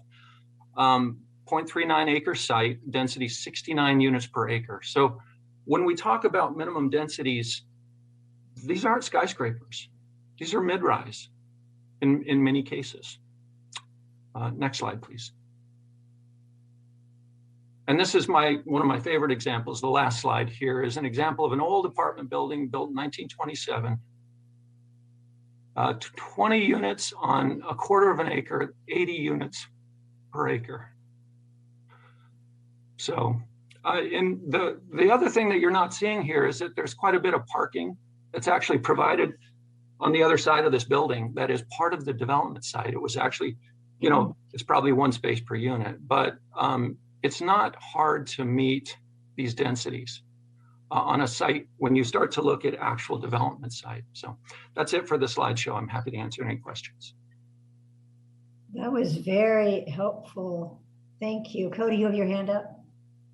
Thank you, Chair MacArthur. I just wanted to underscore the first couple bullet points on Kevin's slide where he talked about the research shows that it's the national research shows that, but it's also ground truth here in Oregon. We've been studying this stuff for a long time, and we know from examples on the ground through our activity travel surveys, through extensive research in the universities where we looked at case studies in the Portland Metro, Eugene, Springfield, Southern Oregon, across all the metropolitan areas, we have evidence that these are the things that drive non-auto modes, is these minimum density levels. And so it's not kind of triangulating from some obscure research or something from another area of the state. This is empirically driven from here in Oregon. Yeah, thank you. So, Vice Chair. Yeah, I think this is extremely helpful. Pictures are worth 1,000 words, I say. Yeah. So, yeah, I think me and just myself would be way more aggressive on density personally. But I feel like this whole process is come backed by research and best practices and all this stuff. And it's a minimum. And I think we can see that minimum is not that big actually, right? For us who care more about, getting really good cores, this is like the minimum, right? So I'm happy that you've demonstrated that through data and also photography. So Vice Chair, do you have a thought? So Kevin at the end of his slideshow provided 2 different options for the density issue is the floor area ratio versus the one that's currently in the draft rule. Given the issues that you highlighted for us from Sightline and other testimony, do you have a perspective on which is a better approach? I don't, because it's FAR versus height versus. I like the idea that there's options.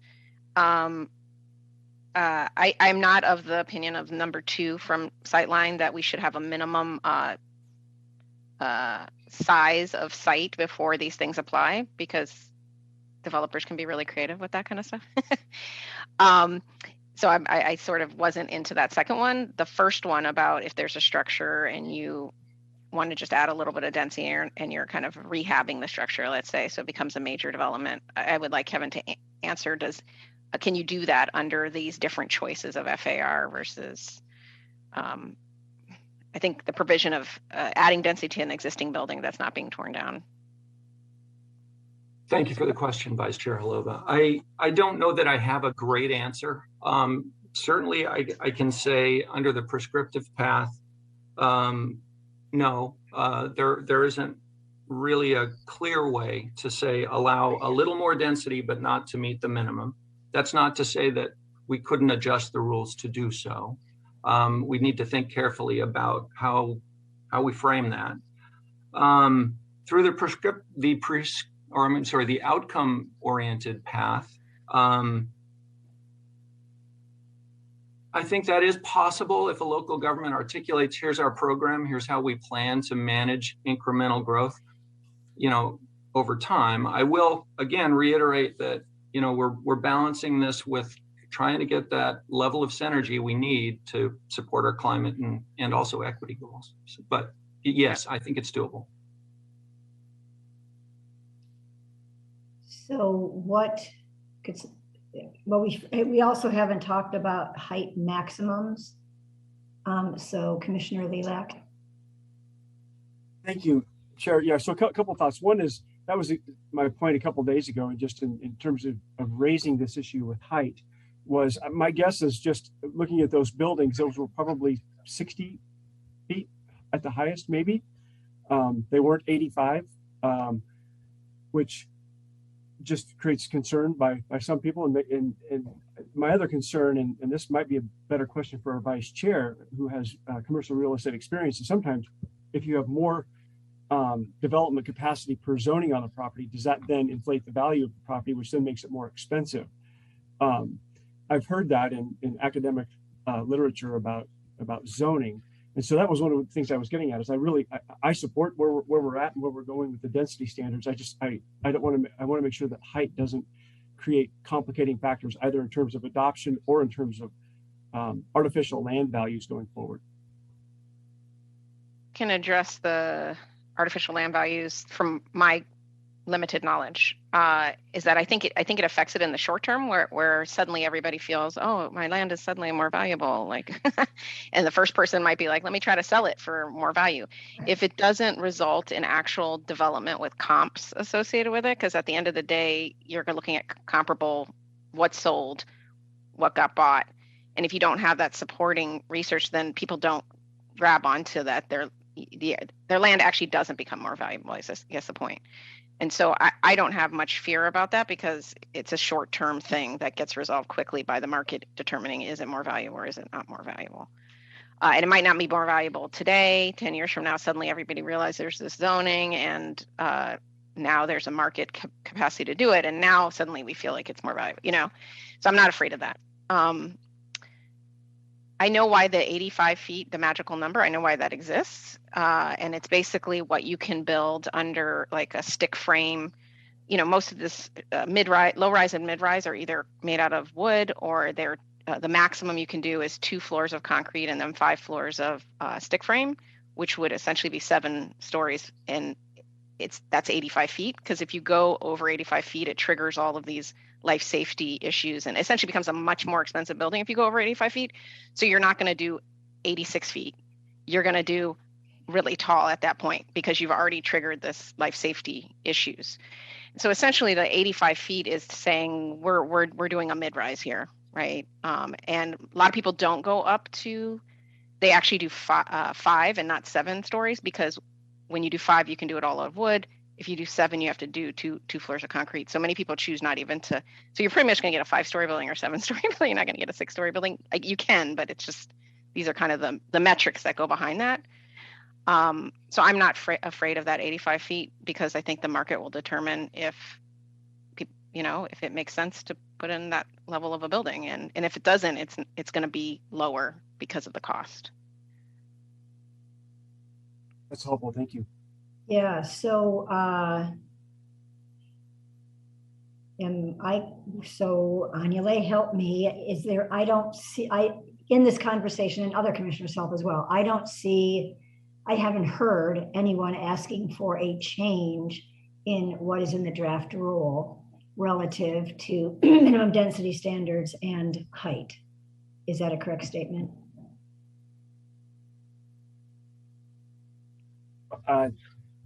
Chair, I'll say I haven't heard it in our public testimony. I have heard it from people in Bend expressing a lot of concerns about what that could mean, even to the central area where the zoning may already allow 70-foot tall buildings. So that's where I've heard some of the concerns of it changing the character, for example, of Bend. Yeah, I appreciate that. And it really does help to have the actual examples, like the photos that Kevin has. Maybe he can send you those photos and you could talk to folks to see if once they see what it really looks like, because it does sound scary. 85 feet sounds really scary to some. So anyway, I think we're not providing guidance to change anything in the draft rules relative to minimum densities and height at this point. Let's move on to then the urban design standards that I think, Commissioner, you raised a couple of days ago. You just were wondering, because they're very prescriptive. You were wondering, and we also, I think I saw written testimony on that. I didn't hear any verbal today, but I saw written testimony on the idea of the prescriptive nature of the standards. Excuse me, I'm losing my voice. Yeah, if it's helpful, my question was, do we need that level of prescriptive standards in code? I understand it creates high quality urban environments. I'm a huge fan of urban design. I just don't know if they belong in administrative rule. That's kind of one piece, but I haven't heard a lot of opposition to it. My question would be, perhaps to Kevin, those buildings that you just showed, would those be subject to the urban design standards? And if so, do you have just a conceptual sense? Would those generally comply with those urban design standards? I'm just curious, big picture. Sure, and I'll allow Bill to jump in here as well. But I can honestly say, given my experience in Corvallis, the new buildings do comply with pedestrian-oriented design standards because those have been in place in Corvallis Code for at least 20 years. Are they consistent with with the language in 0330? Yes, I believe so. I mean, I'd have to be honest. I'd have to review it in greater detail than I can do right now. But I have reviewed these standards and I feel that they're generally consistent. Bill, did you want to add anything? Yeah, thank you, Kevin. So I did make one slide on this. It's a little bit wordy, I apologize. on draft rule 330, which is attachment F, pages 66 through 68 of that PDF that you've got there. So I want to be clear that there's a number of these standards that have been the standards or something very similar to them is in Rule 45, which is an existing rule which has been on the books for decades, and really is focused on pedestrian-oriented site design and transit-oriented site design along transit corridors. That's really what the standards in Rule 45 are focused on. And I went back and kind of looked at what changes that we had made and frankly, I made a lot of changes that had to do with accessibility and making sure that people are able to be accessible. So a lot of those things are probably already covered by ADA rules and things like that. So, but I think it's important to make sure that we have those in our rules as well. And I think, I just tried to turn the knob a little bit on some of those site design things to really make sure that, and again, these apply across the urban area within metropolitan areas. So it's not just climate friendly areas. But to make sure that we're getting development patterns that are moving in the right direction and are really oriented towards pedestrians. I think we did receive a number of comments on these. That there's maybe too prescriptive. I don't think there's any numbers anymore in there. I think we stripped all the numbers out. That was one thing that people were concerned about. I think we received some constructive feedback recently on concerns about the applicability of these on some types of parcels, kind of those edge cases I was talking about. We had a comment about flag lots and how they fare under some of these rules, or corner lots or through lots. And I think we're open to making some tweaks there to make sure that there's flexibility for local governments. Another big piece I think that folks are concerned about is what's the effect on existing development? Does this make it non-conforming? How does the rule contemplate non-conforming development? I think we can address that as well. I do want to be clear that we've made a number of changes to this rule since it first came out that kind of moderate it. So I feel like we've already moved in that direction. If we need to do more, that's fine. Happy to get direction from the commission on that. But I don't want to this is not one of those places where we, held the line too hard, I don't think. And like I said, staff, we will review further. We will review the comments that we received from local jurisdictions on this. I think there are reasonable places where there are cases where it doesn't really make sense, and I think we want to provide local governments the flexibility to make those calls in those situations for sure.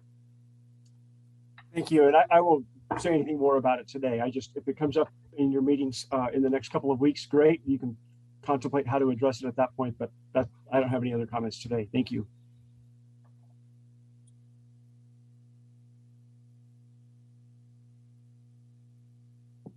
Chair, you're muted. Thank you very much. So I really appreciate your final bullet there, Bill, in your presentation, because I think that if there are ways to, as you're doing, to recognize that it's a built world, right? So if there are ways to add some flexibility in the rules that would acknowledge those differences in local areas, if that's what you can do, I would be very much in favor of those. I'm not seeing other commissioners asking for wide scale changes of these though in general. Is that a correct statement? I see Commissioner Warren, you have your hand up.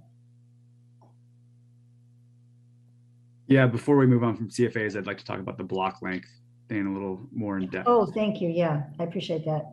But just back to urban design standards for construction, I don't hear any other commissioners weighing in from what you've just heard. So is it clear to staff what we're asking for? Yes, thank you.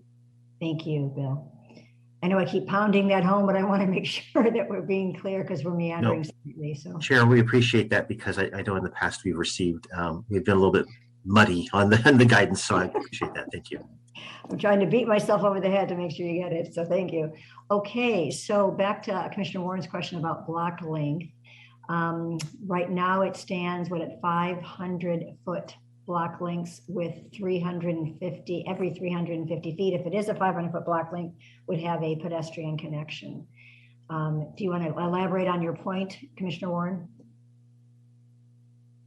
Yeah, so going back to now the minimum width requirement of CFAs, which is 750 feet. I was laying in bed last night way too late thinking about this. So if, say we were to rebuild a whole downtown for whatever reason, which might happen in 50 years from now or so, essentially what could happen in a CFA with these limitations is that you could have a CFA that is 1.5 blocks wide.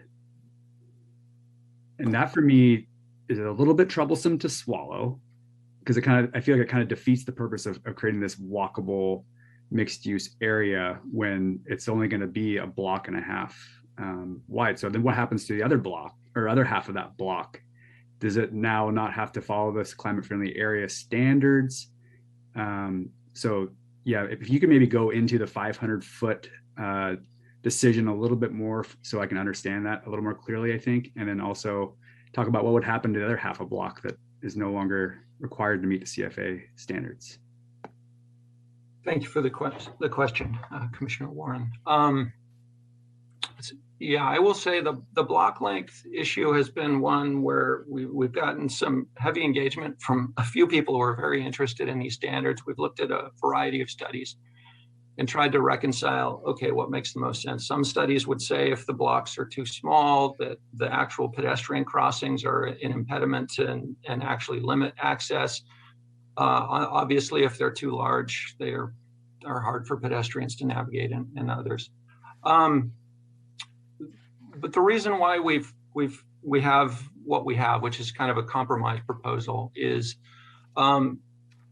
based on consideration about, I'll say largely redevelopment. We are anticipating that climate-friendly areas largely will be designated in areas that are already developed. I think I mentioned in our work session, I did a quick survey of the largest cities in all 8 regions, and their existing downtown block lengths within the downtown areas are generally between 2 and 350, maybe I don't know if we even got to 400 feet. So they're generally where we want them to be.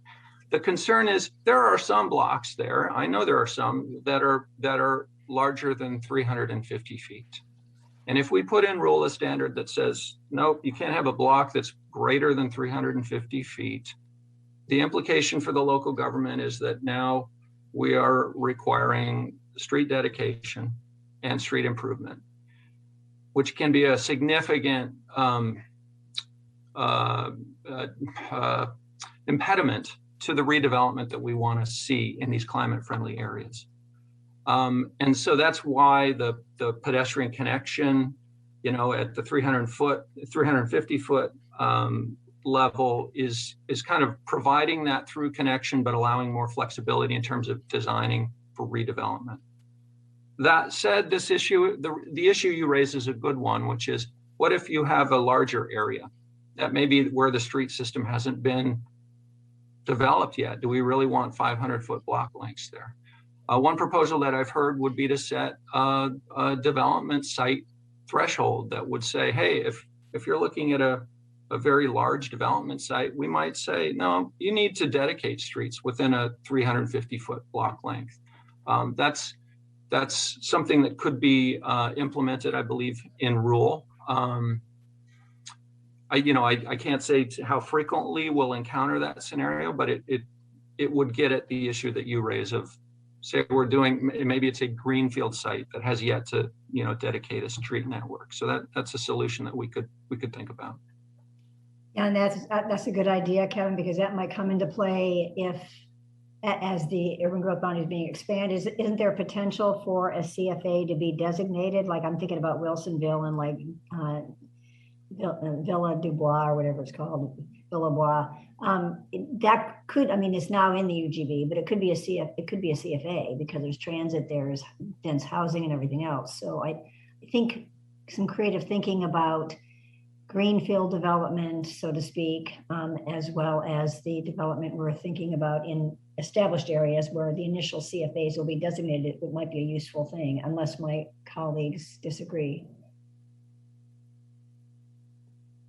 I don't disagree at all. And then Kevin, if you could just help refresh my memory. So the 350 foot block length regulation and the 750 foot minimum width only apply to the primary CFA designation, right? So if they were to add an additional CFA, they wouldn't have to meet those same requirements? No, actually they would apply to any climate friendly area. So the minimum width and the block length standard, yes. Okay. Okay, I think we're good. We're good on that one, I believe. Chair, before we move on to the next topic, I wanted to add something. Yes. If you're ready. Yeah. Are we ready? Okay. I totally forgot something in that little description that I gave you about when picking a CFA, you must institute a housing production strategy that addresses affordable housing. I would add to that an anti-displacement measures. Thank you. Yes, good. Yeah, because the affordable housing is like the creation, but the displacement is like the non-creation, let's say. So both sides have to be examined.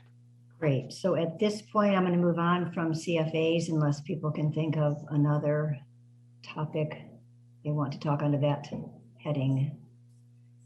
Seeing none, let's move on to the bike and ped standards, NACDO in particular. So I don't know if I guess it's Cody probably. So is there any pushback on the idea of NACDO standards being the guidelines that communities should use? Chair, thank you. Bill Holmstrom. Sorry. No, that's all right. I do have just a couple slides on this because I knew it would probably come up. And this is a slide that's similar to what you saw the other day that just talks about where we're at. We have received many comments on this, particularly your last meeting. We did update the draft to make sure that we defined all ages and abilities, which I think is even the move in the right direction. And we've reviewed options for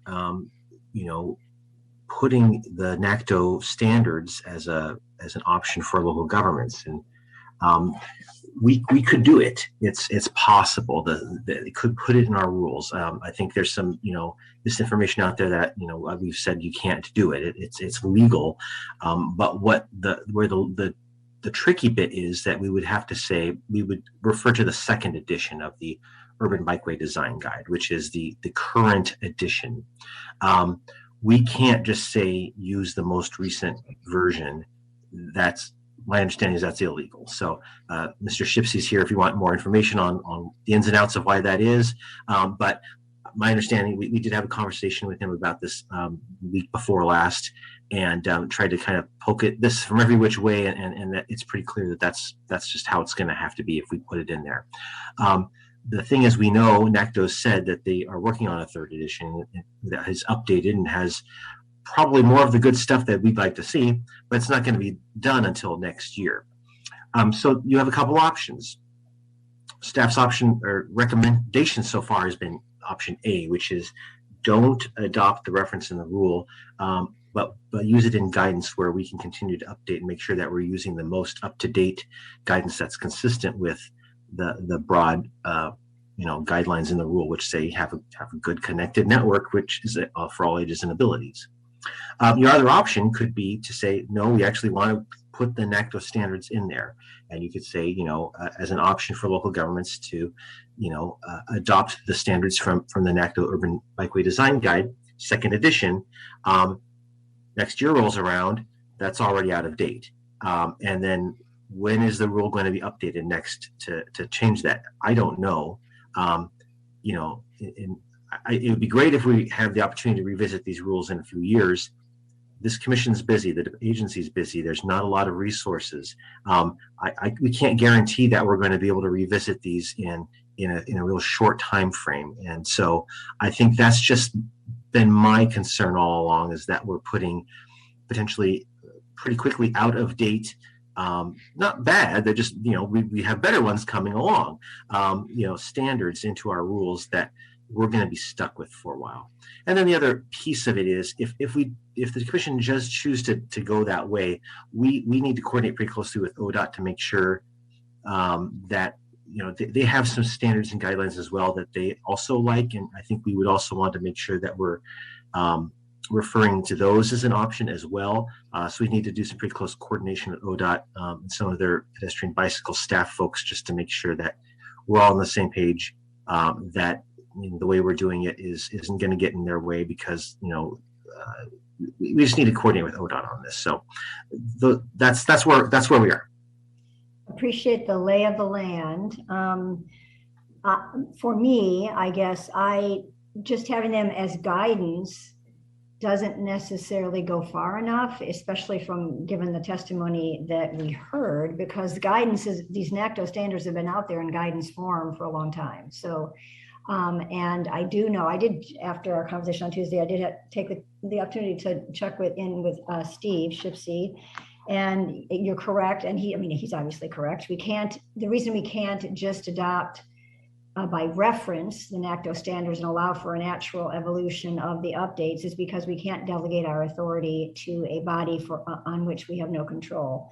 So that makes sense. But if we think about how can we do it, how can we make sure the essence of NACDOT standards are in our rules, there's two things. One is to incorporate the critical elements of NACDOT in our rule, and not say NACDOT, but go ahead and in addition to just making sure that facilities are accessible to all ages and abilities, or maybe perhaps there's other key elements. So that's one idea.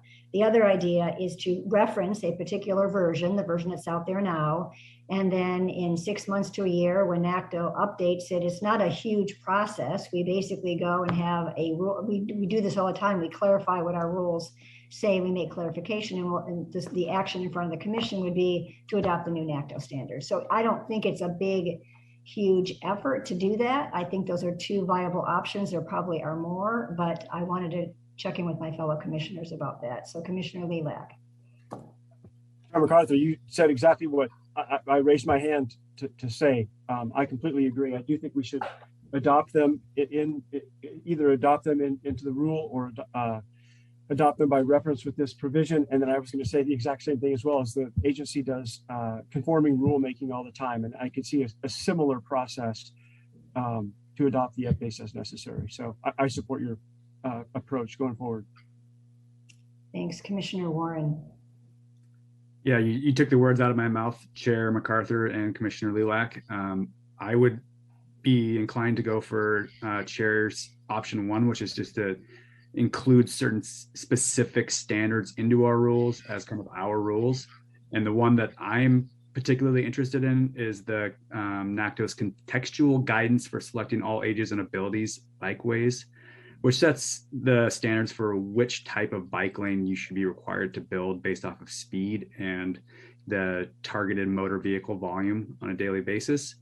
And the reason I say this is the way the rules are written right now is there's a lot of room for interpretation as to what constitutes a safe facility, regardless of age.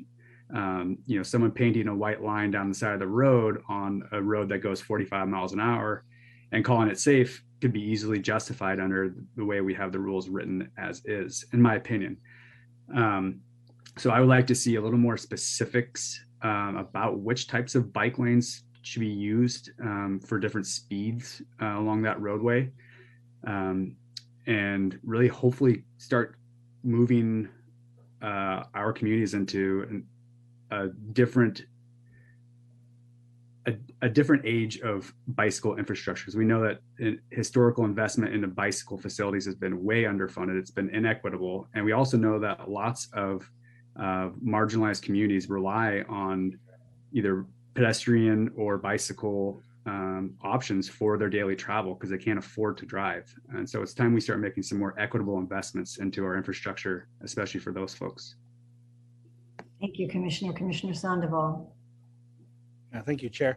Yeah, I'm leaning on option 1. My only concern is that, well, in the academic world, it'd be considered plagiarism, just to take someone's ideas and then apply them. So, but in policymaking, I have no idea if that even exists. So that's my only concern. And maybe it's something I shouldn't concern about, but I don't know enough about,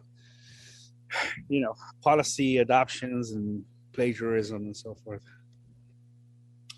Yeah, so a couple of days ago we talked about I shouldn't have used the acronym, I apologize. I think it's the National Association of City Transportation Officials, I think so, NACTO. And they purposely do this work so that others will in fact incorporate their principles into their work. So it's not meant to be a kind of a special thing over here. It's really meant as a guide for local jurisdictions to improve their bike and pedestrian ways. Okay, great. That's good to know. Thank you. So any other commissioners want to weigh in on that, or do we have kind of clear guidance to staff? Bill. Yeah, thank you, Chair. What I'm hearing, I just want to be clear, is that we should investigate referring to NACTO in our rules as an option. And what I've also heard, I think Commissioner Warren say, is that maybe we should put some standards directly in the rule. Try to say this carefully. I think we need to work very closely with our state agency partners on that. They've indicated some trouble or some that they'd be uncomfortable with potentially putting some of those things in the rule directly, and that that's not necessarily the role of our rules, which are supposed to kind of guide the local transportation system planning. So I think we're trying to walk a line here of making sure that our rules are directing local governments to do something that's good enough, right? That's the problem, without getting too detailed or prescriptive about what good enough means, like how wide should the bike lane be, and which, and everything we're saying, we're all on the same page about wanting to make sure that the facility is consistent with the context, and it talks about all that. But I think Commissioner Warren, you're right that there's a wide latitude of interpretation there, and we're trying to push as much as we can without getting into a level of detail and guidance that our state agencies partners are uncomfortable with. So let me go back to them and have this conversation. I've told them before, when this goes to our commission, the commission is going to be interested in this and maybe want to push a little bit more. And so that's what's happening now. And so let me go have that staff to staff conversation and see what we can do. But I don't want to overpromise something that would be difficult for us to do and potentially be challenged by other authorities. Yeah, I appreciate you're in perhaps a tough spot. I guess I would summarize it by saying the commission is very it's like a three-legged stool. You know, we need to have all the legs working. We have our CFAs and we have other things, the transportation, and we have land use in other areas. And so if we beef up everything else and we have pretty ineffective, inaccessible bike and ped, we're not going to meet any of these goals. And so I believe this commission feels like that's a very important aspect of this, to get it right and be very clear about what kind of outcomes we want in making sure those facilities are in fact accessible and useful to all ages and abilities. And right now, the way the rule is written, there's not that assurance. There's a statement in there, there's not that assurance. So if we have to have a conversation director to director at ODOT or commission to commission, if that's needed, I'm open to that, but I think you've heard that we want to beef up those standards.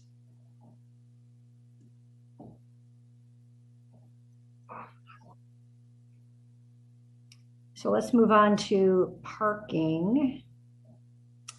So the parking centers are citywide, they're not just the CFAs. And do people want to do you have any issues about the parking requirements or lack thereof, I guess reducing parking requirements? I think it's a great thing. Sorry, I didn't raise my hand. I think the department has done really good work, and it started off with the House Bill 2001 and 2003 work with what our future needs to be with regard to more on the required parking, not the allowing parking part.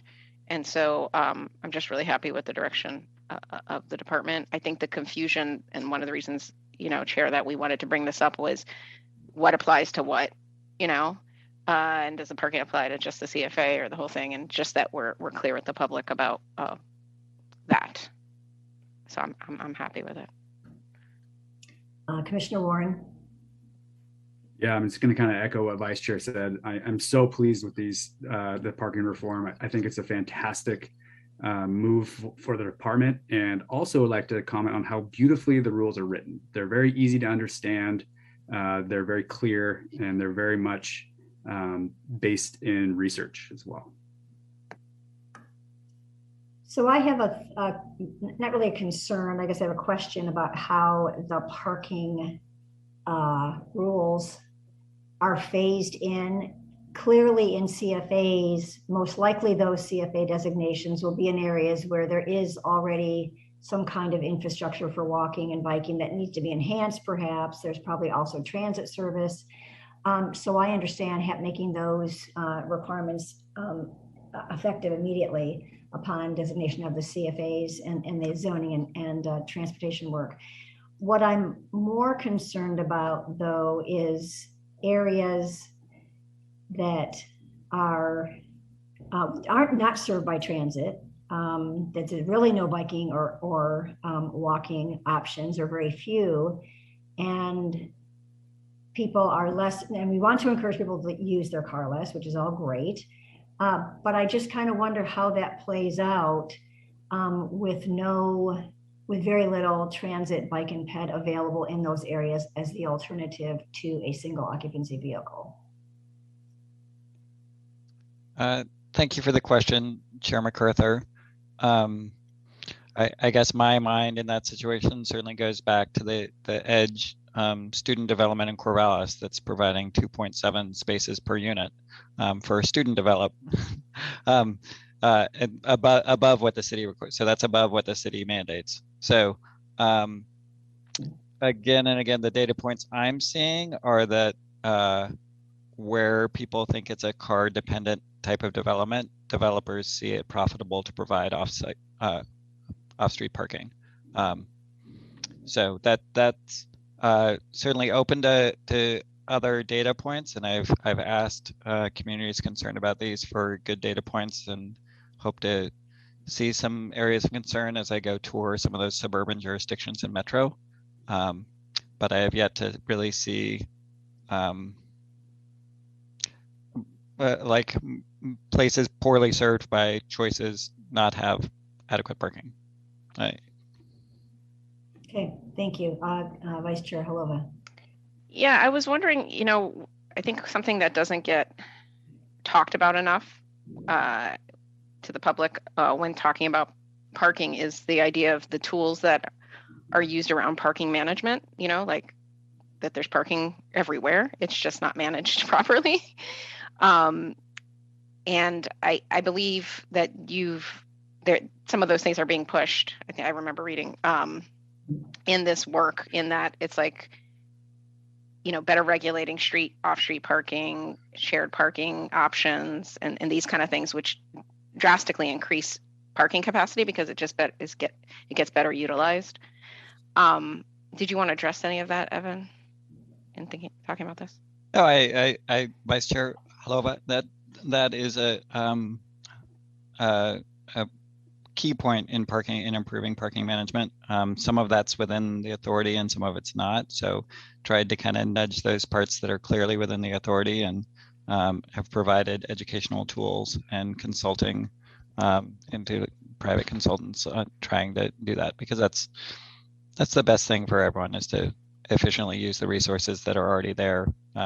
If 10 to 20% of cities already have sites set aside for car storage, let's make sure it's efficiently managed. And one of the points brought up in testimony was talking about how parking reform might harm retail, and I'm always allude to the fact that parking meters were created by Oklahoma City's businesses. So it's it's retail people who see benefit of parking management.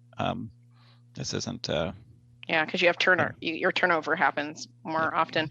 And also the case for parking districts. If you have a parking district and as a developer, you're coming in and building a building and you know that your residents can't freely park on the street, you may make different choices about how much parking you do or don't have in your building. So it's sort of that balance between the public sector doing parking management strategies and then the private sector determining based on those marketing, what they need to provide. And when it's kind of free for all, on both sides, then the more you provide, the more people will fill, type thing. So, yeah, thank you for saying that. Commissioner Lilac. Thank you. I just want to support all the comments that have been made. I mean, to me, this is a huge change, and through my lens, it's pro-housing, pro-equity, pro-efficient land use. It addresses all the key issues we need to address. Thank you. Great. I think that about sums it up. I think we like what we see, so we can go on to the next topic, unless anyone else has some final comment. You're free to summarize all sorts of things just like that, Nick, if you want. It'd be helpful. Okay, the next thing, and I don't remember why it was on Chair, there. I'm sorry, I'm going to interrupt you for a second. Yes. I forgot that I made a note to myself on one request from the city of Springfield that our definition of accessible and persons with disabilities are not aligned with the ADA. Right, yes. I just want to make sure we don't cross. I think we heard that from Jim McCauley today as well. So I think, does that fall into the area of internal inconsistencies and clarifying definitions? I'm happy to address that and say we'll follow up with our disability consultant. We did hire a specialized disability consultant who believes the ADA doesn't go far enough, but I'm not sure that our rules actually assist in getting to what their desires are. So that may be the source of that inconsistency, but we may decide to go back to ADA definition. So we will follow up with our disability consultant on that. And if you can follow up with AOC LLC, because that was something listed in their letter as well. So thank you. Appreciate it. Okay, moving on then to VMT and Chair, can I mention something? Because I haven't been in the weeds on this. Superficially, because I haven't been on the weeds in this, I think it's good to be consistent with ADA and not invent our own definitions with regard to ADA, because those are very complicated for development folks to institute, and there's a lot of legal implications around that. So if one has to like look to the ADA and then also look to what is Oregon defining in this area, I could see, without knowing the details, a problem with that. Appreciate that. Yeah, and it sounds like it'd be confusing not only for developers, but it might place local jurisdictions in the middle of, you know, something we don't want to place them into, right? We want to provide them as much clarity as possible. So good point. Okay, VMT, remind me what the issue is about VMT. I thought it was raised a couple of days ago at our work session. As Chair MacArthur, thank you. Cody Meyer with the department. I believe you asked this question on Tuesday, was just a clarification that our updated draft to you does not have a VMT reduction target for a local transportation system plan. And yes, that is accurate. We have removed that requirement to model the unconstrained project list to meet the target on a local transportation system plan. Instead, what we had maintained was that the local transportation system plans coming in for adoption need to have to demonstrate an overall reduction in vehicle miles traveled per capita. And I just wanted to kind of highlight the thinking here was that our GHG targets are set for the reduction in vehicle miles traveled that would be also necessary in addition to all the actions the state and federal government are taking. There is no silver bullet here. We've been saying that for a decade now. It all is necessary. Just EVs aren't going to help us meet our climate goals. It's going to take more, and that's not just the state of Oregon. That's findings nationally of what's necessary. So we really have a couple of things here. VMT is a really good systems measure, but it's not a lever you pull as a local government. You don't do VMT reduction. So what we also know are the actions that are necessary to get VMT reduction. I mentioned earlier while Kevin was talking is there's ample evidence of the kind of things that are required to incentivize folks to make options for traveling around your communities besides taking a single occupant vehicle. So we know generally what those are. We've been doing scenario planning for a decade. We have statewide transportation strategy as also a scenario plan. And we as staff, ODOT and DLCD staff, we feel very confident in our modeling abilities to do the scenario planning at the region to deliver the VMT reductions and greenhouse gas reductions needed to meet the targets. And I just was looking it up.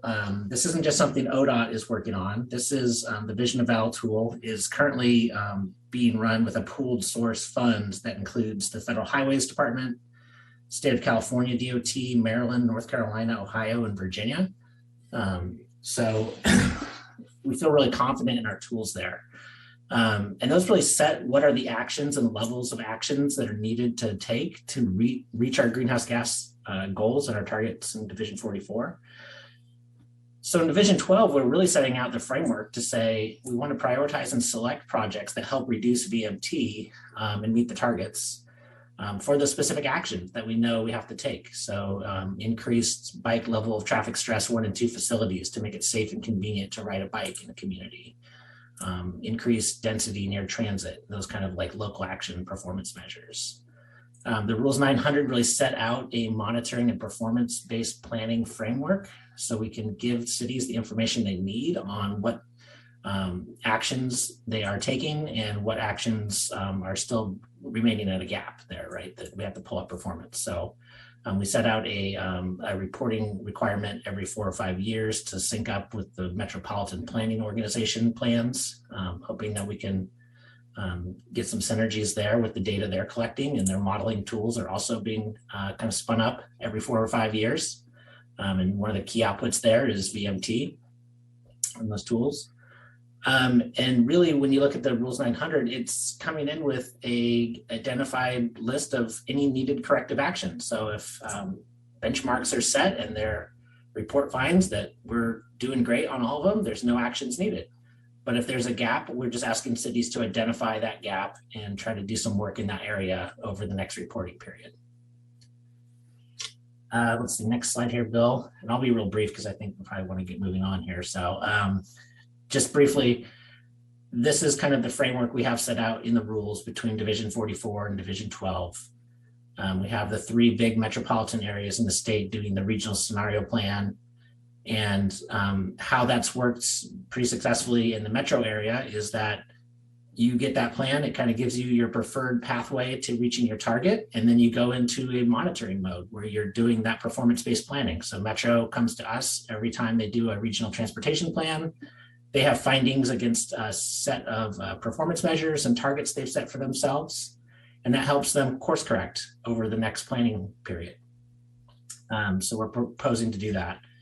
The second pathway for the other smaller metropolitan areas is that we can do a sort of a gap analysis that's based on the work we've been doing the last 10 years called strategic assessment, where we go in and we measure, we look at what's in the plans, what's happened, and what gaps might be there. And then those help calibrate these local performance measures and setting targets for these action-based performance measures. So with that, I think I'll turn it back to you. Yeah, that's helpful. Good refresher. So I'm trying to envision the first time a jurisdiction undertakes an update of their TSP once these rules are in place. And so am I correct in assuming before they undertake that effort, there's some kind of strategic assessment to determine what is happening now? What does this current transportation and quite frankly, land use system, what is it producing in terms of greenhouse gas, equity, and everything else? But what target, what are they trying, so what's that measured against? So do we know is the target like how do we know what the gap is without knowing what the performance measure should be for that particular jurisdiction? I don't get that, and that helps me understand or not why VMT is important for the other lever. It's not a lever, I get that. Does that make sense, or is it kind of a goofy question? Thanks, Chair MacArthur. I think I understand. A couple questions there. So first, just how would we set the performance targets and how do those connect with the overall greenhouse gas target reductions? So in 2017, the department went back and made amendments to Division 44 and the targets and the methodology there, and we synced it up with the STS, the statewide transportation strategy. So at the time those targets were adopted, we did not have the STS, and we had advisory committees kind of making informed assumptions on where do we think the future of vehicle fleet fuel technology would be. They actually, in hindsight, did a pretty good job in getting that, because we measured that with what information we gleaned, and we thought, okay, that's pretty close. But we also spent numerous years on the statewide transportation strategy. And in that process, in that STS, we have kind of a default set of what would you call like regional performance targets. So we know for different sized metropolitan areas that what it would generally take to meet the greenhouse gas goals. So our greenhouse gas targets are really synced up with the STS now. So the targets assume that these certain set of actions of levels of ambition would be achieved to get there. And so that presents metropolitan areas with a default set of performance targets. When we go in and do strategic assessment, we start with that and say, here is your plans in the future. If you built out your plans, you would result in this estimated amount of bike mode share in the year 2040. The STS to get there would take maybe 20% more bike mode share in 2040. So we use that as a guidepost. And so that's what we'd use as kind of calibration for setting those performance targets to get cities an idea of just how much will be necessary. And then second, I think you asked a question about VMT. We know it's important. We know that it's also a really good systems measure. So it's kind of the result of all the actions you have taken and then the private market and individual behavior interacting together, right? So if you have a single family house out in the middle of nowhere with no store, that person will probably choose to drive to the store if we have a single family home inside an urban neighborhood with a store a block away, that person is more likely to go there. So it's just that interaction of policy and demographics. That's really helpful, Cody. Thank you. So there's regional performance targets we have already, and then you'll do work. How though do those performance targets get set for a local jurisdiction so that you know whether or not, as they approach adoption of their updated TSP, how does one know whether or not they are meeting their performance targets or not? How does that work? So what we're proposing is we would work with them through contract through the ODOT funding. We're putting together, the ODOT staff is putting together a request for proposals to support this work through our $3.5 million that we started out with to help cities in setting those performance targets. So not saying you have to adopt this as a performance target, but to giving them the information and tabling with them regionally and working with them to gather the information needed and to come with that to bring to commission. So the rules say, cities and counties will have to set these performance targets with these performance measures, and we will be offering consultant support to do that. Very, very helpful. Thank you. I didn't understand how that all fit together, and it goes back to my thirst for regional thinking and local stuff. So that helps a lot. Thank you. I might be the only one on the commission who is concerned about that, so my apologies. But I feel comfortable with the approach that is being taken, but I want to make sure that my fellow commissioners can weigh in as well. Commissioner Lilac. Chair MacArthur, the only just to remind us that the city of Portland had some suggestions. So I just hope after our hearing today and I think our discussion today, you will engage the city of Portland staff or review their written submittals about the technical changes that they had. And then that same comment, we've had so many recommendations and specific proposals from stakeholders, cities, from others. Just as you review those, I can't even recall what comments may or may not have come up in those. So just know I'm certainly open to other suggestions as well. This is not my area of expertise, so just be sure we look at the public record for any other suggestions there. Thanks. And then, today, Jim McCauley raised the issue that some local jurisdictions don't have the ability to assess VMT, but it sounds like there are resources available from ODOT and from us to be able to aid with that effort. Is that a correct statement, Cody? Yes, thank you, Chair MacArthur. We just remind you that we did put in some exemptions for smaller cities and a path to request an exemption with the department. I think off the top of my head that the commission might get that could be appealable to the commission. But so cities 5,000 or less, we would say that they're exempt from that.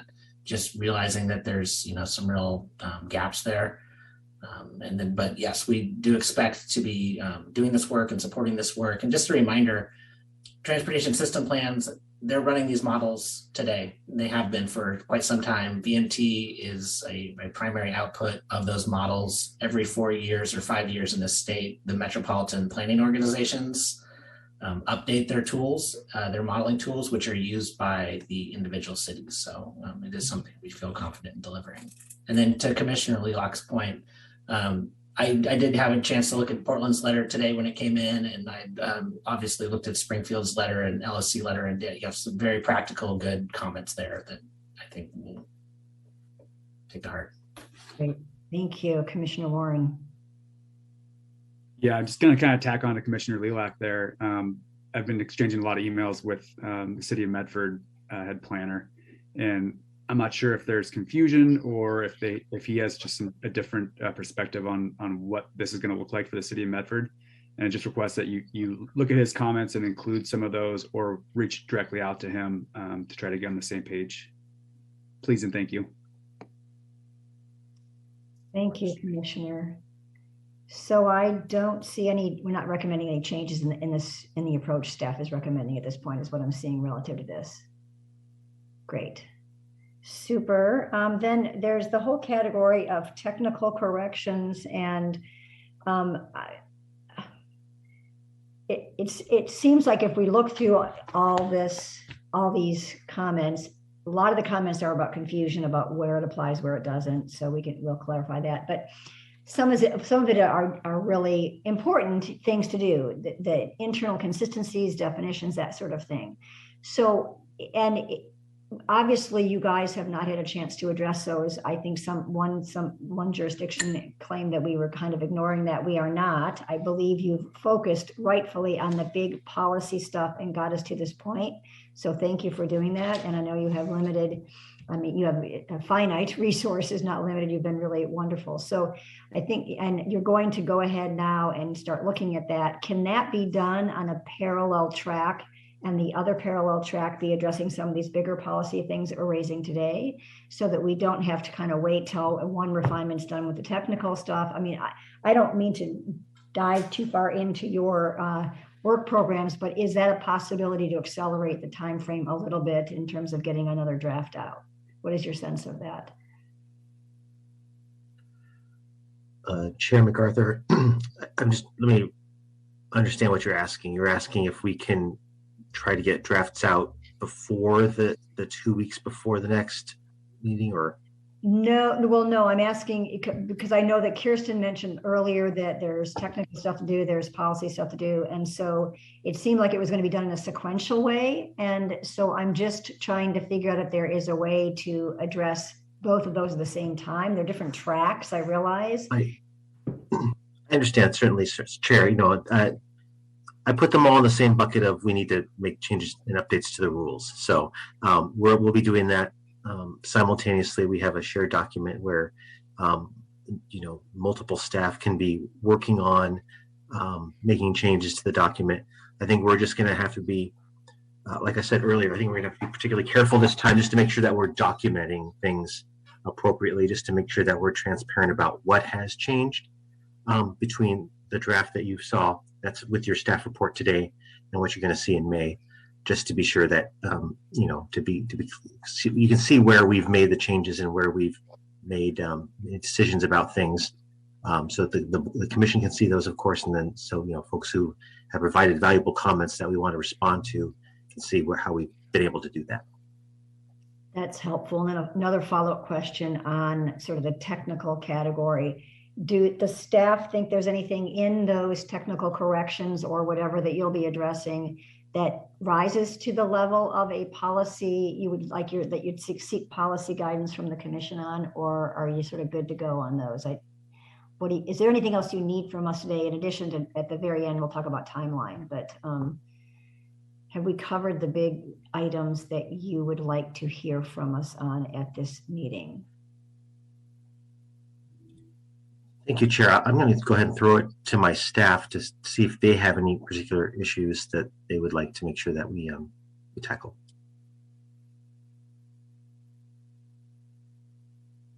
Looks like we have a thumbs up from Kevin. Evan? Good. Cody? Great. Okay. I thank you, everybody. And then the final thing, though, is a lot of, as usual, we have a lot of people asking for us both to delay adoption as well as look at the timelines for implementation, and they're, in my mind, very different things. So Commissioner Warren. Commissioner Lilac, excuse me. Thank you. I was just going to go back to the prior comment for just a moment, the technical recommendations. I think at the November meeting, I encouraged people to really take the time to provide specific recommendations and specific changes to the draft rules. And I just want to express my appreciation for how much time, how many people and organizations have spent doing just exactly that, and coordinating and collaborating among themselves and their other groups and whatnot. It's a huge undertaking for us. It's a huge undertaking for them and for everybody.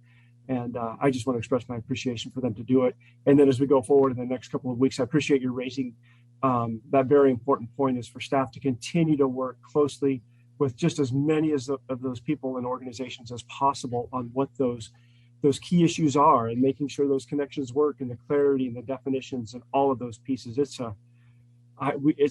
still a lot of work to get through. And sometimes it's just the communication that takes the most time. So I just want to say thanks to everybody for all of that work.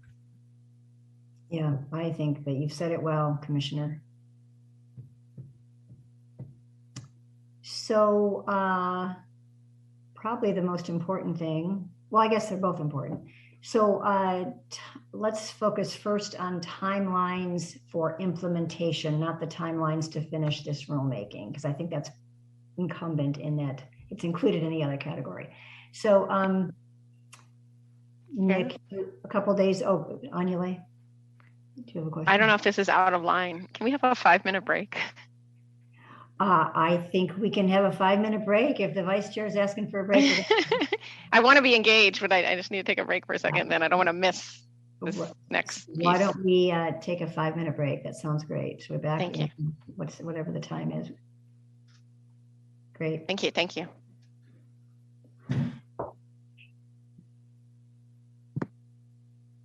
Recording stopped.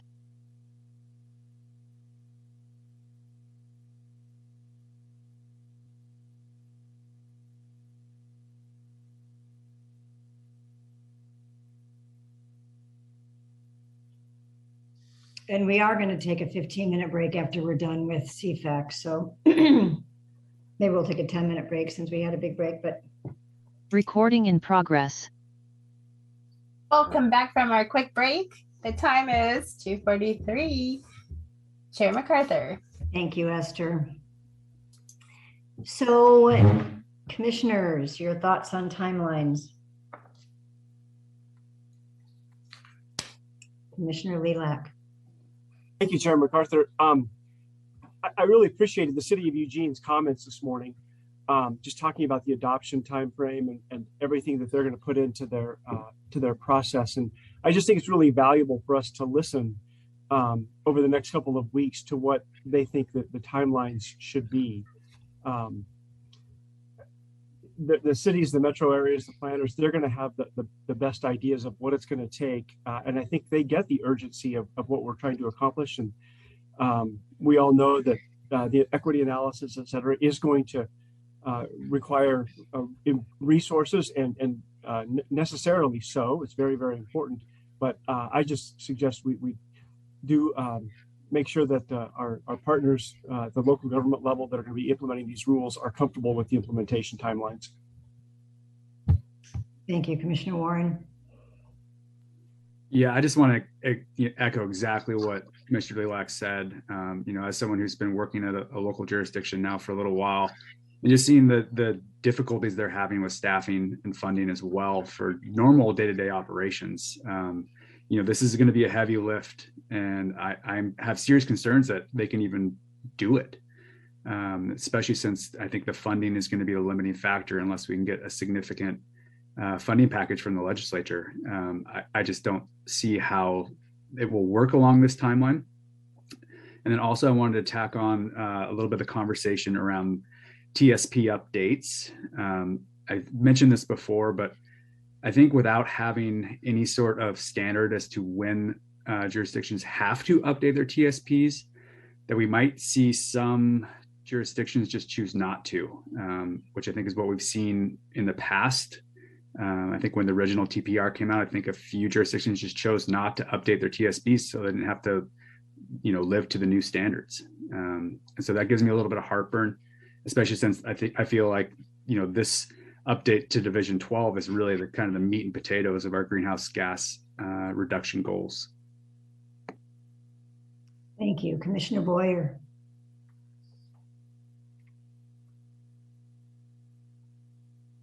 Thank you, Chair MacArthur. So somebody had mentioned that they thought the cost range to implement this would be between 5 and 7 million. I'm curious what staff, how they feel about that figure that was put out there during public comment today. Good question. Yeah, Chair MacArthur, Commissioner Boyer, thank you. So yeah, there are a lot of different numbers bouncing around.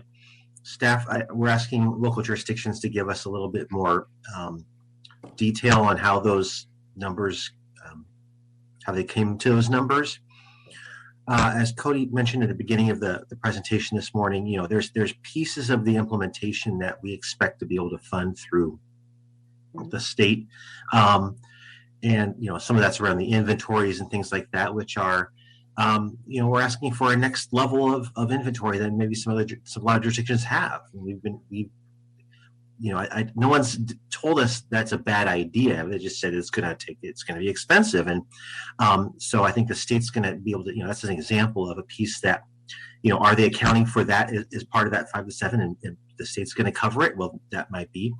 I think the other piece that I always keep in mind is, you know, a lot of these jurisdictions are doing TSP updates regularly anyway, whether or not we update our rules or not, and those have a cost to them. What's the marginal difference between what we are asking of them through these new rules and what they were going to spend anyway? And I think you'll find, you know, that, you know, some of the more expensive TSPs are getting to be more expensive now, but that's before we even adopted these rules. So it's hard to be able to disentangle all those things.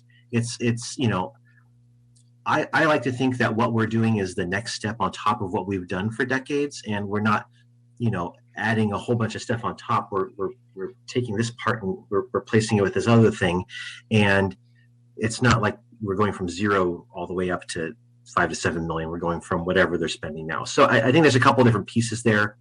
I can't say yes, they're wrong, no, we're right. You know, it's going to be different in every jurisdiction, and lots of jurisdictions have just different, you know, ways of going at this that come to wildly different numbers.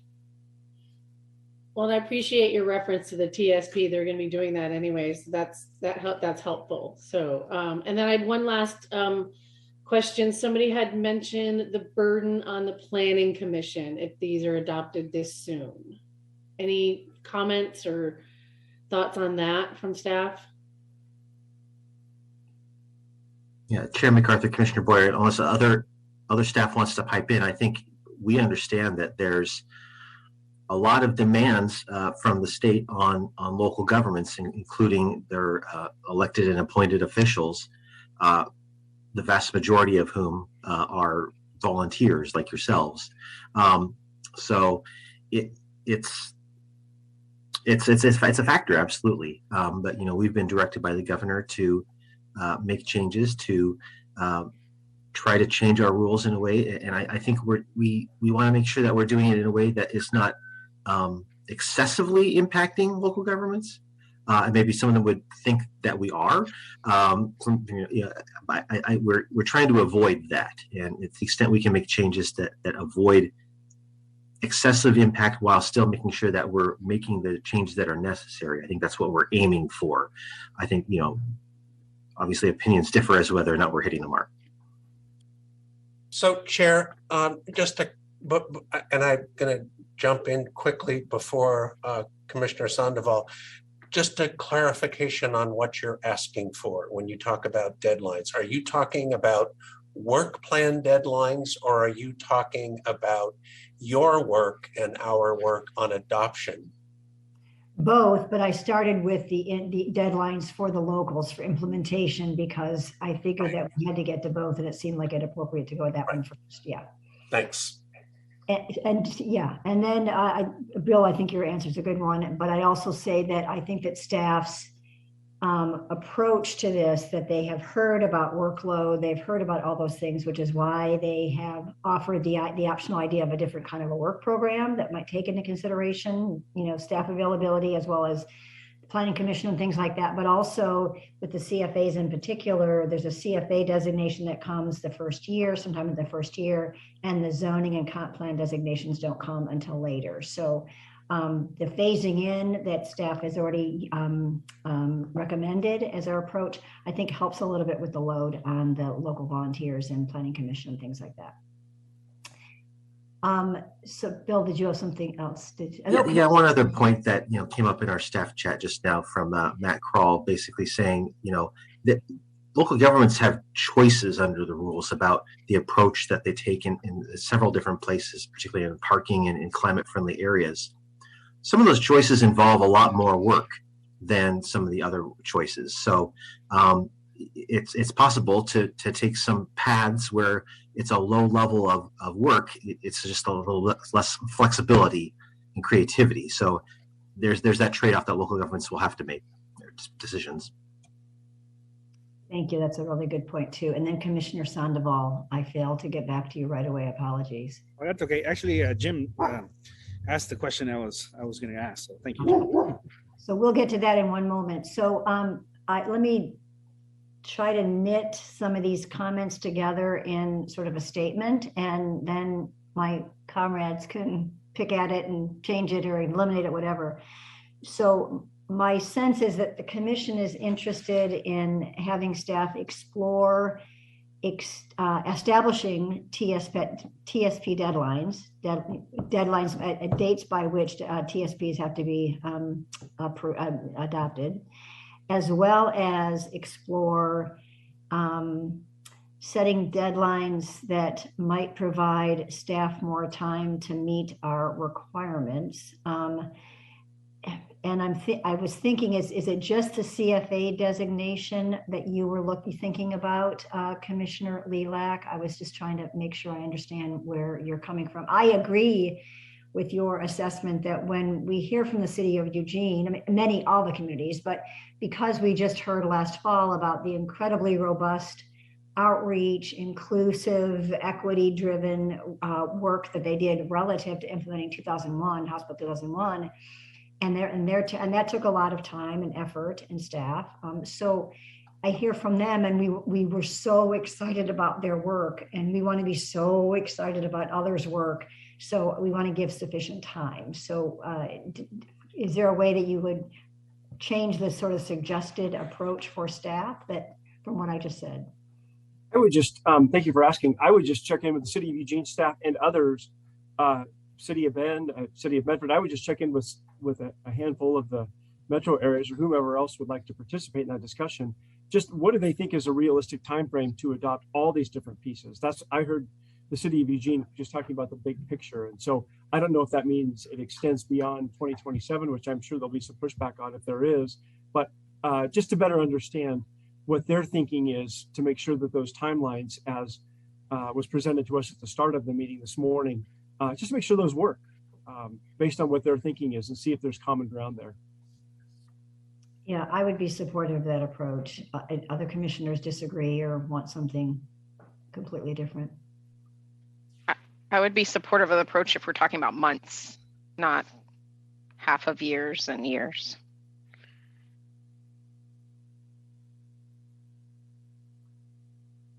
So, Bill, does it feel like we've given you clarity or kind of fluffy clarity?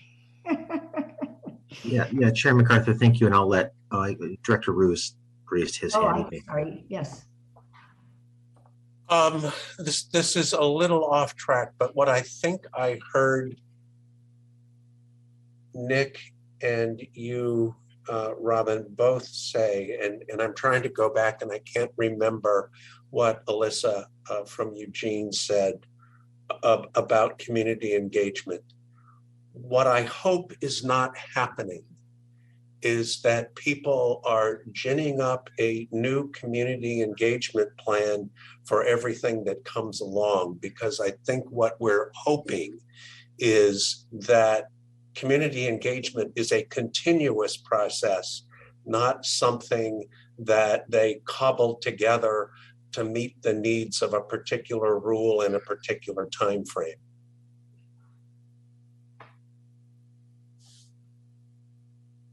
Yeah, I think that's true, but I do think just like our housing rack had a little bit different composition than our CFAC rack. So I see what your point is. I think that we want to encourage a change in an advancement of engagement principles on all fronts, but there is just specific sort of trench work that has to happen with each effort, I think. Yeah, maybe misunderstanding what you're saying. I'm sorry, Chair, if I can just jump in too. And I do think there's a transformational change that we're seeing happen right now among so many communities in how they engage the public. I mean, coming from the pandemic to what we've seen with all the virtual and the different types of story maps and boards and websites and just everything is just, it's changing so dramatically and in so many great ways. And I do think Director Rue is exactly right. This is becoming the norm. And it's taking more time and more resources. So I think it's a great change. I just would want to check in with the cities to see, and the counties to see, does the proposed time frame for implementation work? And Chair, one of the reasons I say months, not years, is, my first hearing as a commissioner was on this exact topic 4 years ago, right? Climate change doesn't wait for anyone. So I'm into this. I would like to see this general frame be implemented. And if we're talking, hey, we need 2 more months, and then it's obvious that they need 2 more months now, just make it now and not, wait till then type thing. But it can't be years. Yeah, totally get it. Commissioner Jacobson. Yeah, Commissioner Lilac, I think what I hear you're saying, or maybe you can just clarify this, is that you're just kind of asking for a check-in with those cities to see if what we're kind of proposing or talking about in terms of a timeline is correct, right? I don't see a reason why we couldn't do that. I mean, I don't think checking in takes much more time. The decision based on what they say is a whole nother matter, right? I mean, if they say, no, it does not, and we need another year or 2 months or whatever, I think that's a different discussion to have on what to do with the feedback. But I agree. I mean, I am in supportive of Commissioner Lulak's suggestion that we at least make the call and ask. Appreciate that viewpoint. Deputy Director Green. Thank you, Chair MacArthur, Vice Chair Hello, and commissioners. This is really important for us to get right, and we all, we just want to affirm that. There's a super dynamic tension here, and I think you are all describing it, between what is comfortable. What is comfortable would be years. We know that. This is very difficult work. No one likes change unless it's like Commissioner Lilac said, going to the coast. But these are hard. Neighborhood change is hard. Thinking about more density, more neighbors in your community is really hard. It's not popular. So what is comfortable will be long. We know that. We are putting out, as part of our budget build process, we're putting out a survey to local governments about their needs and implementation. So why don't we include, desired timelines? Maybe like a question about what would your ideal timeline for implementation be? What would be your your bare minimum be? Because what is comfortable will not be acceptable to the commission. I can guarantee it. It will be years. And we will be in the position of pressuring our colleagues and friends and local governments to move faster than is comfortable.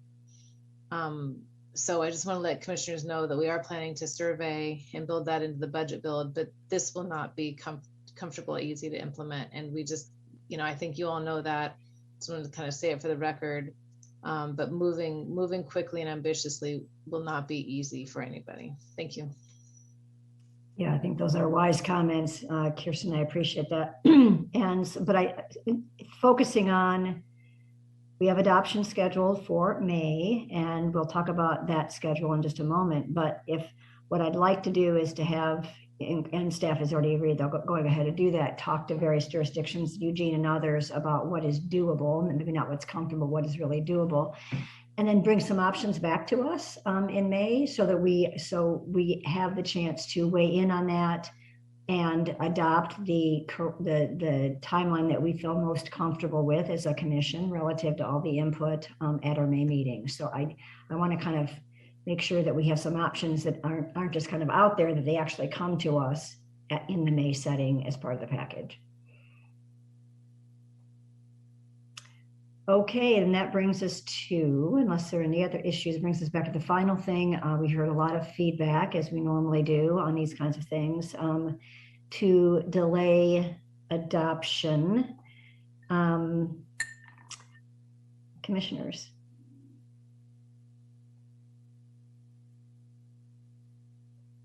Commissioner Warren.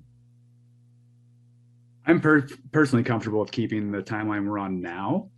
But I do want to like give the signal to both staff and to our local partners that, you know, if we get to the point in May where we feel like we need more time, that I'm ready to extend it a little bit if we have to, whether that's a week or 2 weeks or till the next meeting. I think we should leave it up to how we end up in May, because it's pretty clear there's a lot of work to do still, and it's going to be another big lift for staff. And so I'm just prepared to kind of be fluid in this adoption phase, and see where we end up in May. Commissioner Lilac and then Commissioner Boyer. Yeah, I echo Commissioner Warren's comments. Exactly what I was going to say, and I really liked what Jonathan Harker with Oregon Chapter of American Planning Association said. I asked him, you know, the chapter is pressing for a May adoption, but many of the members are aiming for something later. And he thinks that the changes that we're looking at are doable, which is consistent with what Director Rue described at the start of our meeting today. So I suggest we do all we can to prepare for May, but I'm going to personally be open to, if we're not ready for the entire package, I would even be supportive, and it's probably not a popular approach, but do we do it piecemeal? Are these 3 pieces ready now, and then the next 3 pieces are ready in a special meeting in June or July? Something I would not suggest we go to the fall. I think there's something else called an election that's in the fall, and I'd like to keep this out of that entire arena. Thank you. Commissioner Boyer. Thank you, Chair MacArthur. I echo Commissioner Lilac and Warren about I'd be okay adopting it in May, but I would like to see how the staff feels with the policy, the recommendations that we made today, and what the timeline would look like if we waited till the next meeting. And I say that selfishly because I'm coming in at the finish line and I'm still trying to understand all of this. So, but you guys have been very educational today. I've loved it all. But I would defer to staff to see if would 2 months buy you anything from May, the meeting past May. Would it be helpful to get it right, to help get it right? Yeah, I think that's a good question. We'll turn it back to staff, but if I look back on the policy areas we weighed into, we really don't think we generated a lot of work, is my sense.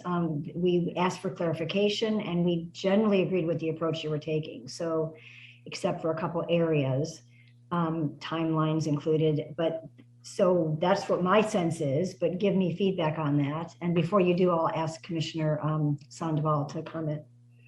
Yeah, I was just going to say that I feel comfortable passing it in May. Thank you. Appreciate that. So staff, the question from Commissioner Boyer. Yeah, thank you, Chair MacArthur, Commissioner Boyer. Thank you for asking. I believe staff pretty universally is comfortable. We've planned all along to shoot for May. We work for you with the commission, and we want to make sure that we're working on the timeline that you've set out for us, and so that's what we're aiming for. I'm pretty comfortable that we're going to be able to tackle everything that we talked about today in these next few weeks. Everyone's going to be happy with all the outcome, but that's just going to be how it is. I don't know if other staff have anything else to add. I'm not staff, but I really like May. You're the most important staff director. But then hearing no other input, we'll focus on a May adoption. It's been a long morning, long afternoon, but I really can't thank staff enough. I think hopefully you'll take away from this that because we didn't recommend major changes in your policy direction, we're going with a lot of the well-researched, well-rounded work that you've done, and the presentations really articulate that, photos, etc., and charts. So I hope you take that's your takeaway from today. It's still a lot more work, and we want to back you up on all that work, but I just hope you know that we think you're just doing a great job. Thank you. So, Commissioner Lilac. Thank you, Chair MacArthur. Can I just ask one question about May? And maybe this is just what I'm more used to with the local government adoption process, is that possibly we have the hearing, because I think we're having a second hearing, one day and then deliberations the next day. I mean, just in the event that either staff needs to make any adjustments overnight, or we can think there's anything we need to think about before deliberations, given that that may be the final time we deliberate. It's just, I don't know if the commission's ever done something like that, or if we always just do it in one day, we listen and then we decide. Just a suggestion. Yeah, I think, thank you so much for thinking that through. It's a logistical question, but an important one. I think for something as this large and this kind of gangly, if you will, the idea of having testimony, staff presentation, testimony, and discussion one day, and then having perhaps the next day for adoption makes a lot of sense. But I see that Director Rue has his hand up. I actually wanted to defer to Council Shipsey, because I have a memory of a rule where Mr. Shipsey and Deputy McLaren spent the better part of a night making some changes so that it was more easily adoptable by the commission. And I'm frankly forgetting what it was. But I know that the two of you and perhaps Rob spent a good chunk of the night getting ready for the vote the next day. Yeah, I think that was the simplified UGB rules, if I remember that correctly. Not so simple. Yeah, and what I was trying to do, I was trying to look, and I know that Caseria included it, which is our notice in our materials, and see what day the last day for testimony was, and so if we properly noticed it, there's no reason we couldn't proceed, as Commissioner Lilac said, in terms of having the final public comment hearing and then a little bit of time to digest overnight, and then perhaps adopting the next day. But I just want to make sure that we've noticed it in a way that would allow us to do that. We noticed it for May 19th, which is the Thursday.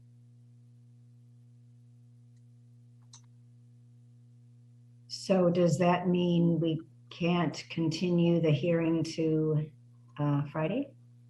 No, the notice would be the last day that we would be accepting public comment. Okay. So I think we would have that latitude, but we can work on that and get some certainty around that. Yeah. And just respectfully, I'm not suggesting we would carry public comment over the next day. The public hearing would be closed and then we could deliberate the next day. I don't know if that makes a difference in our administrative rules or procedure. Great, so you'll look into that, that's super. Any other final comments on this? Sounds like not. Thanks, everybody. I think it's been a good morning, afternoon. We will adjourn until 3:30. Well, I guess we can take a 15-minute break and have a little bit less, come back at 3:25 maybe. Does that work for folks? Great, so we can start, hopefully we can start TSP a little bit early. Thanks, everyone.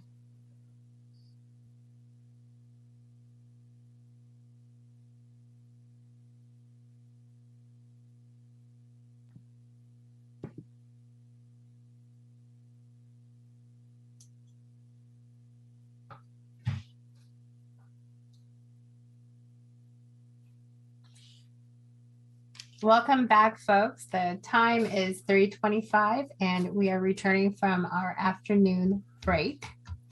The next agenda item is agenda item 4, adoption of amendments to Part 3, Rocky Habitat of the Territorial Sea Plan.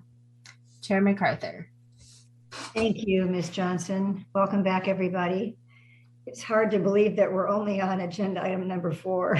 But anyway, but we are indeed at the agenda item number 4, which is the territorial sea plan. This is the second of 2 hearings we scheduled on this topic. We had the first hearing last month or a month and a half ago.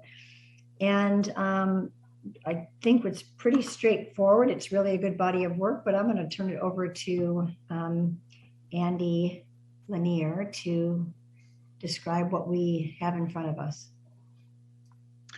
Thank you, Chair MacArthur. Just confirming you can see me, hear me, and you see my slides. Yes, all the above. All right, great. Thank you very much. And recognizing that you've had a long day already, I hope to be able to not take my full time and maybe get you out a little bit early today, but no promises there. Again, for the record, my name is Andy Lanier. I'm the Marine Affairs Coordinator for the department. And I am speaking to you today to come back and provide additional briefing related to the Territorial Sea Plan, Part 3, Rocky Habitat Strategy, Rulemaking Amendment. You should have, as a part of your packet, a staff report from me, which was really centered around the issue that was raised by the Department of State Lands letter associated with tribal consultation and one specific policy M.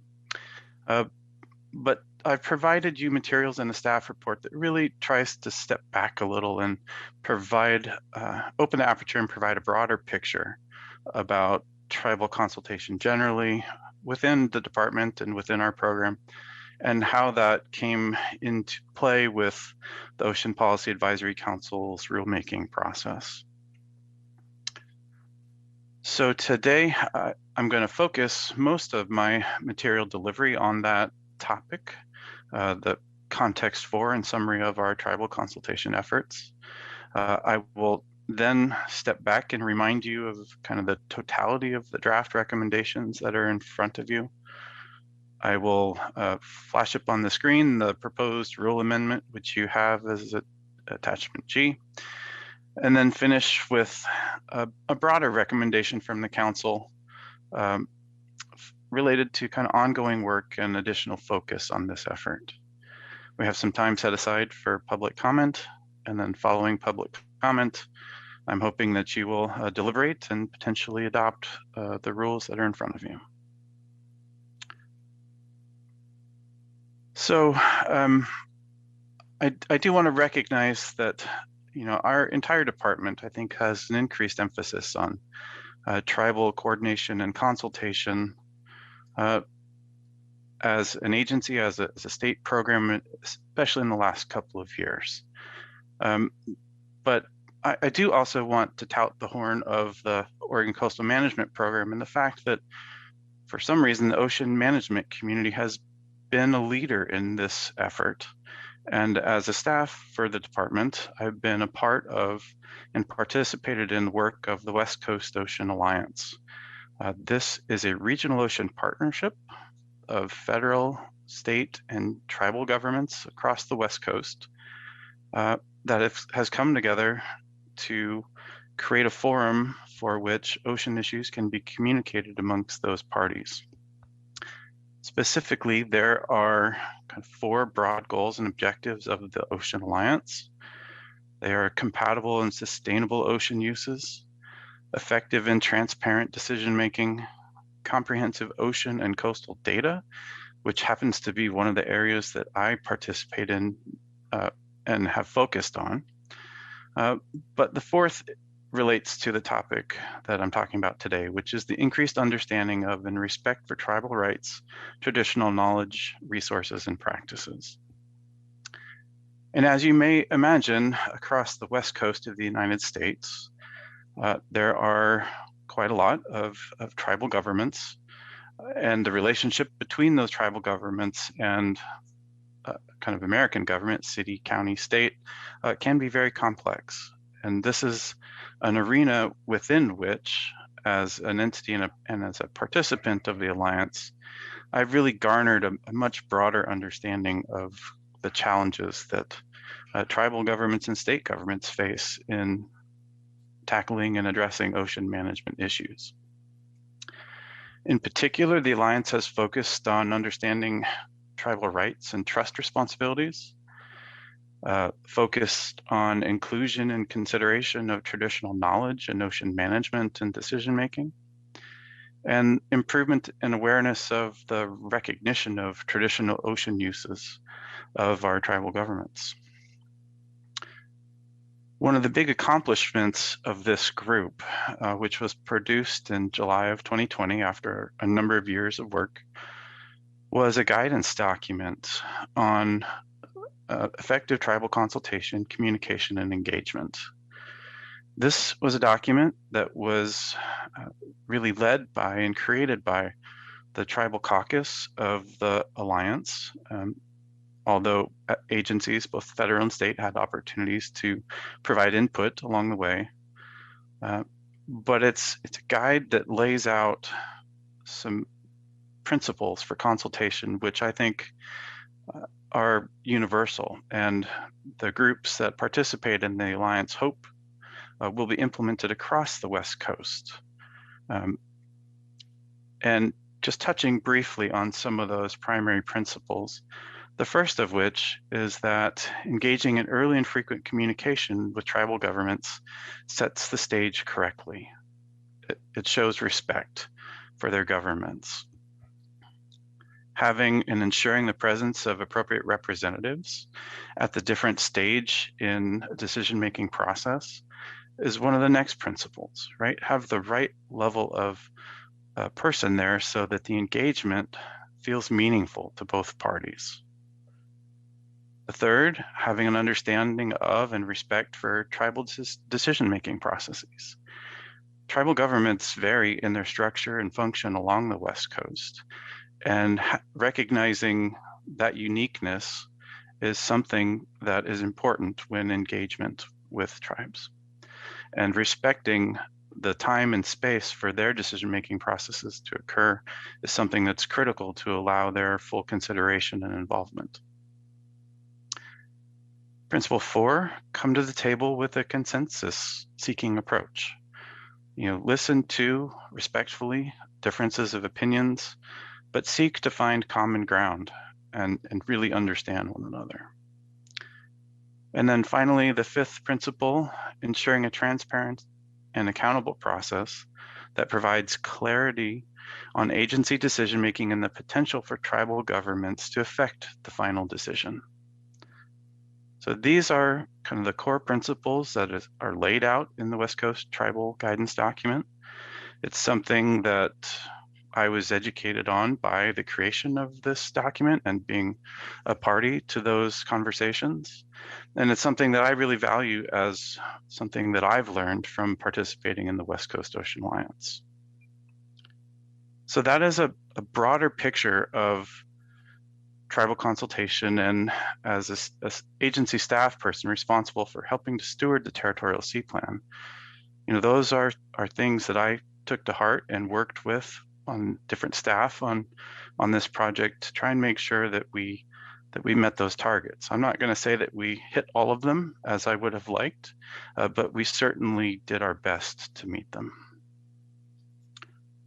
So within that broad context, initial outreach letters were sent to all federally recognized tribal governments in Oregon when we initiated the Territorial Sea Plan amendment process. And that allowed them to self-identify for those who wanted to remain and have communication on a regular basis with us as we move forward. A tribal government seat was included in the working group composition when the working group was created. Now, a single seat has some issues, but it is reflective of the fact that on the Ocean Policy Advisory Council, there is a single tribal government seat as part of the makeup of the council. I believe you received a letter from the Confederate Tribes of the Coast Slavonic and Siuslaw Indians asking for consideration of having a tribal government seat on the Ocean Policy Advisory Council for each of the federally recognized tribes, and there was some correspondence back and forth regarding that issue. That still remains the fact today. There's one tribal government seat on the Ocean Policy Advisory Council. And I believe that the broad issue of one tribal government trying to represent the interests of the others is still, one of the reasons why we have trouble getting participation at OPAC from our tribal government representatives. In recognition of this issue, at all of our working group meetings, we made it a practice to have a space during the meeting agenda whereby a tribal comment could be received if anyone wanted to show up and provide a comment. So we tried to provide space for that from any representative of a coastal governmental tribe. And then the agency specifically led a series of tribal government coordination work sessions. These really began in earnest as the proposal process for site designations was happening in earnest and/or was coming towards its evaluation conclusion. And as a part of that process, one of the questions that they asked of us was whether or not new designations would impact their ability to access tribal cultural resources that they had used. Through our communications and coordination with the governor's office, we did receive direction, and there was a letter in your documents referencing the fact that the Territorial Sea Plan and new designations within the Territorial Sea Plan will not affect previously agreed upon agreements or memorandum of understanding between tribal governments and the state of Oregon. As the working group concluded its recommendations and 2 sites were recommended or considering being recommended by OPAC, the department received consultation requests from the Coquihalla Indian Tribe and the Confederated Tribes of the Coos, Lower Umpqua, and Siuslaw Indians. We responded to that request through meetings of both DLCD staff and leadership, and I believe some of you were a party to those meetings. And through those meetings, recommendations for text amendments to the plan were drafted, agreed upon, and then forwarded to OPAC. OPAC received those recommendations and approved them. I will touch in a second on the policy changes that were made, but I do recognize the challenges that came with the late recommendation by staff for the adoption of those tribally sourced or the tribal consultation sourced amendments. But it was important to us to make sure that we did include them into our amendment to Part 3.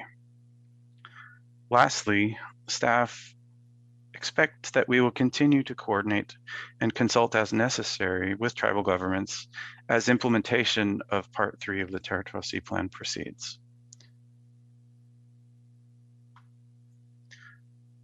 This is a slide that demonstrates the consultation-derived recommendations to the policies in Part 3, where tribal recommendations resulted in amendments to the policies.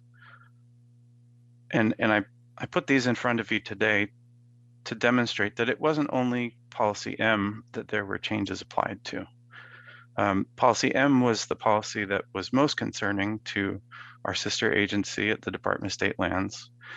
But as I mentioned in my staff report, that policy also applies and may be equally as challenging to some of our other agencies that have statutory timelines that make it potentially problematic to implement a consultation given tight timelines for decision making. That being said, when you look at the changes to the policies that came out of tribal consultation, I believe that there is a consistent theme in the changes that were made. And that consistent theme is that they were requesting a broadening of the policy to allow them the ability to ensure that consultation would occur. So policy M is all about the ability and the opportunity for consultation regarding actions that may have an impact to resources that the tribal governments care about. And in particular, planning is something that they identified as, having a potential impact and being important, because sometimes actions occur after planning, but there's no ability to change them if the plan has already been agreed upon or approved. The changes to policies N and O recognize and want to broaden the ability of our tribal governments to ensure that impacts to cultural resources or historic properties are avoided, minimized, or mitigated. That's consistent with the policies that we have and as implemented and determined by the State Historic Preservation Office or by tribal historic preservation offices. And lastly, policy O clarifies that the Territorial Sea Plan will not affect the existing consent decrees or other agreements between the state of Oregon and any tribal government. So that's a broad summary of the policy changes that were agreed upon a day ahead of the OPAC meeting. We did have some advance notice to our other agencies with some of the language, but they did defer when we were working together to our legal representation to help guide what we ended up with in terms of policy amendment changes. And through legal analysis provided by our DOJ rep, but as well as our Department of Fish and Wildlife and Department of State Lands, the policies as they have been modified are consistent with existing statute, even if they are a challenge to implement. And in response to the letter, we as staff did reach out to our fellow sister agencies, confirming that they're not asking us at this time to hold up the rulemaking, just to put on the record that there may be challenges and that there may be a need in the future to come back and amend these policies to ensure that implementation of the actions can be consistent with the policy, and or if there are changes that are needed, that we can work on them together, or that the other agencies can consult with our tribal governments to come up with a proposed solution that we can consider as it moves forward.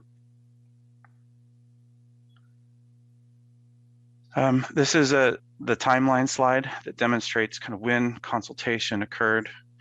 Really the green line on the left end of the bar was the initial outreach letters to indicate to our tribal governments that we were undertaking the effort to amend Part 3 of the Territorial Sea Plan. But the bulk of the other tribal consultation, which is represented in the green bars that you can see, really came at the end of the second phase when proposals were, had been submitted and were being reviewed, and or in response to and requested for consultation.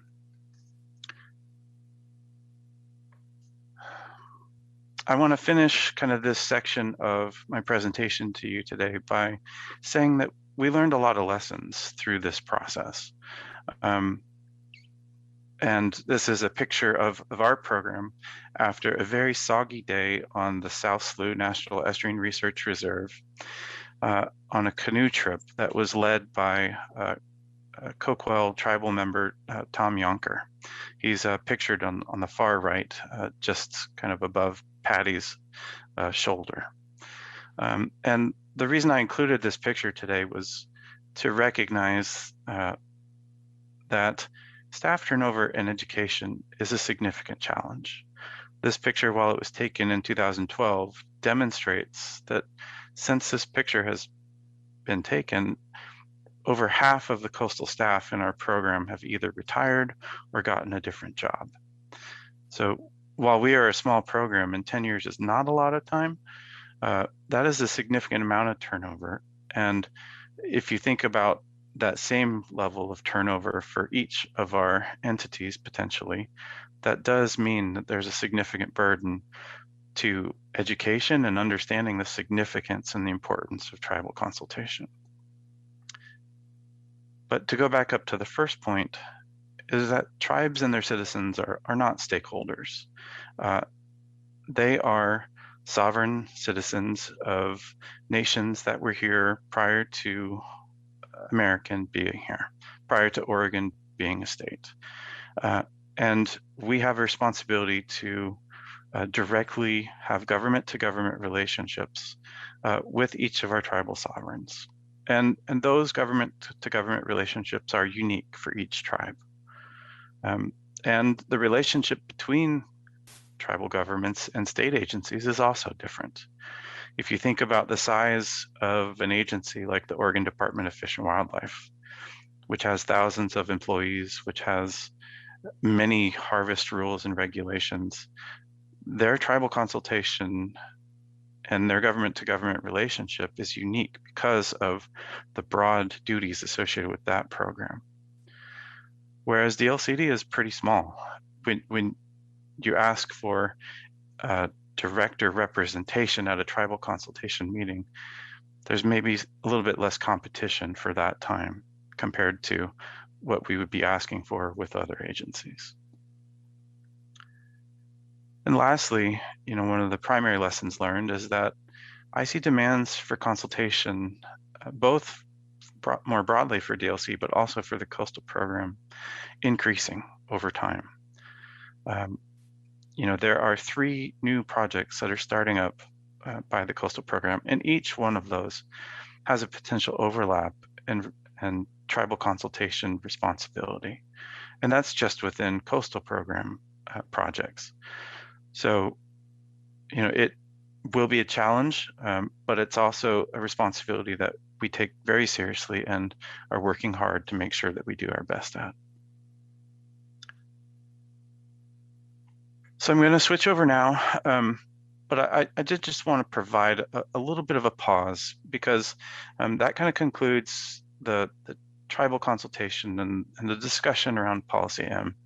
And I know that Kirsten was maybe ducking out for a different meeting. So I wanted to enable the commission to ask any questions or have any comments related to the information I just provided to you. Thank you, Andy. I appreciate the way you're organizing the presentation because this was one of the areas that we asked you to look into. So commissioners, any comment? You feel like staff has covered the issues raised about tribal consultation? Commissioner Jacobson. Hi, thank you. This is maybe getting a little bit into the weeds, but I guess my question is, I think as I first became a commissioner, I think with the issue of OPAC representation was brought up, and I do believe we agreed to send a letter to support that. And I guess I'm curious, like, where the holdup is at this point. Yeah, thank you, Chair MacArthur and Commissioner Jacobson. There was a letter that we sent in response to CT Clucie's comment letter, and there was recognition by the governor's office of the letter because CT Clucie also provided comment directly to them. The governor provided a response to CT Clucie that it's basically one pathway to change the makeup of OPAC, and that is through amendment of the organic statutes that create OPAC. So there would need to be legislation that's passed to actually make that change happen. And the governor's response to CT Clucie, I believe, was the last communication on the issue that I've seen. Thank you, Andy. Any other questions about tribal relations? I guess I just was curious. Commissioner Boyer has her hand raised. Oh, thank you. I did not see you, Commissioner Boyer. Thank you, Chair MacArthur. Annie, I really appreciate all the effort on this with some of the other boards that I sit on. It's definitely been a challenge getting the tribals to engage. And what I have discovered is, or from the findings of some of these other boards I sit on, is they're just inundated with proposals and, you know, and requests, and sometimes they get lost. So keeping engaged with the tribal communities is really important. So thank you. Yeah, thank you. That is an issue I have heard, and I think that there are some potential solutions that are really much broader than just territorial sea plan amendment focused. And actually, there's a great model about how that's done up in British Columbia, where there are many First Nations that have co-management rights for ocean management issues with the Canadian province of British Columbia. And they've actually adopted a model where there's a council that helps them receive all of the notifications for projects and kind of does a first pass and filter at those, and then helps the First Nations bands then identify how to respond. I think that's broader than what's possible here with the territorial sea plan. But the cluster kind of organization that exists within the Legislative Commission on Indian Services is a model that's close to that. And I think that making sure that we as staff recognize that that's the place where, you know, some of that coordination happens, and being, you know, prompt and timely in our reports to that group is one of the ways that we can help them to maintain and understand the right points of the process to engage and to consult with agencies on. And I would like to pause for a moment and just recognize that the Coquille community lost one of their elders recently. Don Ivy passed away earlier this year, and he was the one who helped to establish that model. So recognizing his contributions to the state is really important. And there's actually a service for Don on May 7th, I believe it is, in Coos Bay. So if anyone is interested and knew Don, I would encourage you to attend his service. Thank you, Andy. Any other commissioners have a question for Andy relative to tribal relations? I don't see any hand up. So Andy, continue on, please. Thank you. So the rest of my update to you is going to be at a pretty high level, but I think Commissioner Boyer maybe was not with us on February 3rd. So understanding the model of OPAC and its working group and the commission is something I wanted to spend a little bit of time on. So OPAC is the legislatively established stakeholder advisory body for the state. And together with OPAC DLCD or LCDC stewards the territorial sea plan. And when efforts to amend the plan arise, that is often handled through the establishment of a working group that allows other agencies and stakeholders to participate, to conduct public scoping, and to draft the amendments that are brought forward. OPAC would review those amendments and approve them, and then those are transmitted to the commission for their review and approval. In the past, we did have a circumstance where the commission and OPAC had a minor disagreement. There was a lawsuit about that, clarifying that, you know, the commission, if it does not find that the recommendation meets the statutory requirements of the Oregon Ocean Resource and Management Program, or is not consistent with Goal 19, that it can make findings and send revisions back to OPAC, which they would consider. So there is a feedback loop that's possible, but in general, the commission needs to consider what's in front of them from OPAC, and then adopt that. Once the commission adopts the plan, then we, the state agency, as a part of a federally approved coastal program, will submit the amended plan to NOAA for adoption.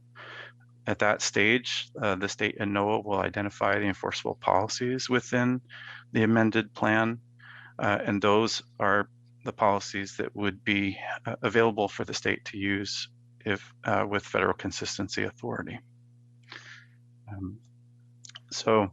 OPAC works with its working group. It sends recommendations to the commission. The commission reviews those, evaluates, and either approves or sends it back to OPAC for revision again. That's the model. Now, saying all that, this is the body of work, and I presented this slide to you on February 3rd. And as mentioned, this has been a multiple year, multiple phase project to really do a complete rebuild of Part 3 of the Territorial Sea Plan. Phase 1 focused on kind of framing in the house, so to speak. Phase 2, kind of once the frame of the house was built, kind of figured out how you enter and exit the house in terms of adaptive management. And then phase 3 was kind of bringing all of those things together and then making sure that the final recommendations to the commission kind of had everyone's consensus and input.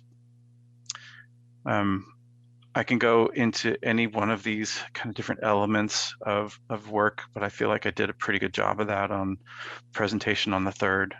So I would offer the opportunity for anyone to ask comments on that, and I can pull up the presentation from the last briefing if need be. But I just wanted to recognize that this is really kind of a magnum opus. It's really a foundational change.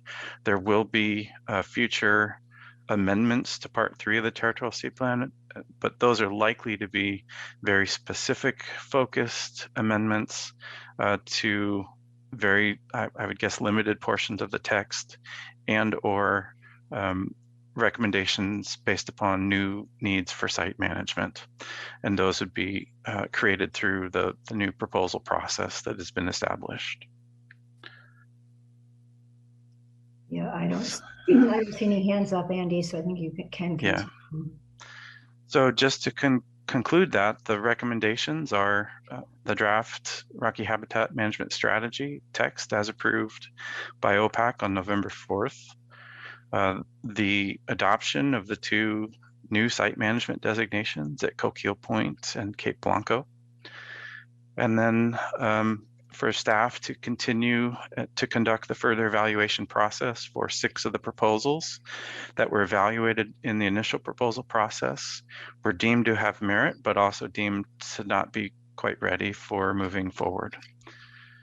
So that is the set of OPAC recommendations that's before you today. To very quickly go to some kind of remaining challenges and recommendations from the OPAC process, I did just want to touch upon the fact that, the working group identified some main themes and challenges that we still face. Those are the lack of public education and just awareness about the fragility of some of these environments, a lack of centralized capacity to implement kind of expectations of the strategy. So who's coordinating all the different interpretive programs up and down the coast? Who's working with sites that have been designated to ensure that they're doing what they expect to do in terms of managing conflicts, which really manifest themselves as problems between wildlife and habitat and the disturbances caused by humans. So in recognition of the fact that these challenges still remain, the Ocean Policy Advisory Council did send a letter to the governor's office requesting capacity and direction to agencies to sufficiently execute the Rocky Habitat work and meet expectations of the strategy. As a commission, you have not seen any previous budget proposals from our program to support some of this work. And we felt that because the strategy was not yet adopted, it was not appropriate to do so. But I expect that you may see in the future, and you may hear from stakeholders, a request to have this new program funded, potentially with support for new staff capacity at the agencies that work on these proposals and that work to maintain and manage Rocky Habitat resources. Switching gears now completely, as attachment G in your packets, there is in front of you now the draft rule language that would be implemented if you adopt the OPAC recommendations. Chapter 660, Division 36, 0000 is the rule that would be amended to include the update from as approved by OPAC on November 4th, 2021. There is some other kind of house cleaning work to do with other previous amendments focused on Part 3. That's the repeal of 0004. So I just wanted to make sure that that was clear. And with that, I believe I turn things back over to you for public comment. Thank you, Andy. Very much appreciated. We had two people sign up for public comment. The first person was Bobby Hayden from the Pew Charitable Trust. And Esther, have you been able to connect with him? Yes, I have actually just switched him over now. Great, thank you very much. Mr. Hayden, welcome.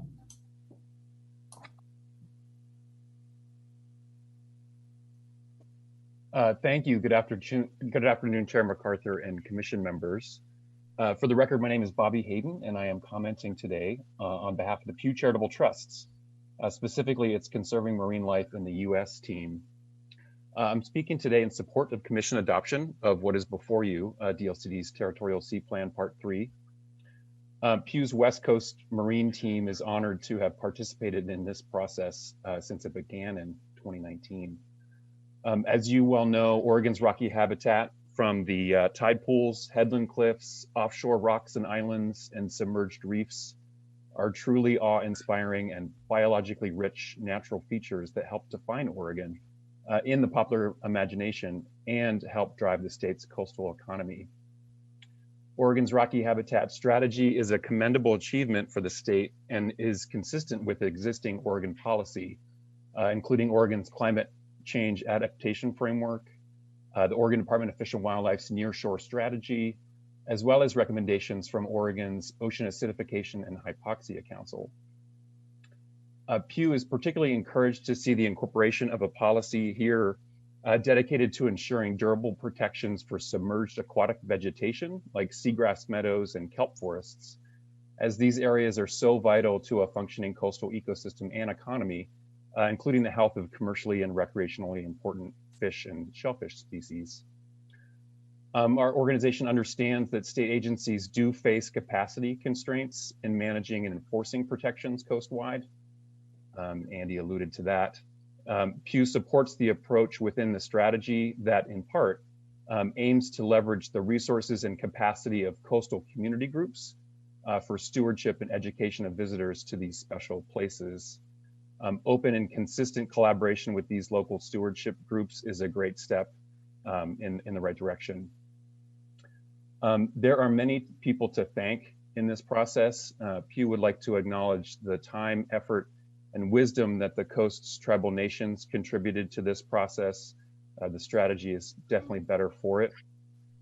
Pew would like to thank the staff and leadership of multiple agencies, DLCD, obviously Andy, and who you just heard from, Patty, and several others, along with folks at the Oregon Department of Fish and Wildlife, Oregon Parks and Rec the Department of State Lands, as well as members of the Ocean Policy Advisory Council and an ad hoc Rocky Habitat Working Group that was formed over the last several years.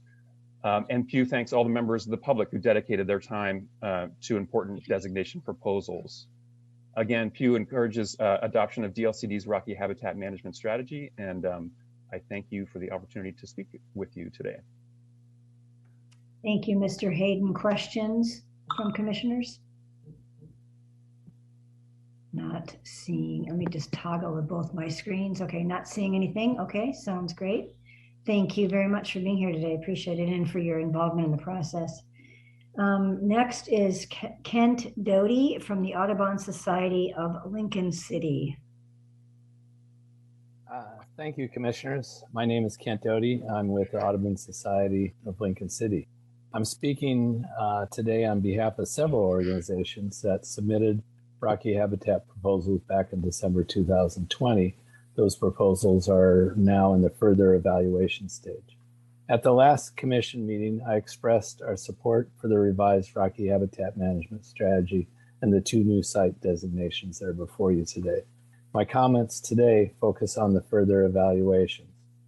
We thank DLCD for providing a second opportunity just about a month from now to present values for these sites, why they need to be strongly considered as marine conservation areas, and to seek resolution on any outstanding considerations. These 6 sites represent ecological strongholds for Rocky Habitat. Many of them were in the 1994 designation, but were never implemented. While overuse is a factor at some of these sites, the overwhelming big stressor on them is climate change. Kelp forests that support our fisheries are turning into urchin barrens.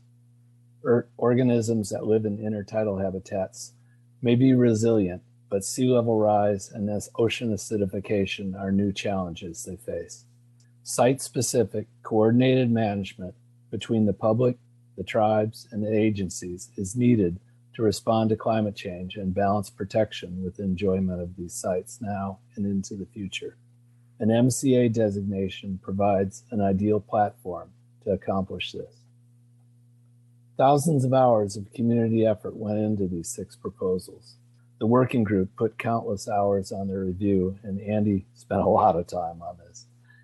Although the proposers submitted responses to considerations contained in the final recommendations of the working group about a year ago, closure on these considerations is pending the upcoming workshops. We anticipate DLCD will inform us which of those considerations are yet to be resolved in advance of the workshops so that they can be most efficient. We're actually meeting with DLCD tomorrow to discuss the details on the conduct of these workshops. We will be bringing the same spirit of collaboration that has grown out of working on the revisions to the strategy. I think one of the most lasting outcomes of the strategy, both it in itself, is also the transformative learning that's gone into learning how to work together in the best possible ways to protect one of Oregon's greatest assets, its coastline. We are hopeful that the addition of the sites under further evaluation to the inventory of designated Rocky Habitat sites will add to this legacy. Thank you.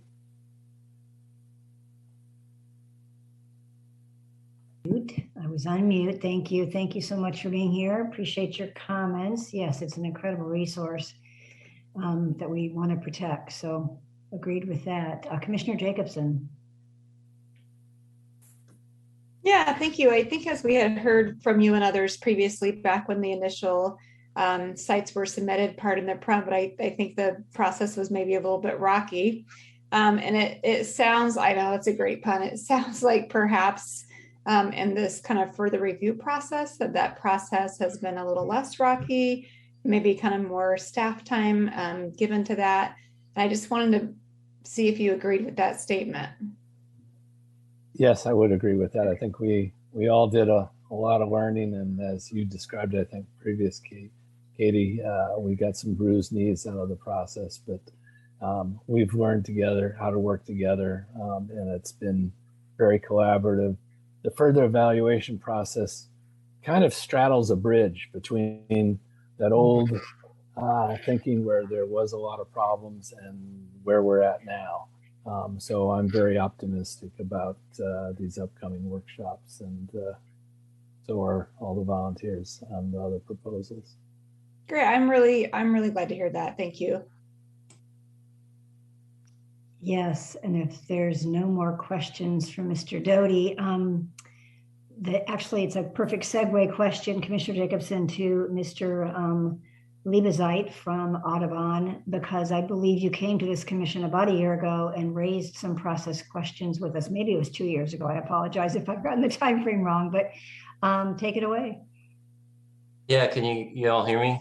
Yes. Yeah, thank you, Chair MacArthur and commission members, for the opportunity to provide testimony today. My name is Joe Liebezeit. I'm staff scientist at Portland Audubon.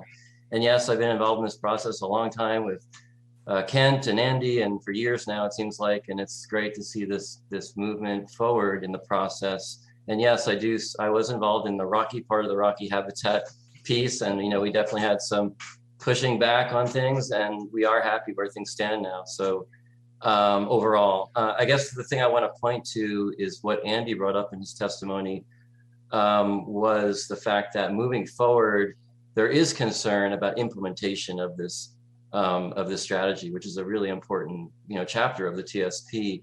And we do really strongly support that DLCD will need support to implement this program successfully.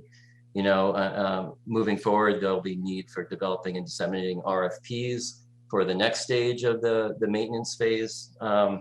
Public outreach events regarding Rocky Habitat process will be needed, putting together and coordinating a technical evaluation group, which will be part of the evaluation process in the future. There will be, obviously timely updates to the DLCDC website, Rocky Habitat web mapping tool, which was put together, will need to be maintained. So there's a lot of need within DLCD internally to keep this strategy moving forward in a successful way. At the same time, there will also be a need for, and Andy highlighted this, and I think Ken mentioned it too, was that the public will need to implement these sites, and specifically around non-regulatory stewardship of sites, which is a key part of the strategy. And that will require money, because you can have volunteers do things, but someone needs to coordinate those volunteers, right? So, we've had some initial discussions with Andy and others at DLCD and with Parks as well to see how we can make something like this work. So we've had some initial discussions with the governor's office on this. And as Andy mentioned, this will be a conversation moving forward, because in order for TSP to move forward in a successful way and to be implemented, we'll need all those pieces to work together. So I'll stop there. And again, thank you all, and thank Andy, who is very, showing that slide of all your staff members that have left recently. There's a lot on him right now. So I know we bug him a lot, and we try to get a lot out of him, and appreciate when he can get back to us, and looking forward to working with him moving forward. Thank you. Thank you for the feedback. We definitely appreciate Andy and the entire coastal staff, but it's nice to hear from outsiders as well. Excuse me. Any questions for Mr. Liebezeit? Seeing none, I also wanted to check in with the coast. So ideally, we would have had this meeting at the coast physically, and we weren't able to do that. We hope to be in person next month, but because we were unable to be at the coast, we did set up a hotel somewhere in Newport, in case local folks wanted to come in, watch the presentation on screen, and be part of that, as well as testify. So I think at this point, I check in with Hui about whether or not there's anyone lined up to testify. Thank you, Chair MacArthur. Can you hear me okay? I can, thank you. Thank you. There's no one here. Okay, well, thank you very much for being at that station. That's very much appreciated. Absolutely, thank you. And it's probably, as I was saying in LCDC prep a couple of days ago, this is, as we go back in person, we still want to have a virtual platform, kind of a hybrid, to make sure we have other voices come in. So we'll be testing the best mechanism to make that happen going forward, because there's lots of really good reasons to have something in a virtual setting. But I personally will look forward to seeing my colleagues in May, if that's at all possible. So I think that concludes our public comment part of the agenda. Turning it back to Andy, I suspect I don't know if you have any concluding remarks, Andy. I'll let you do that if you'd like.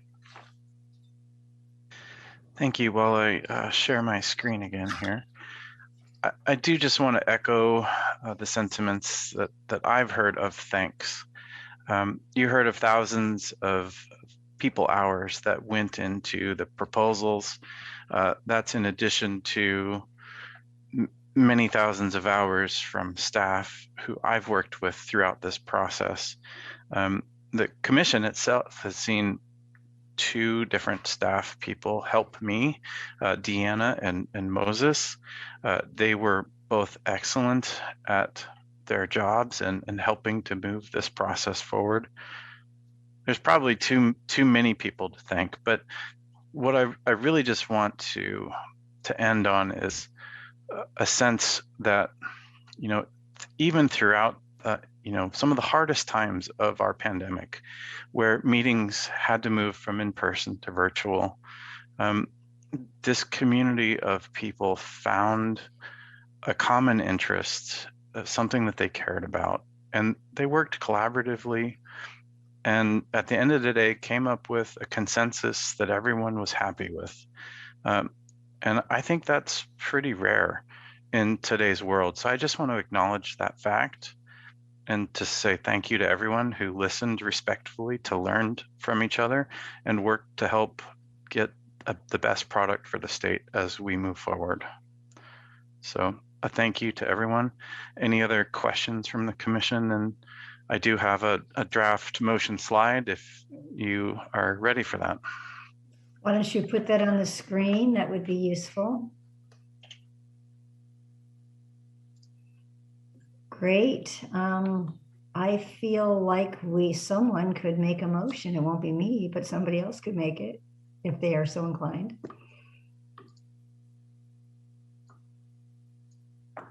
I'm certainly happy to make it, or I'm happy to defer to our Coastal Commissioner Jacobson if you prefer. I try not to always take the ocean stuff, spread around, but you go for it and I'll second your motion.